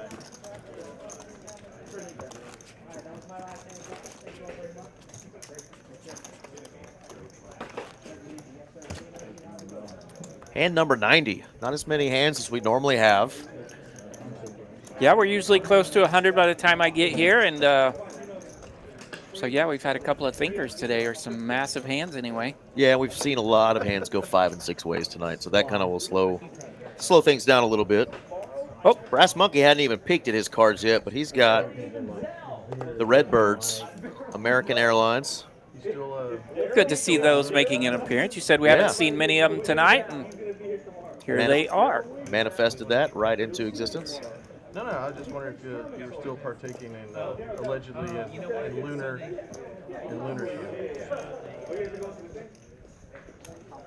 Let's see how much he wants to bump it up from the straddle.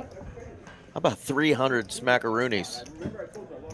350, and a look to his good buddy, RV Phil. He wants that RV Phil money, but RV Phil is not going to oblige. He will find a customer on the button. Oh, mercy. Mercy. And the customer has some outs here.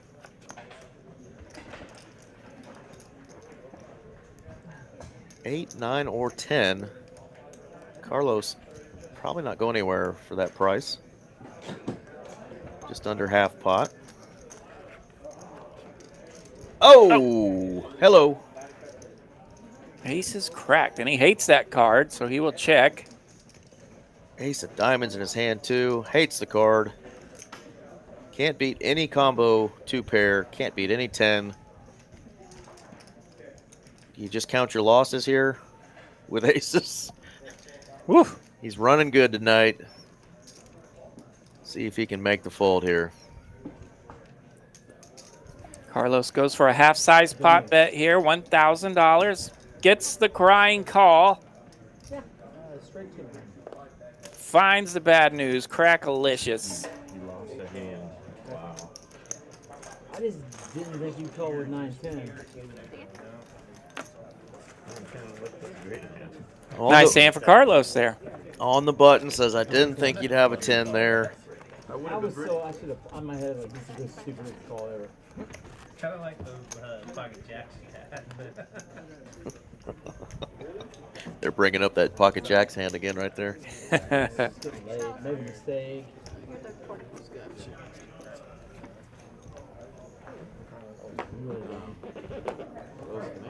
Had a little bit of the $50 straddle on tonight. It's gone up to 100 a couple of times, but for the most part, it's just been a 3-blind game with some straddling going. So Doc Holliday is going to oblige here, put out the 50. Good crew tonight. Plenty of action. 2 blinds, or I guess they're playing 3 blinds or 4, tonight. Right? Yeah. Okay. RV Phil waking up with a monster. I did believe you. Uh-oh. I still call it. Doc running into it again. Let's see what he does here. Couple of premiums here. Oh, yeah, he's going chunky. Chunky soup. 1,400. Yeah, and this is where RV Phil being active pre-flop really kind of pays off for him, so he can get himself into situations like this. Yeah, you're out of position here with the suited ace-king. I don't love seeing a flop out of position with that hand. I definitely want to come in for a 5-bet, and if he jams, he jams, you know, but you've got him covered. He's looking at his stack right now. It's just you're going to miss so many times that ace-king, and what do you do if you just call? I want to put some heat on him. What you do on the weekend, it's like Fort Worth is 5 minutes closer, so we're just fine, huh? 5 to 10. I'm like on the edge. I'm right by South Lake, so. Oh, just a call. All right. Well, let's see what happens if they both whiff on this flop. I live in a town called Murphy. 886, get the old pair board here.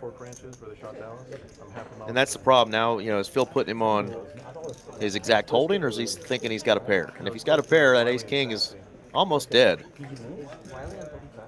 Check, check could give you some information there. No players holding a club. About 30 or 20. No, you go to Bush. Got and some you exit opportunities out there. I still don't know how to get there. Both playing tricky. First one to bet should win this. 2K. Yeah, full stack of those black chips over there. Ah, you just hate it. So pretty. Will Doc show it? Will. No, he's on his best behavior. On his best behavior. Nice hand there, Doc. Do you don't like living in Murray? Do you like Monopoly money? It's got its pros and cons. It's got to feel good for Doc. He hasn't dragged in a whole lot of pots tonight, but that one's got to feel good. Getting the best hand to fold. Yeah. I would get a mini free Definitely party makes you going feel on good, and it makes you chip up to about nearly 12,000. So he's got enough to put a dent in that little deficit that he's built up. Absolutely. One big hand with one of our bigger stacks. Get him right. Get you right. Get you right. Looking for that get right pot. That's right. Like old Hank Jr. said, little Jim Beam, get you right. So will a full double up when you're sitting with $12,000 in front of you. I'd rather have a double up than a Jim Beam myself. Amen. Looking at the jiggities now. See if he can catch a little heater off that. Yeah.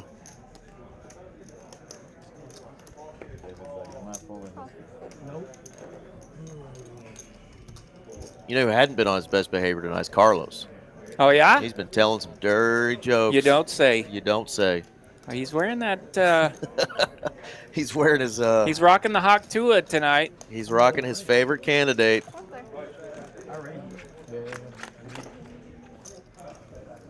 Ten deuce 4. Pretty good flop for jacks. Couple of spades for the Indian. This could get nasty. 10 deuce 4 is the flop, so I'm not sure if there's two spades. There we go. It is a heart. It is a heart. Okay. They corrected that for us. We will not get the action we thought we would. Jack 10 might stick around. Yeah, Jack 10's going to hang. It's not going to hang, RJ. He's going to raise it up. Bumped it up.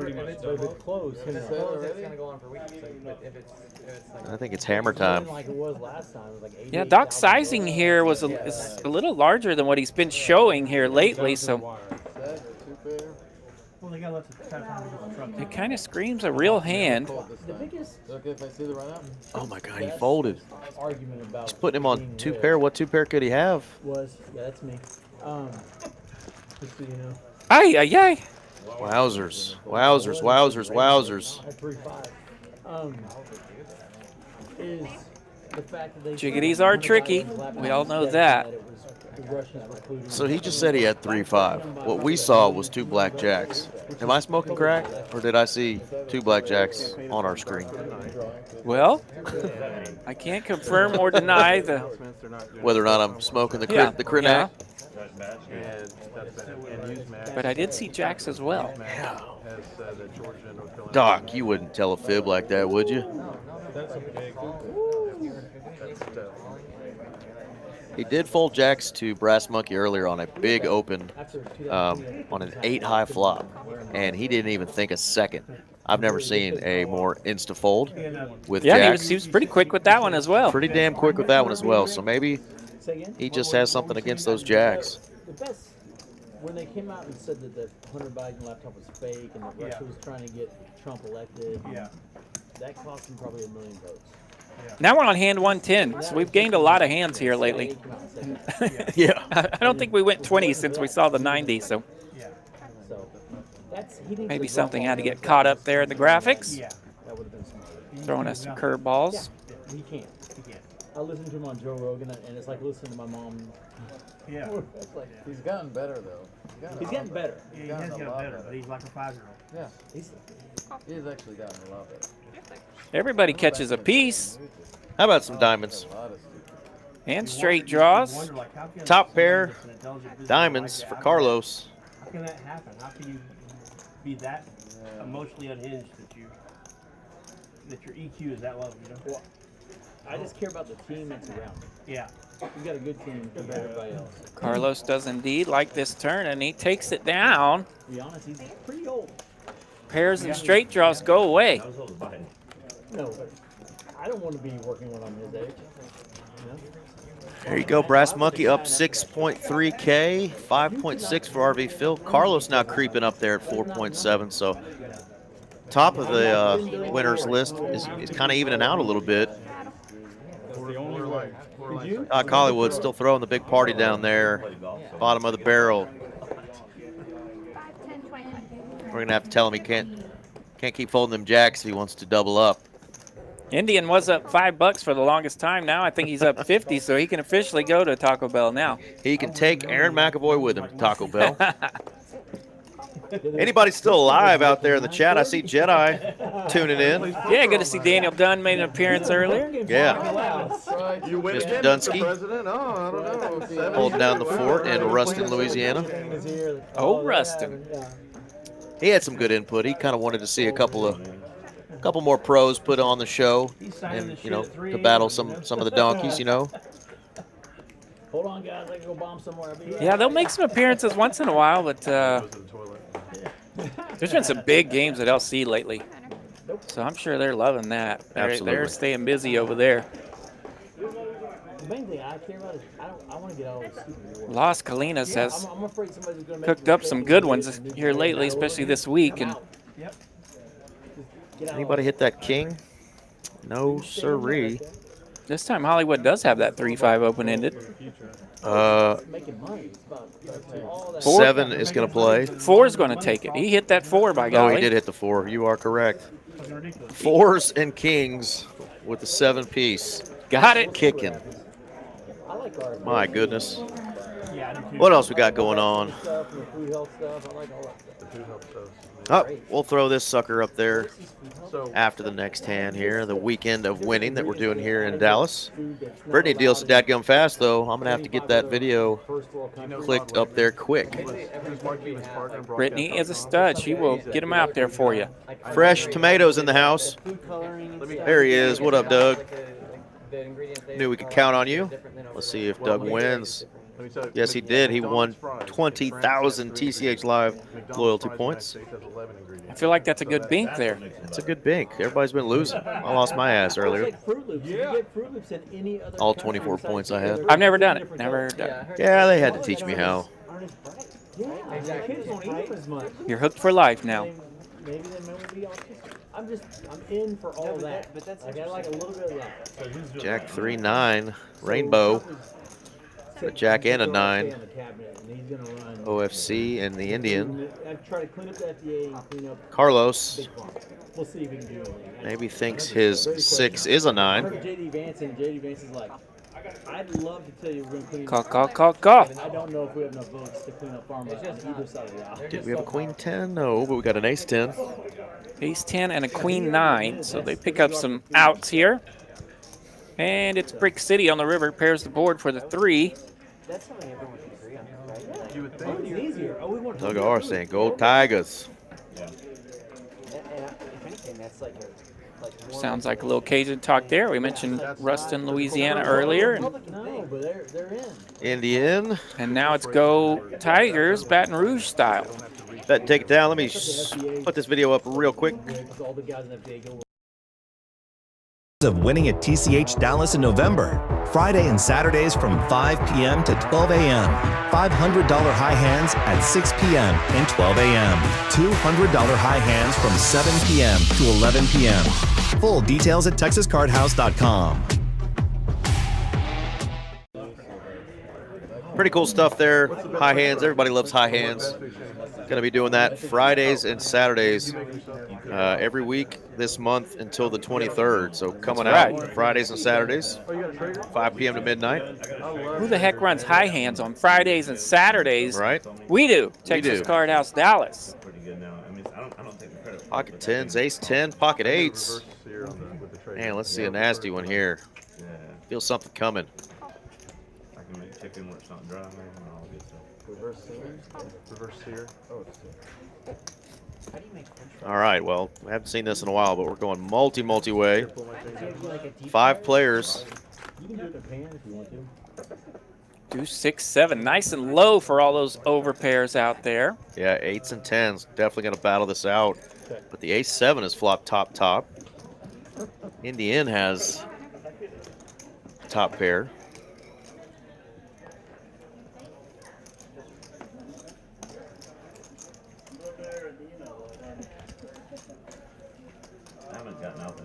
Looks like they checked it to the button, and John will bet 400 with his 8s. Traeger has a great recipe. Shout out to our AGM there. That is Mr. J, running the floor and painting the walls as we speak. Look at him. That guy does it all. He ain't scared to work. We love Jay. We love Jay, absolutely. What up, Jay? Asian Jay, they call him.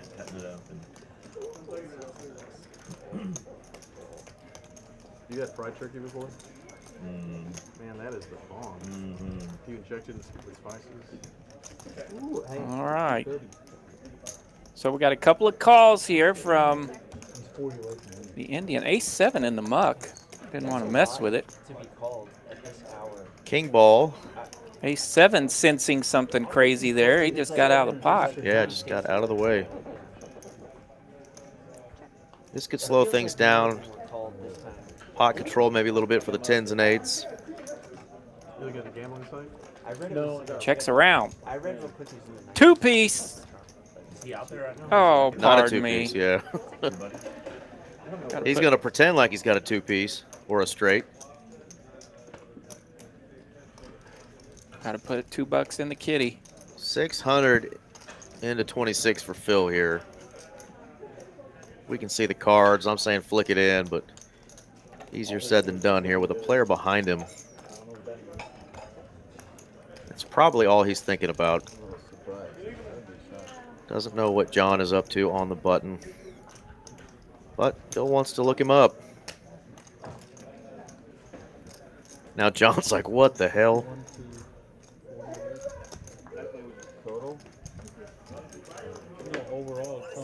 Got it blocker to the 5, or the 5-8 straight. Got 2 of the 8s. Doesn't think a king is there. Missed flush draws.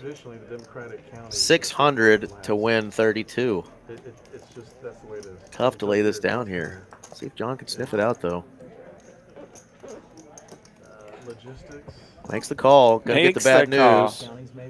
There's a 7. Bill shows the 10s. Yeah, and you can hear John say that makes sense. 3,800 going Phil's way. Just too good of a price there for John to lay that down. Would have been a very, very disciplined fold. Wouldn't have blamed him if he did, but makes the call there, gets the bad news. RV Phil dragging another pot. Continues that up and down night. He's now back up almost 9K. Hollywood down almost 12K for the night. Hoping he can get right here with just 30 minutes left in our Tuesday night live stream. Thank y'all again for tuning in. What better things could you be doing after you voted this morning on Election Day, November 5th, 2024? 89 of y'all still hanging out with us at 10:41 p.m. God bless you. RJ Dupree is sitting next to me and just hit a super chat. $1.99. Yep. Oopsie, I miscalled a hand, and that's a penalty now. I got to put $2 in the kitty. Fantastic. I will match you if I miscall a hand, and I'm sure I already did earlier, so I probably owe this ring some money. I might run out of money $2 at a time with that little ditty, but it's cool. We got this. How much, Sue? 300. How many people missed it in 2016? I went yesterday and got 10 chicken nuggets for $1. Whoa! I didn't think you could get anything for $1 anymore. Not even the dollar store will get you a deal that good. Sure is a rare thing. What is $1 even worth anymore? I think Elon's the only hope we have for getting our debt in that's what he said all he's going to do. What is he going to be appointed to? RV Phil going to splash around here with his ace high that's actually holding the majority of equity. He's going to go through all the government and try to figure Yeah, out how to take 10-9 for the Indian. and so that we can pay our debt down some. Refinance some of the stuff at better rates. And Let's see, 10s, 9s are live, and he's open-ended. Brick City. Everybody was looking for that 3 of spades. Well, it's not a great idea. I mean, we've all thought about it. It's just it doesn't get It done. never gets done. It's like the non-balancing budget for. I believe we went check there. Ace high gonna take it. And RV Phil, how about another 1,000 in profit with an ace high? Bingo, bango. What a night for Mr. RV Phil. Reminder, it is holiday season. North Texas Food Bank is a great charity. We're going to support that. So we're doing a thanks for giving. Acceptable items that you can bring to us here at TCH Dallas. Boxed dinners, canned veggies, canned fruit, canned meat, peanut butter, powdered milk, trail mix, all this stuff there. Just no glass and no individual ramen packets, you cheap bastards. But yeah, you bring those in. We'll actually give you something back too. You can buy 4 hours for $44, get a little bit of a discount. Or you can just bring in the items and don't worry about getting your $2 discount because you're a great person, you know? There you go, North Texas Food Bank. North I Texas hear Food Bank. that they're especially looking for some powdered milk and some peanut butter. So powdered milk and peanut butter, folks. So load them up. Just don't bring the peanut butter with the jelly because they can't take that. Help those in need this holiday season and every season. But what a great time of year to do it. Fun little flop here. Grizz and Doc landing middle pair. Grizz does not want 2 pair. 2 pair for Doc. 2 pair now for Doc. Yeah, bad card there for RV Phil.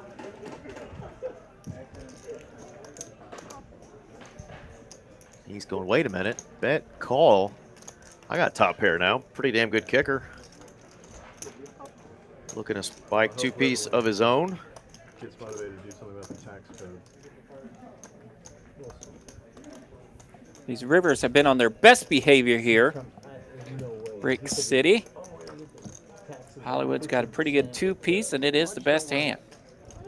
Yeah, Phil needed a king or a jack to win this one. Doc Hollywood, though, finishing with the strongest hand. Ace 10, 2 pair. That's 700. But your average income is going to dramatically increase, so it's supposed to offset. I don't know about that. Yeah. I know, it's not. That trickle-down economics doesn't work. That's not trickle-down, it's a completely different style. It's not even proven, I really. still don't think it works very well. But it will move manufacturing back to the United States. Yeah, Grizz had a thinker there with that King 10. That requires a lot of money invested. The problem is they're not gonna move it here if they don't think it's gonna stay. You think? They keep back and forth. Yeah, but I think if Here we go, 3,500 in that pot, so Doc will profit 2,100. yeah, they're trying to start doing the back. Not just because of that, but also On the climb down there. Kind of gotten kind of nuts. They're kind of falling apart a little bit. So really, yeah, Should be good for India. well, we need should be yeah. Because if we're not gonna do anything to them, yeah. We'll take it. It's all hey, but here's the thing: is there's no guarantee they're gonna get any of it done. So Off to hand 116. They've got that button flying here this last lap. Looky there, our boy Doc Holliday was just down 12K. Now he's only down 9.7. There you go. Yeah, that's what I was mentioning. On the climb, and he's got pocket 8s here. Yeah, and Doc is always engaged in the chat with us and watching the live stream. Somebody that's really been playing a lot and studying a lot of poker and really loves the game. So he's a doctor full time, but got himself a fun hobby like we do, playing poker, and he's made it a lot of fun to commentate as he jumps in and always gives us a shout out. Absolutely. Doc's been great, and it's great to see when fans of the show piddle around on the stream and put the effort into their game to better their game and make it entertaining, and it's cool to see these guys grow.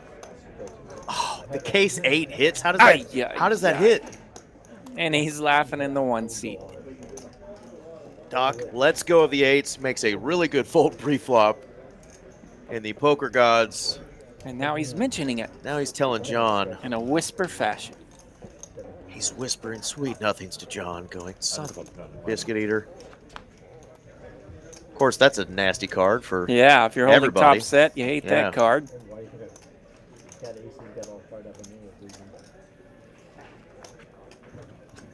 2 outs for the Indian. Does not get there. He's rewarded with a spade draw on the river, but we don't go 6th Street here. Go to 5th Street and turn around. Did he bet something? No, Indian check. Yeah, he just checked. Okay. So it does go check, check. 9s are going to hold here. How does that case 8 hit is what he's saying. Did you really?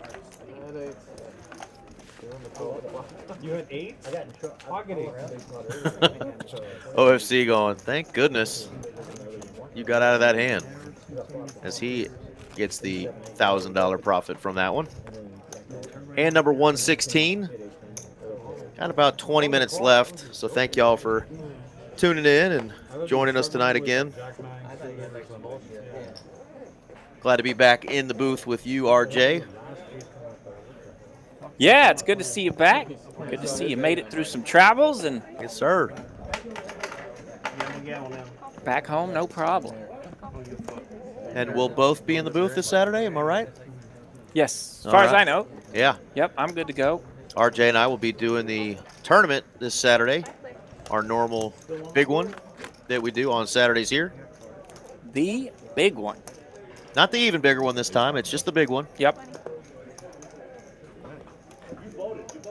Yeah, and field size was down just a little bit next week, so we're looking forward to cranking it back up for this week.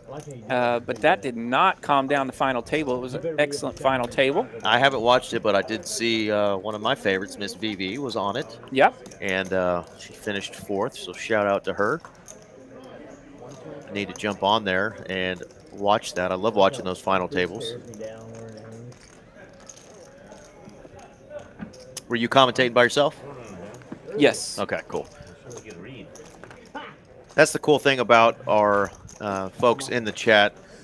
The last time I did one of those tournaments by myself as well, the chat was super engaged, really was active and commenting and asking questions. And yeah, it's been made great. Made it a lot of fun. I'm sure it was the same for you. Absolutely. Love it when the chat's active. And those final tables, a lot of people are asking strategic questions and picking on the plays and stuff. So, yeah, they're getting after it.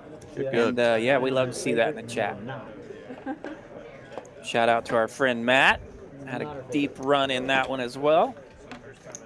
TCH. It was full of TCH Dallas, you know, legends in the room. So a lot of regulars made that final table, and it was fun to watch those guys splash it around for pretty good paydays. Well, here we go here. Back to our nobody fold 'em, hold 'em. Oh. Doc's going to make them fold, though. We got Cowboys in the 1 seat. All right, so Doc did not make this big enough. He's going to go with the small sizing. Yeah, this may get calls all the way around the table. And good luck, Kings. Good luck, Cowboys. Your season's over. Let's see if these Cowboys can actually hold.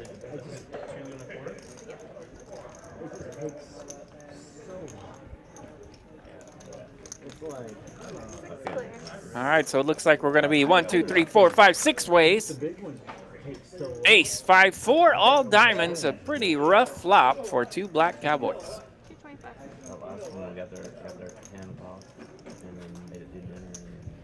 How does Doc know?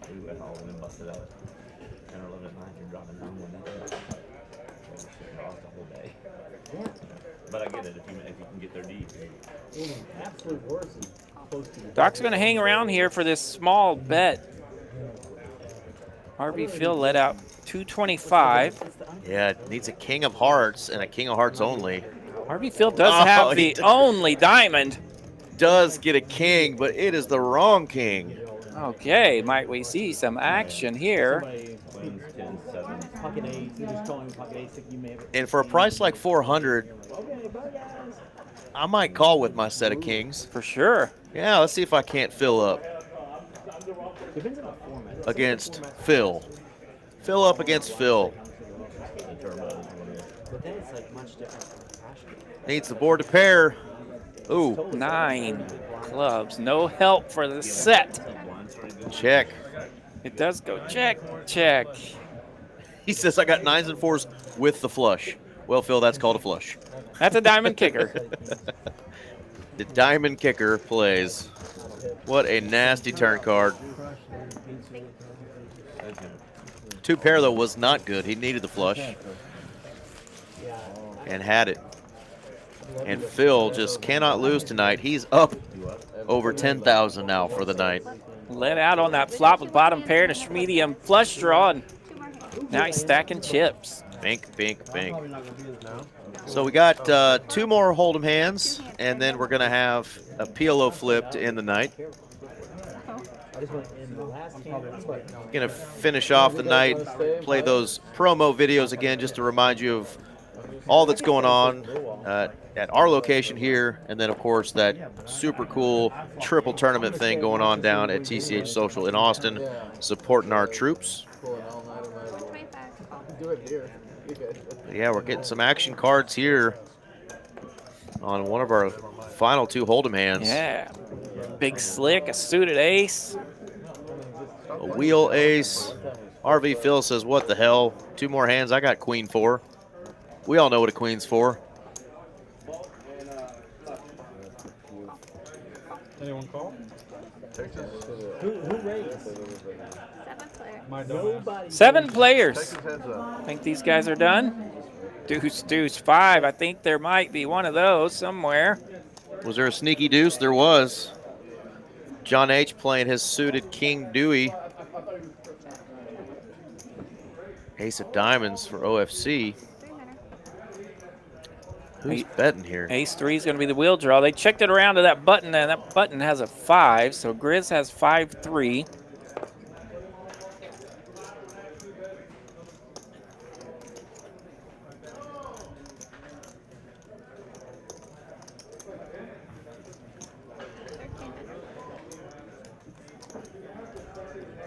John wasting no time on this flop. He will check raise with his king deuce.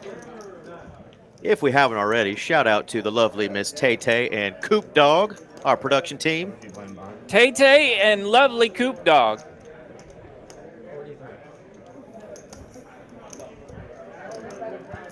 Cooper looked at us like, wow, did y'all just call me lovely? For us 2 follically challenged fellas, Cooper, yes, you are lovely with that beautiful head of hair. That mane is gorgeous.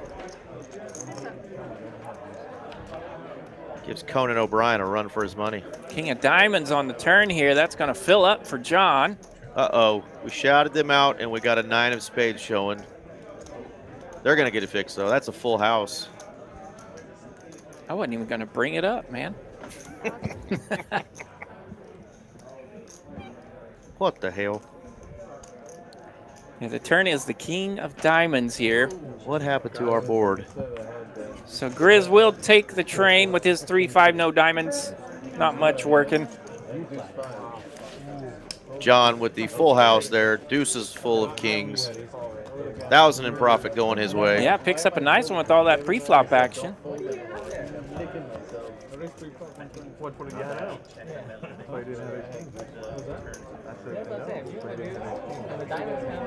Yeah, sign of a good game is Wow, sometimes. look at that, man. Now we've just got 3 winners for the night. One point early on, we had 6 winners. Kind of evened out there for a minute. Of course, not everybody could win in this damn game, or we'd all be playing it full time. But yeah, 3 big winners tonight, and everybody else stuck like Chuck. Couple more hands. Yeah, you'd love to see a good game where a lot of people are seeing flops, and it's created some. Phil gonna 3-bet to 420. Let's do it again. Nice pots pre-flop. Oh, hello. With 1,000 out there, John's John just gonna asks, rip it. is this the last hand? She says yes. He says, I'm all in. Oh, Indian all in with his final $1,000. And actually one of the best hands to go up against aces. They say it is, yeah. It's got better than 13% normally, but because we've seen all the hearts get folded and some of these other hands. And you'll see it go up as all these other hands fold. Absolutely. Already it's gone up to 16%. Doc Hollywood going, man, here's my chance. Yeah, we saw quite a few of his outs in the holding, so he won't get full equity here, but he's up to 19% against aces. Let's see if they just want to go once, being that it's the last hand of the night for Hold'em.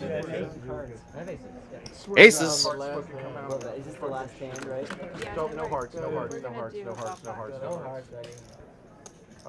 Okay, picks up outs. Indian needs a 4 for some running cards. Oh my God! Oh my God. Aces cracked. Final hand. They are going to run it twice. They are going to here. run it twice. Only 1 heart on that flop. All diamonds. All right, diamonds ace here. of diamonds looking good here. Runner, runner. All right. That'll do it. That'll do her. John. We should do one more. That was boring. With the nuts. They both have almost the nuts. The Indian turned the nuts on the top board. There you go. He ran out of chips at the right time. That is chapter 3 in the Texas Hold'em book.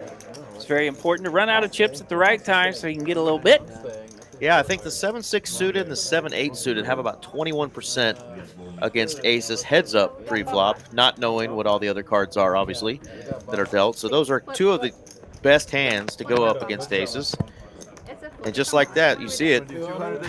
Yeah, the aces made a wheel on the first board. Yeah.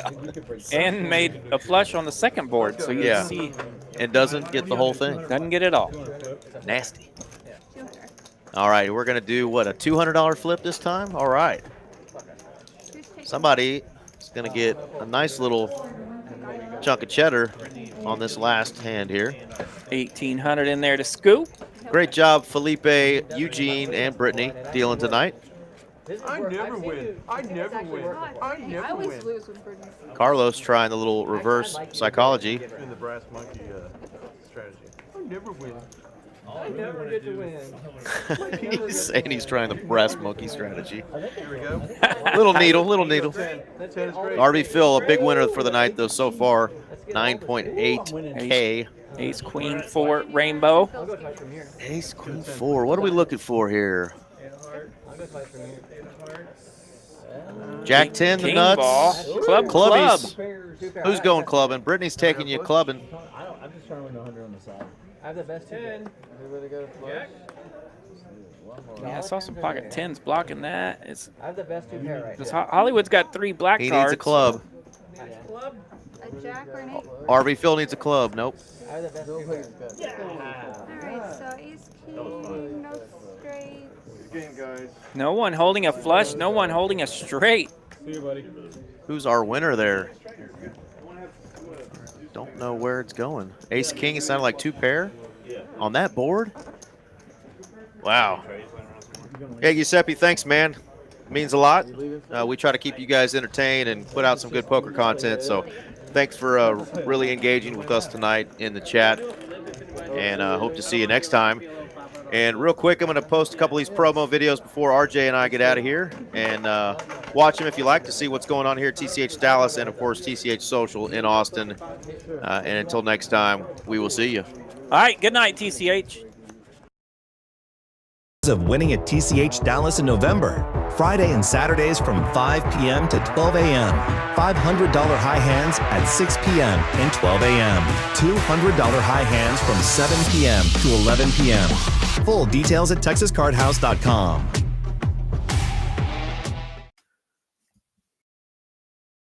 Brought to you by TCH Social Austin. 3 unique tournaments on 3 consecutive days. Saturday the 9th, red, white, and win. $30,000 guaranteed $250 buy-in. Sunday the 10th, American Deep Stack $20,000 guaranteed $250 buy-in. And Monday the 11th, Tribute to Troops $10,000 guaranteed $150 buy-in. Full details at TexasCardHouse.com.